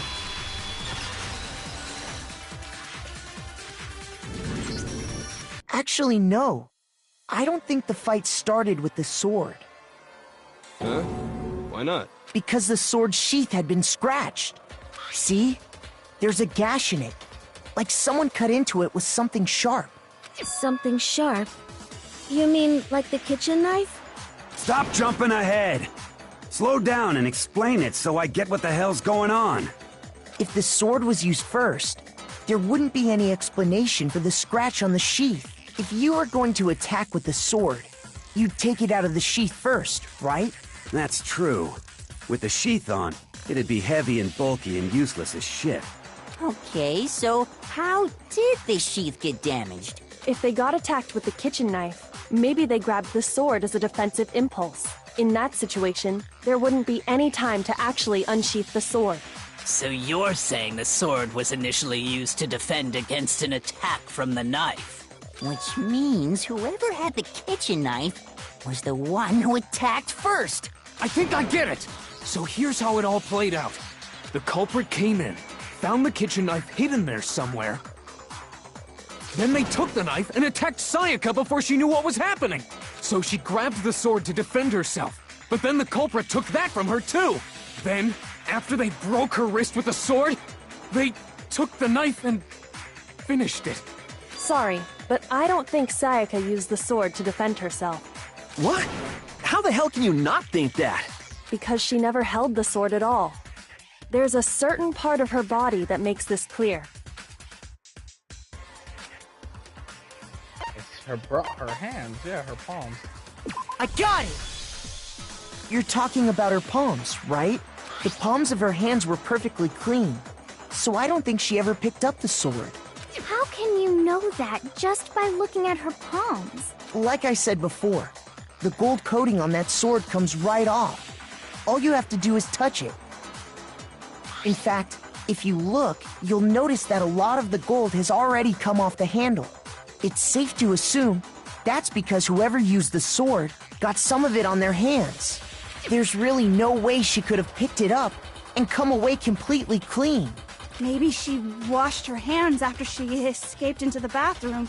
Sorry, but I don't think so. Why do you say that?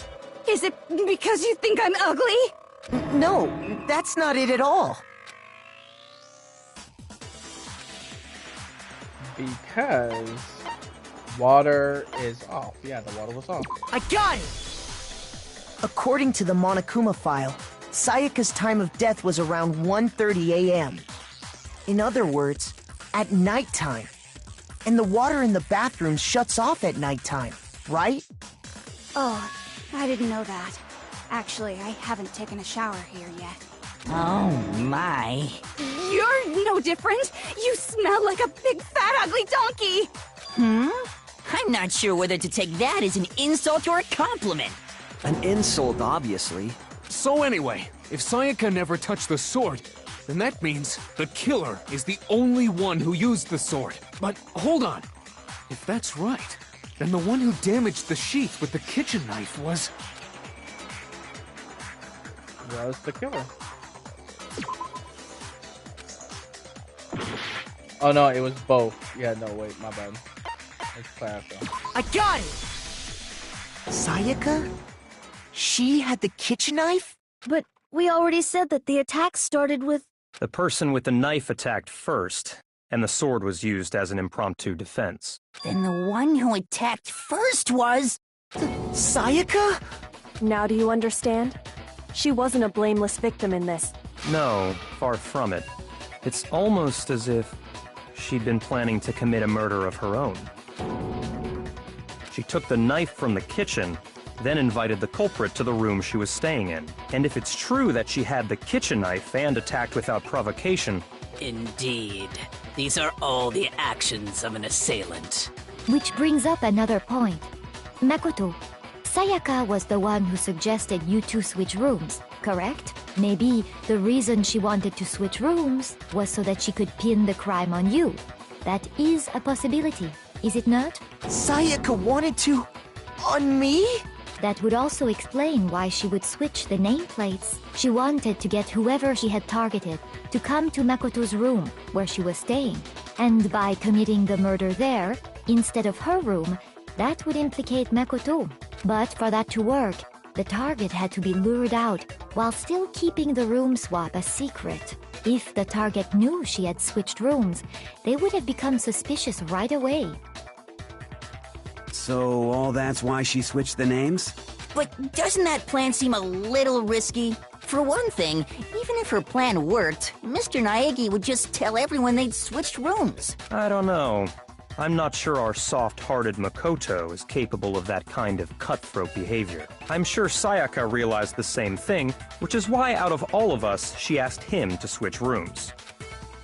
Plus, she was the ultimate pop sensation. A totally forgettable kid. Or a national superstar. Who are you more likely to believe? Wait, then you're saying she had this all planned out? Holy shit! But in the end, her plan backfired. She launched her attack with the knife, then found herself under attack in turn.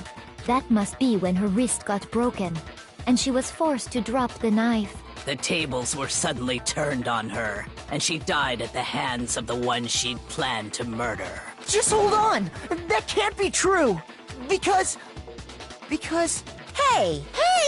You guys have totally derailed the argument. You're being super boring right now. Come on, hurry up and decide who did it. Wouldn't it be awful if I had to punish you all just because you ran out of time? Oh yeah, we gotta decide who we think did it. Makoto, right now you just need to concentrate on figuring out the answer to this mystery. If we can't uncover who murdered Sayaka, it's over for all of us. Oh, but there's still one clue left. One big clue that we've been ignoring. It's easy just to say, hey, decide who did it. But there just aren't any more clues, right? No, that's wrong!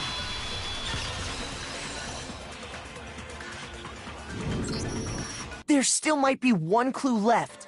Sayaka's dying message. Dining? Wait, what did you say? The dying message. She wrote something on the wall behind her, remember? 11037. Written in her own blood. Well, before we get too far into that, I need to ask, can we really be sure that Sayaka is the one who wrote it? It was written with her left index finger. I got it! Her left index finger had blood on it. That could only be because she used that finger to write the message. I see. She broke her right wrist during the fight, so she'd have to use her left hand to write. Sure. I think we can all agree Sayaka wrote it. But still, what the heck do those numbers mean? 11037? Hey, Chihiro. You're a computer nerd or whatever, right? You should know all about numbers and shit. No, that's not... Yes, I'm a programmer, but I don't see any kind of meaning in these numbers. Of course. It's because they're not numbers. Oh, yeah, it looks like... Huh? What? What? No, it's just... look at the numbers, assuming they're not numbers. Don't these first two, 1-1, look less like two numbers and more like one letter? Ah, you're right. The connecting line is barely there, so I assumed it was 1-1, but looking at it now, you could also read it as an N. Whoa, you might have finally just said something worth a shit. Our little gray cells are really getting excited now. But even if that really is an N, N037, doesn't make any more sense than before. Rotate the image 180 degrees. Oh my god. Now I see. She wrote down the killer's name. Huh? You just shot past the clue part and right on to who did it. So, whose name did she write?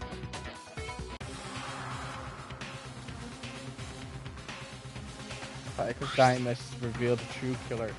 If you turn her message 180 degrees, it should become quite crystal clear.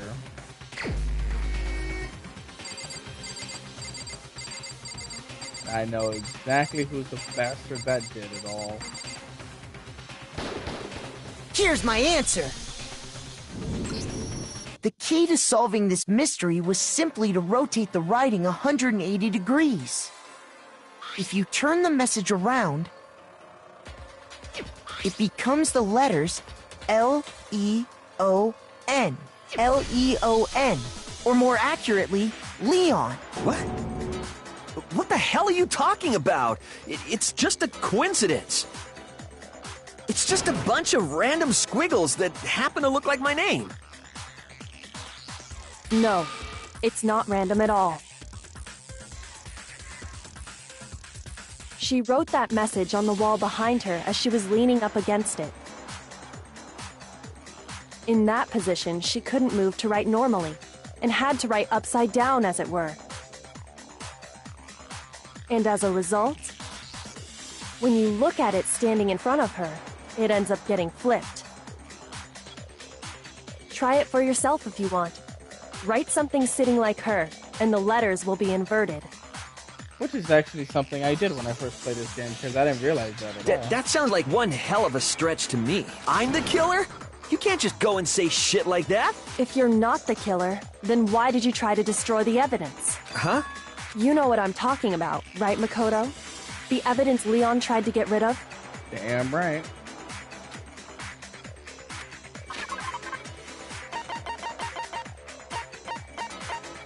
We're talking about the ripped t-shirts. I got it! You mean the burnt shirt piece I found laying on the ground by the incinerator, right? As the killer stabbed Sayaka, they must have gotten some of her blood on them. And to dispose of the shirt covered in the victim's blood, they threw it into the incinerator. But one piece burned off and got left behind. And the killer didn't notice.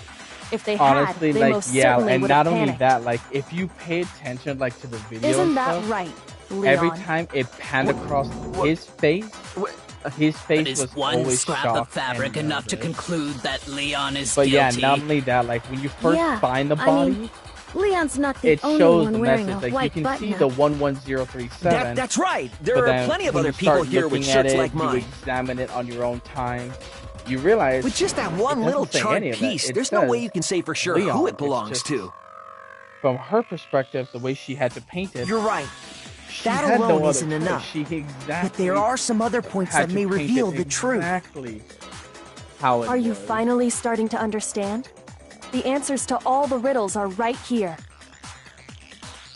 Yeah, I think so. Because even writing numbers backwards or even mirrored position, even writing it all backwards and everything, how difficult as hell to even do. I got it! If we look closely at I how remember the when I shirt first was played this, disposed I of, tried to, like, we should mimic be able what to she figure did. out who the And to killer be is. honest, it's actually quite difficult writing yeah, a that's a good mirrored point. name. I or think I know a what you're gonna mirrored, say. You it's can't just reach the difficult. incinerator without It's just opening the straight up gate in front of the trash room, right? And obviously, you wouldn't be able to hit the switch to turn it on either. Yeah, exactly. You At need the very key to first, get in. when you first And see the the one crime with the scene, key it's like, was holy the shit, person on she's cleaning dead. duty. And then literally, it's right there. So the killer had to be whoever Well, was in charge of taking care of the normally trash, at first, right? you just see 11037, what everybody was tricking. But then when you watch it more, it's like, oh my god, wait a minute. Those are not numbers. If you just simply rotate the picture, it's actually a name. It's letters. And then you decrypt it. There you go. Bada bing, bada boom.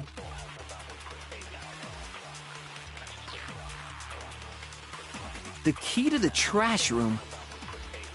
Whoever was on cleaning duty must have had it, right? So the only one who could get to the incinerator was the person in charge of the trash? Oops. Shoot! The key to the whoever was on So the only one, the person who... And you'd have to get close to the incinerator. No, that's wrong. Because you know what? That's what I'm gonna do. The next time I live I stream think I know how someone could dispose I'm of gonna the have to evidence live stream this without pretty using the damn trash early room because key. this entire chapter. But if you can't get past the gate, already what? It's you almost couldn't been possibly 6-7 turn on hours the already? incinerator, could you? It's been a. Yes, you could. It's been a while already. If you use this. What is it, some kind of glass ball? It's busted to hell. Actually, it was supposed to be a crystal ball, but, But how would you use it? Well, you throw it. I got it! The killer simply took aim at the incinerator switch and threw the ball through a gap in the gate. All they had to do was hit that switch, and the incinerator would come to life. Exactly, boy. Someone threw a gap in the gate? Remember what you said before, Hifumi?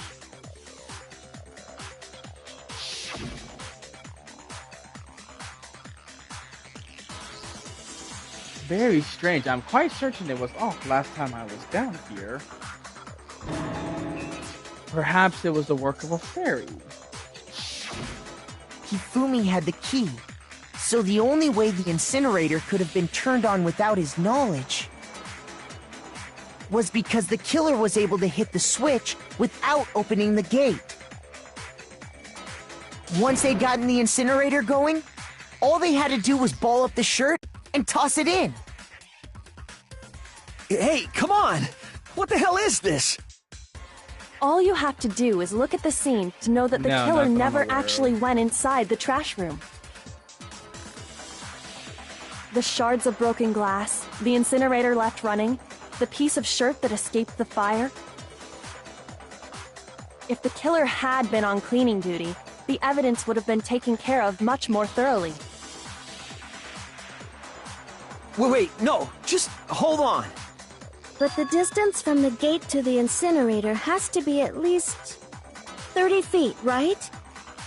The pinpoint accuracy you'd need to throw a glass ball that far and hit something that small. Could someone really do that? That's right! There's no way! It'd be impossible! Difficult, absolutely. Impossible? I don't think so. Because the killer is... The ultimate baseball star. I got it! Because the killer is the ultimate baseball star. Isn't that right, Leon? Do you have any idea how stupid you sound right now? A target 30 feet away would surely be little challenge for the ultimate baseball star. Exactly. You can't be serious. I'm not the killer! These goddamn shipper brains have got it all wrong, I'm telling you! Sure we do, buddy. You still won't admit it? Okay then. Makoto, go ahead and review the incident one more time to make his crime perfectly clear. And with that, we can end this. Listen to me! What the hell do you mean, end this? Say what you want, Leon. But all the questions have been answered, and the truth has been revealed. Now here's what happened.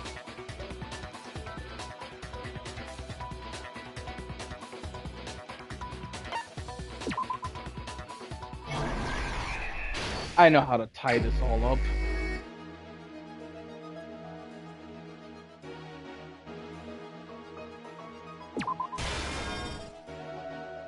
Now this is the fun part too also, it's just a matter of setting it all up on how it was done and everything.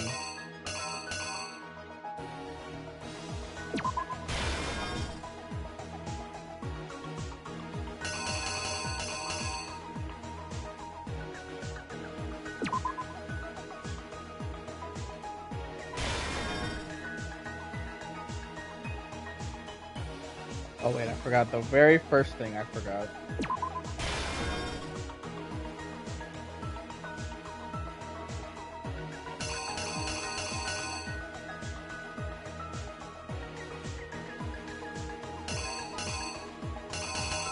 I just forget how the order goes and all this crazy nonsense. Yeah, because the order is Theodore is a little bit bleak. Sometimes I have to do this stuff like from front to back because that's like the easiest way for me to remember it.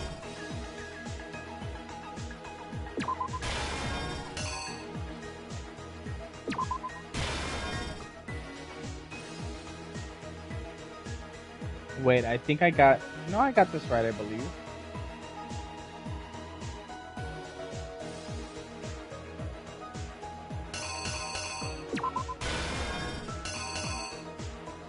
I know there's one scene I messed up. Where is it? Yeah, it's this part here.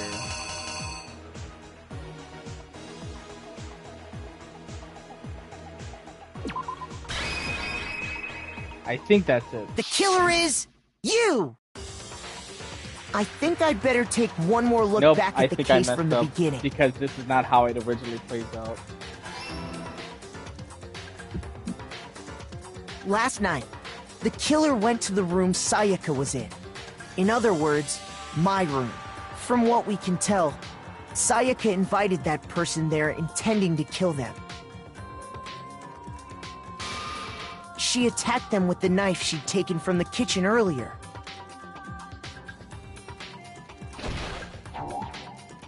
There you go. It was supposed to be that he bumped into the thing. Then, yeah. This. Then.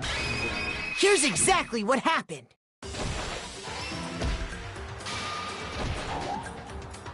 Wait, what?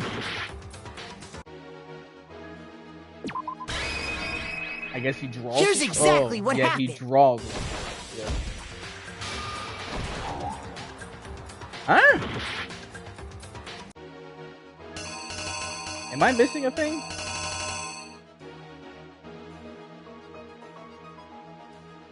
Oh, yeah, he deflects it. That's what he does. He deflects it, and then it's dropped in everything, and the knife is dropped to the floor. Here's exactly what happened.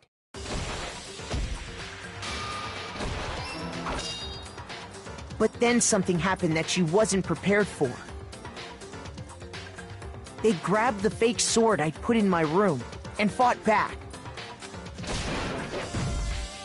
During the struggle, a strike from the sword broke Sayaka's right wrist. What? God damn it.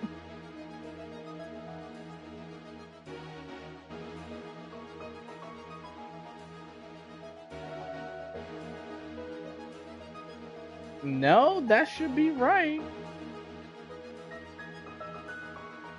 Oh no. Yeah, he dropped. Yeah, okay, that makes more sense.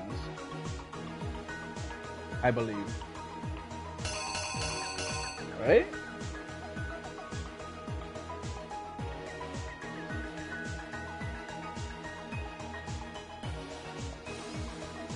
No, wait, no, that stays over here.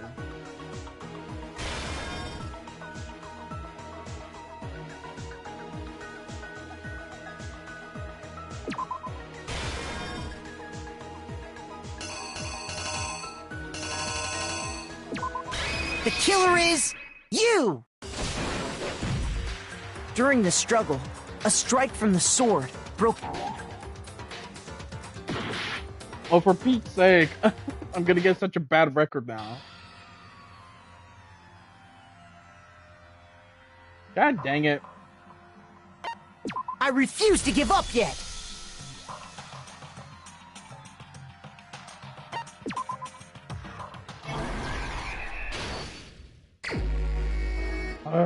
Okay. The killer was invited. There was a struggle. Or the victim, at first, fell. And then he knocked back in, protected himself, broke her wrist,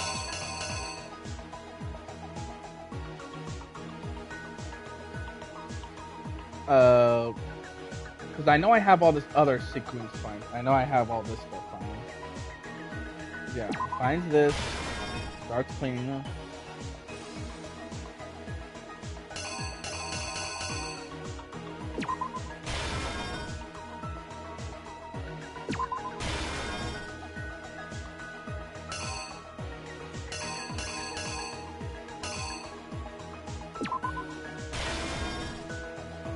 resulting in it catching fire.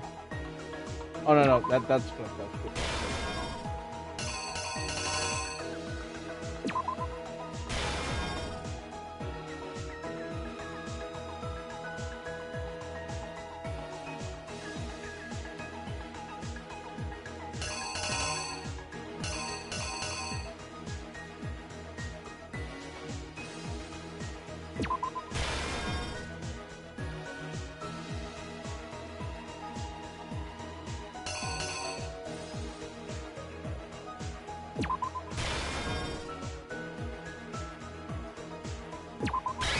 The killer is you!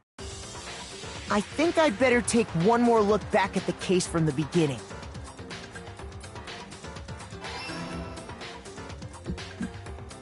Last night, the killer went to the room Sayaka was in. In other words, my room. From what we can tell, Sayaka invited that person there intending to kill them. She attacked them with the knife she'd taken from the kitchen earlier.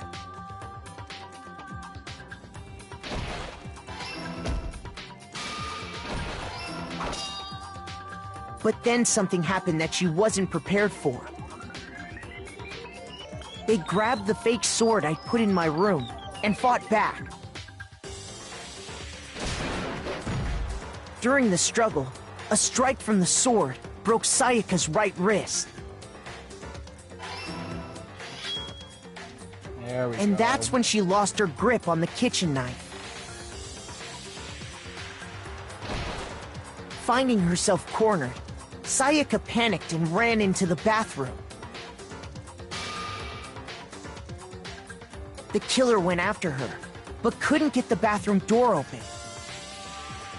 What they didn't know was that my bathroom door got stuck easily, and there was a trick to opening it. Sayaka knew about that because I'd told her, but of course the killer had no way of knowing. I done goofed here. Yeah, it's the toolbox. Yeah. The killer is you! Finding herself cornered, Sayaka...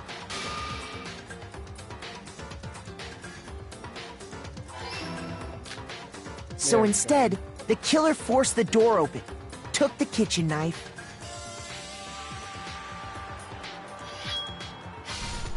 and stabbed Sayaka.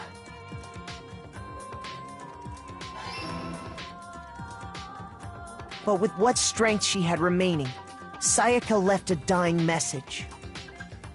To keep the killer from noticing, she wrote it on the wall behind her.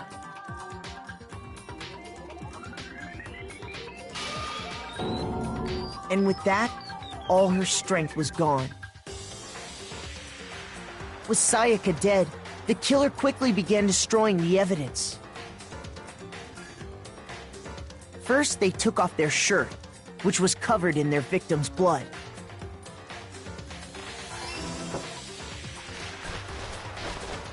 Then they took the lint roller in my room and cleaned up the entire area. They wanted to make sure they got rid of any trace they'd ever been there.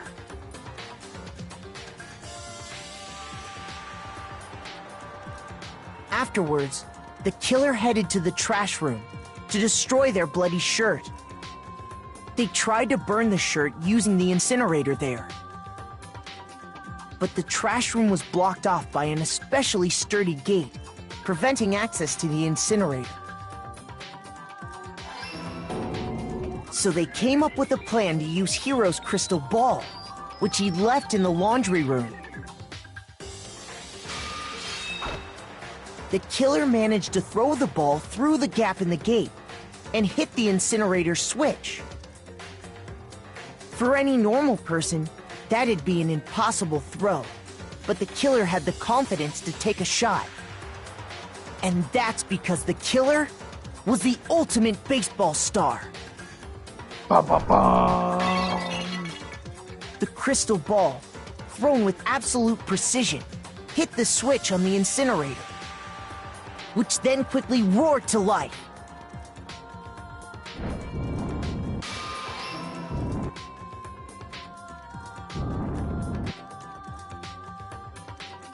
Having destroyed the final piece of evidence, they left the area with, I imagine, a sigh of relief. But there was one thing they missed. Part of the shirt they'd thrown into the fire burnt away and fell out of the incinerator. The killer didn't notice this, and so left behind a piece of indisputable evidence.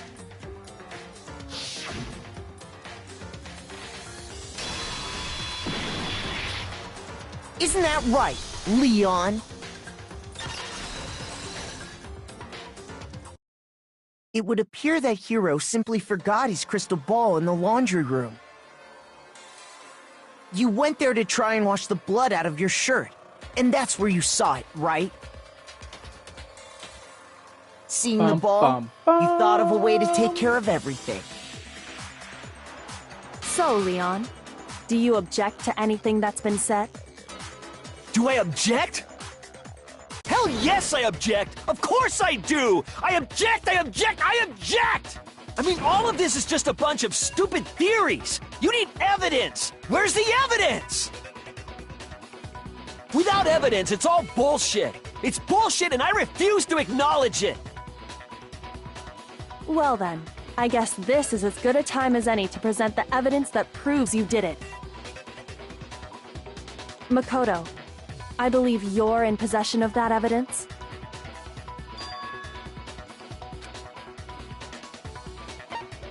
When the killer removed the screws from the doorknob, they didn't use anything from your room to do it.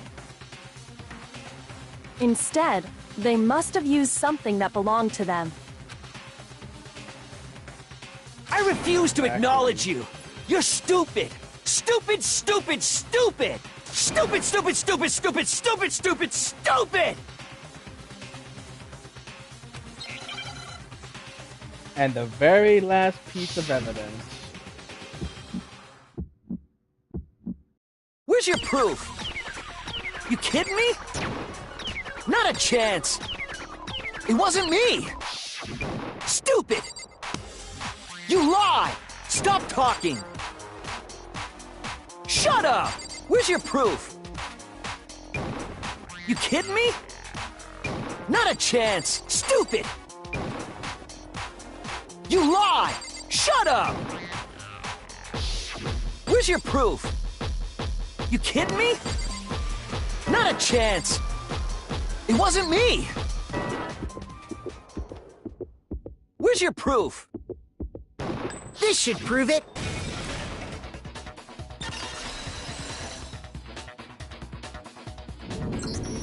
The screws on the bathroom doorknob were removed. I wonder what kind of tool the killer used to remove them.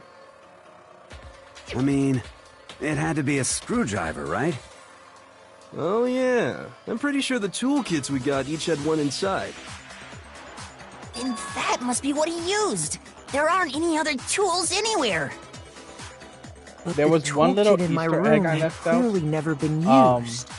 While you were That's exploring because the stuff, culprit didn't know it was when your you, room. They when you're thought they playing were in this on your own free Sayaka's time room. or whatever, I left out one little detail. If you try going to other Only the people's boys rooms, got toolkits, some of them so react the killer a naturally very assumed specific there way wouldn't be one in there. and kind of gives away like, Okay, oh, this then is whose the killer. toolkit did the killer use? When you go to his room, Stupid, stupid, stupid! well, he It had kinda to be acts their like very this. own He gets all toolkit. pissed off. Why are you trying to go Stupid, to my stupid, room? stupid, stupid, Get stupid! out, stay out of my room. Leon, would you mind showing us your toolkit? If I'm right about this, then the screwdriver will show some evidence of being used. Stupid, stupid, stupid!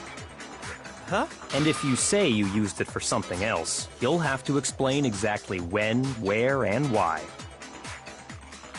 And let me say this right now. I lost it isn't an excuse at this point. Stupid. Stupid.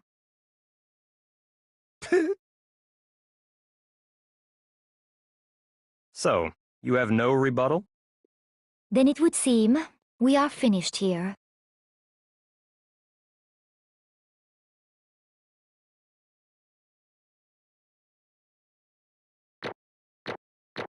Hey, hey.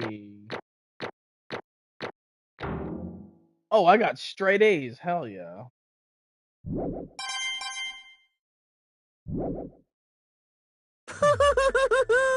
Looks like you've reached your verdict. Then are we ready to cast our votes?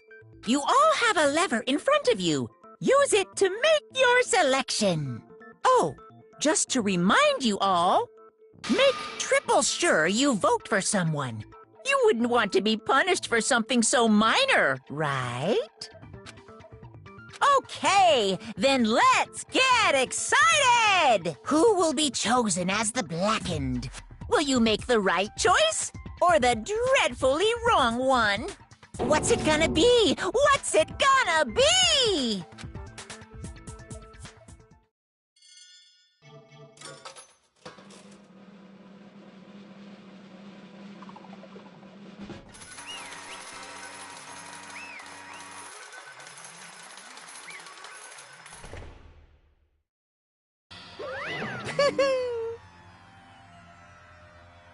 Uh-oh, looks like you got it right on the money.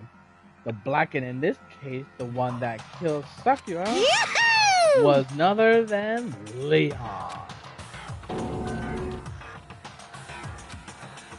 Huh? Hey, hold on. Hold on a second. Leon? Leon, did you really kill Sayaka? But... I don't believe it. You son of a bitch! What the hell is wrong with you? I didn't have a choice. It was a killed or be killed. So, that's why... I killed her first. None of you are any different! One wrong step and you'll be one standing here. It was complete chance that I wound up I like was just... unlucky. That's all. Oh, he said the thing, he said the thing. Yeah. Hey, come on! You expect me to just accept my death? Everything's becoming clear. The decision we made was right after all. But when I think about it, honestly, I better be off if we had been wrong. But if we came up with really is the truth, then that truth is that Sayaka was trying to frame me. But even if that's true, I can't say she was wrong. After all, the mastermind, it's because of that video. Even I couldn't handle what I saw in there. If I was her and that video actually had something to do with me, I can't even imagine. Now we're trapped here with no way out. They're probably waiting for me. Why? Why? I can't afford to be stuck in here. The one thing that was important to her than anything else, her dream, her friends. To have to see something like that happen to them? And Sayaka. I did whatever it took to reach that dream. I mean it, even some things that weren't so pleasant. And that's why Sayaka, for the friends that meant so much to her, that's why she betrayed me. So when she said, No matter what happens, please always be there for me. I need you on my side. she was lying to me from the very beginning. He was using me. So that's why she talked to me in the first place. I guess I'll never know, because there's nothing I could do to ask what she was thinking of. Once you're dead, that's that. Boy, howdy. The entertainment industry. I can't talk. I mean, to try and kill someone just because of those relationships. Ba-bum, ba-bum. She seems so nice and lovely on the outside, but inside, she descended into pure madness. What did you say? I understand, really. I do. Yup, yup. You're in utter despair thanks to Sayaka's betrayal, right? Comparison, intimacy, love. The stronger those feelings, the stronger the despair when they collapse. Stop screwing with us. This is all your fault. Sayaka being forced to do something like that. All of it. Everything. It's all your fault. Suddenly, in a frenzy, I lunged at Monokuma, but... That's enough. As angry as I was, Kyoko latched into my arm without hesitation. Her grip was like iron, strong enough I was sure it would let go bruise. Calm down. If you really want to make her enemies pay for what they've done, you need to let it go for now. Damn it. Ba-bum, ba-bum. That was a close one. I thought for sure you were going to give me a good walloping. Just barely avoiding punishment, you did. Yes, indeed. Now then, since you're so magnificently relieved the identity of the killer during the class trial, the blackened Leon Kawada will receive his punishment. Punishment? You mean execution? Wait a second! I didn't have a choice. I had to kill her. Yeah, that's it. I was just protecting myself in the heat of the moment. It was self-defense. Is that okay? How exactly was it self-defense? Hmm. When you forced your way into the bathroom, did you or did you not use your own toolkit? After she shut herself in the bathroom, you went out all the way to head back to your own room. Then you come all the way back and broke into the bathroom and killed her. Am I wrong? Do you understand? You had any number of chances to stop what you were doing, but you choose not to. Is it not because you had an unclouded intent to commit murder? So, that's why... No, that's not... Stop it. I've had enough of this. Oh. Oh, are you sure? You were close to her than anyone, were you not? He killed your precious Sayaka. Don't you understand? I can't say Leon is sorely to blame. Of course, I don't plan on blaming Sayaka either. Because the one to blame is him. Huh? What? Even if it weren't for you, this never would have happened to Sayaka or Leon. We shouldn't be fighting each other. We shouldn't be fighting against the one who put us in this situation, the mastermind. Unbelievable. Uh-oh. Did you awaken to your sense of justice? Hey, Well, it just so happens that there's nothing more unethical than an unwavering sense of justice. After all, it's people with that sort of mentality that premature war all over the world. So that kind of justice that's awakened within you? Just shut up. Okay, well anyway, more importantly... Thrills, chills, kills! Let's hurry up and get to what everyone's been waiting for, the punishment. I'm begging you! Please, don't do this! Hey, come More on begging, now! no more excuses. You must pay the penalty for breaking the rules. Stop! Please! Now then, I've prepared a very special punishment! No, no, no, no, no, no! Let's give it everything we've got! It's punishment time! No!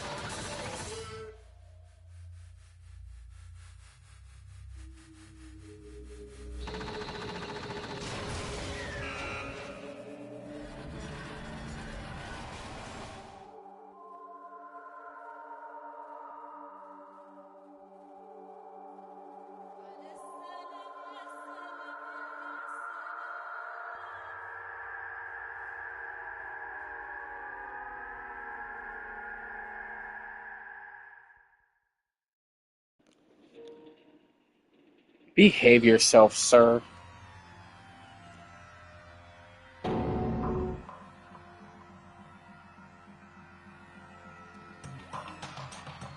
That was the true face of despair.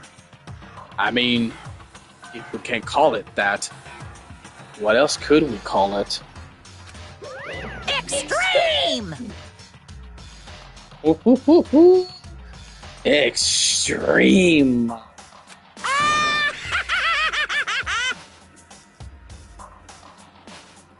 Man, my adrenaline is pumping right out of control. What?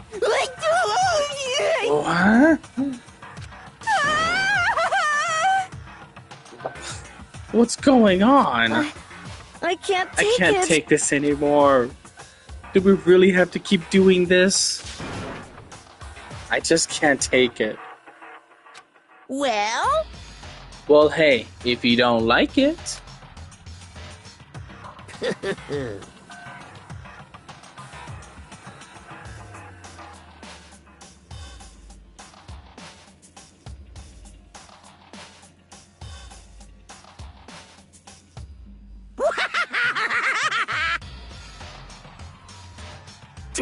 Damn you!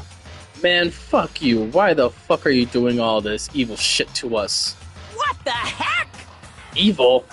You make it sound like I'm some dark, awful, secret society type of guy. Say what? Or in the case, a dark, awful society type of bear. Well... So why are you putting out a upstanding young citizen like me through such a grueling ordeal? Hey, It seems like you're trying to use common sense, and holy shit, my headset just died on me. Motherfucker.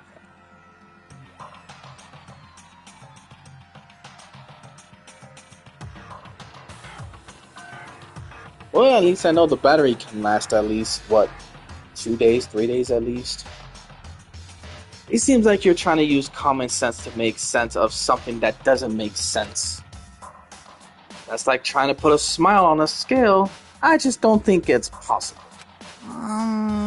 Hey, I don't think what you're saying and what I'm saying quite fit together. Shit. You piece of shit. I don't know who you are, but I'm gonna pound your ass into the ground. You must really hate me to get so angry. But if you do that, you're barking way up the wrong tree. What happened because more than one of you decided you wanted to get out, right? No matter how much time passes, you can't cut free of your regrets from the outside world. You're to blame. Of course we can't cut free out of the outside world.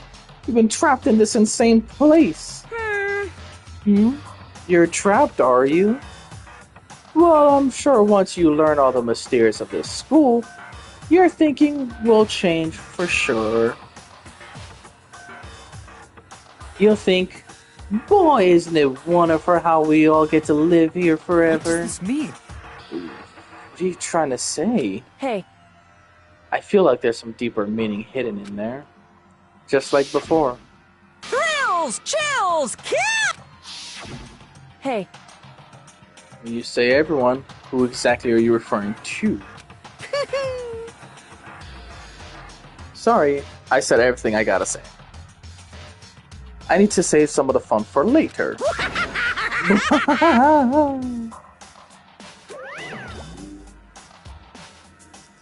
And just like that, he was gone.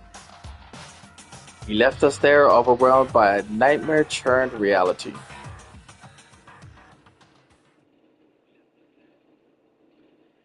Even after he was gone, we stood there forever unable to move. Actually, no, it wasn't that long, I think. Everyone just lost their sense of time. We were all too scared. Scared of being alone.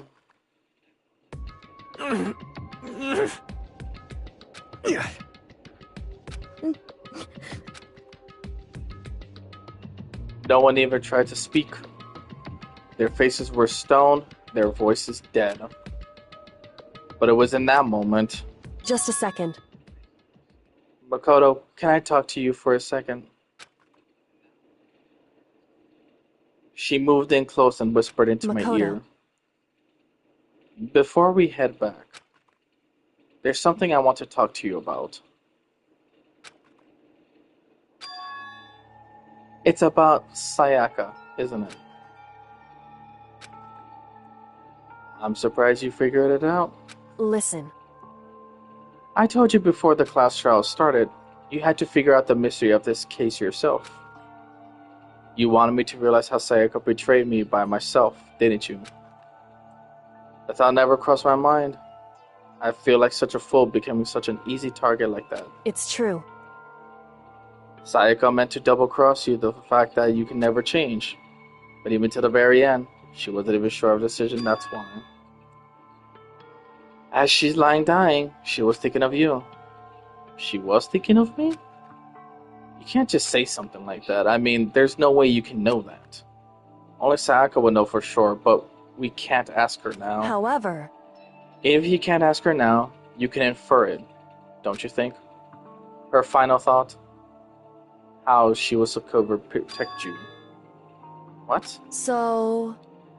The fact that she used your last ounce of energy to leave her dying message proves it. If she didn't care what happened to you, she never would have left that message. Well, maybe she just wanted to get back to the person who had killed her. Certainly. That certainly is one possibility.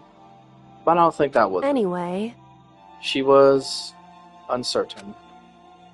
She wasn't sure she could kill someone or deceive you. Which is why her plan failed. Her hesitation attached to failure. Right. It's almost ironic when you think about it. Why are you telling me all this? Because you're the kind of person who can overcome this. Because you can move past the depths of your friends, Sayaka and Leon, and keep moving forward. Correct. Without someone like that, the others would never be able to break free of such a desperate situation. Move past their depths? That's... I can never do that. No. I'm going to carry them with the rest of my life. How could I possibly move past something like that? Leon, Sayaka, I'll carry them with me forever. I'll carry their memories with me wherever I go. So instead of forgetting them, you're choosing the hard road. Well, I have high expectations for you. As she said that, she revealed the smallest smile. By the way, I have to admit, I'm curious. How did you know I wanted to talk to you about Sayaka? Oh well. I'm psychic. What? Huh? I'm kidding. I just have a pretty good intuition.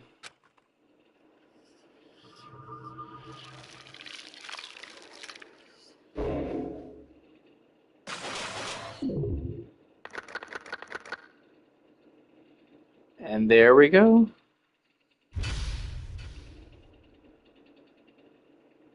To be continued. And I got the achievement, 1 is the loneliest number.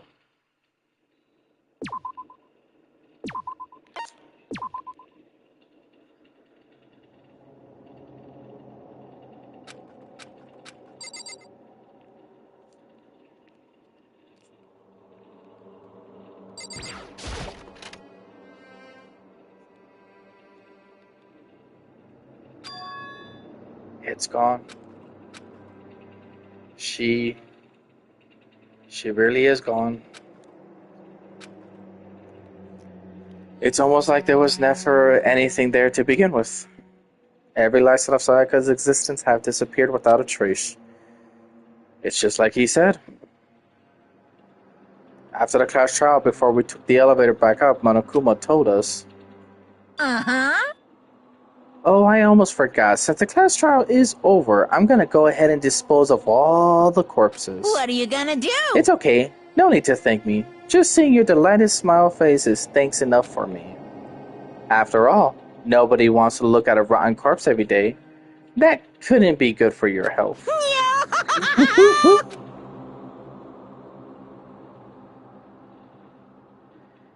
I didn't even have to mourn Sayaka and Choko's death. I'm sure that's exactly what he did. It's a bad joke, a sickening dream, but I have to accept the reality of it all. I headed back to the dining hall to meet up with the others. Sorry I'm late. So, Hey, are you okay, Makoto? Listen to me! You sure took your sweet time. I was just about to go get you and drag you back here. Sorry. So, what happened? Was your room fixed up like he said?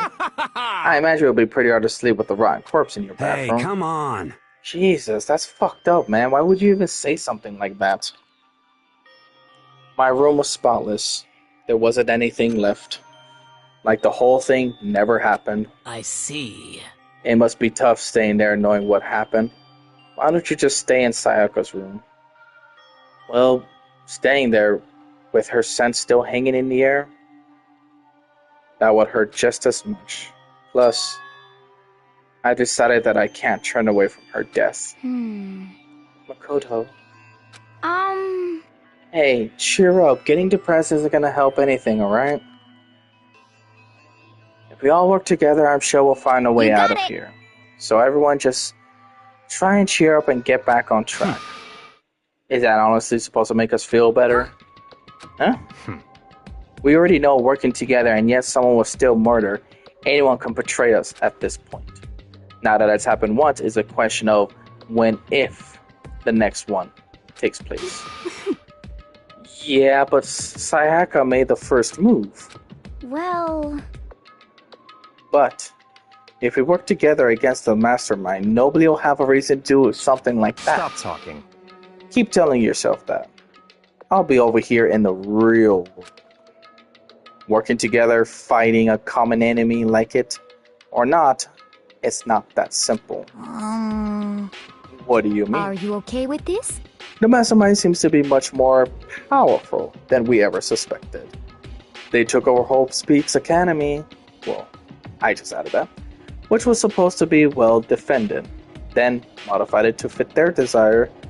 Then created Monokuma, which seemed to be incredibly advanced, and they're powering for our every need.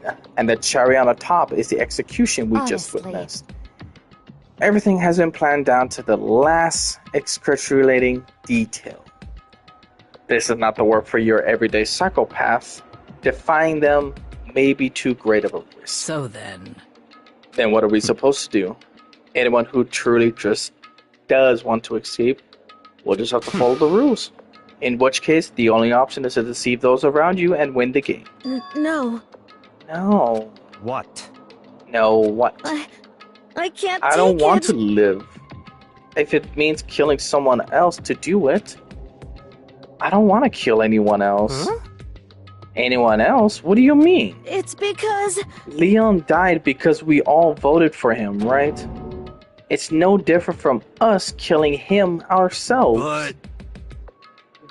But... So, if we hadn't voted for him, then we all would have died instead, right? This isn't what you wanted, is it? So it would seem. She's right. If you heap that kind of blame on yourself, you're turning into a full-fledged masochist. Chihiro, listen. You're not to blame. Not you, not Leon, and not Sayaka. Mastermind is responsible for everything that's happened. We have no choice but to vote. I can't even imagine what would have happened to us if we refused. But in the end, it was Monokuma who ultimately killed Leon. So don't waste your anger on yourself. Instead, direct it at the mastermind.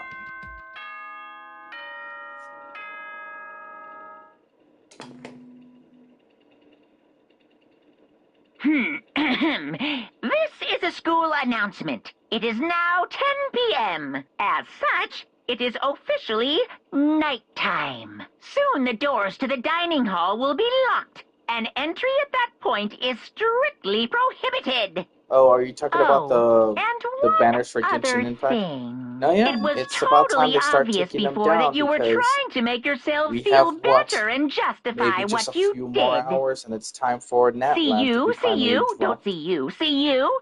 That's about So, how yeah. much I can see you, even when It you would make try sense to that they would hide. remove those banners because, yeah, Now Nat pay Lab is attention and remember this well. literally right around the burden corner. of judging others is a heavy one to bear. So be well aware of your Honestly, actions. Order and stability super rely psyched on the for it. sacrifice and responsibility of everyone. But I really am. Okay, Unfortunately, then. I am getting Sweet tired, dreams, so everyone. the Good moment we night. get into the Sleep next tight. day, I will Don't have to let stop the the live stream here because, oh boy, I sometimes forget how long these text-based games are.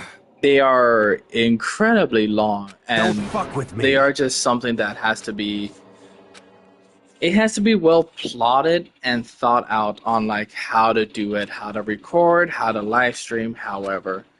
But to be honest, since I know that these chapters are not relatively that long, I just know for a fact that, well, these are going to be quite something.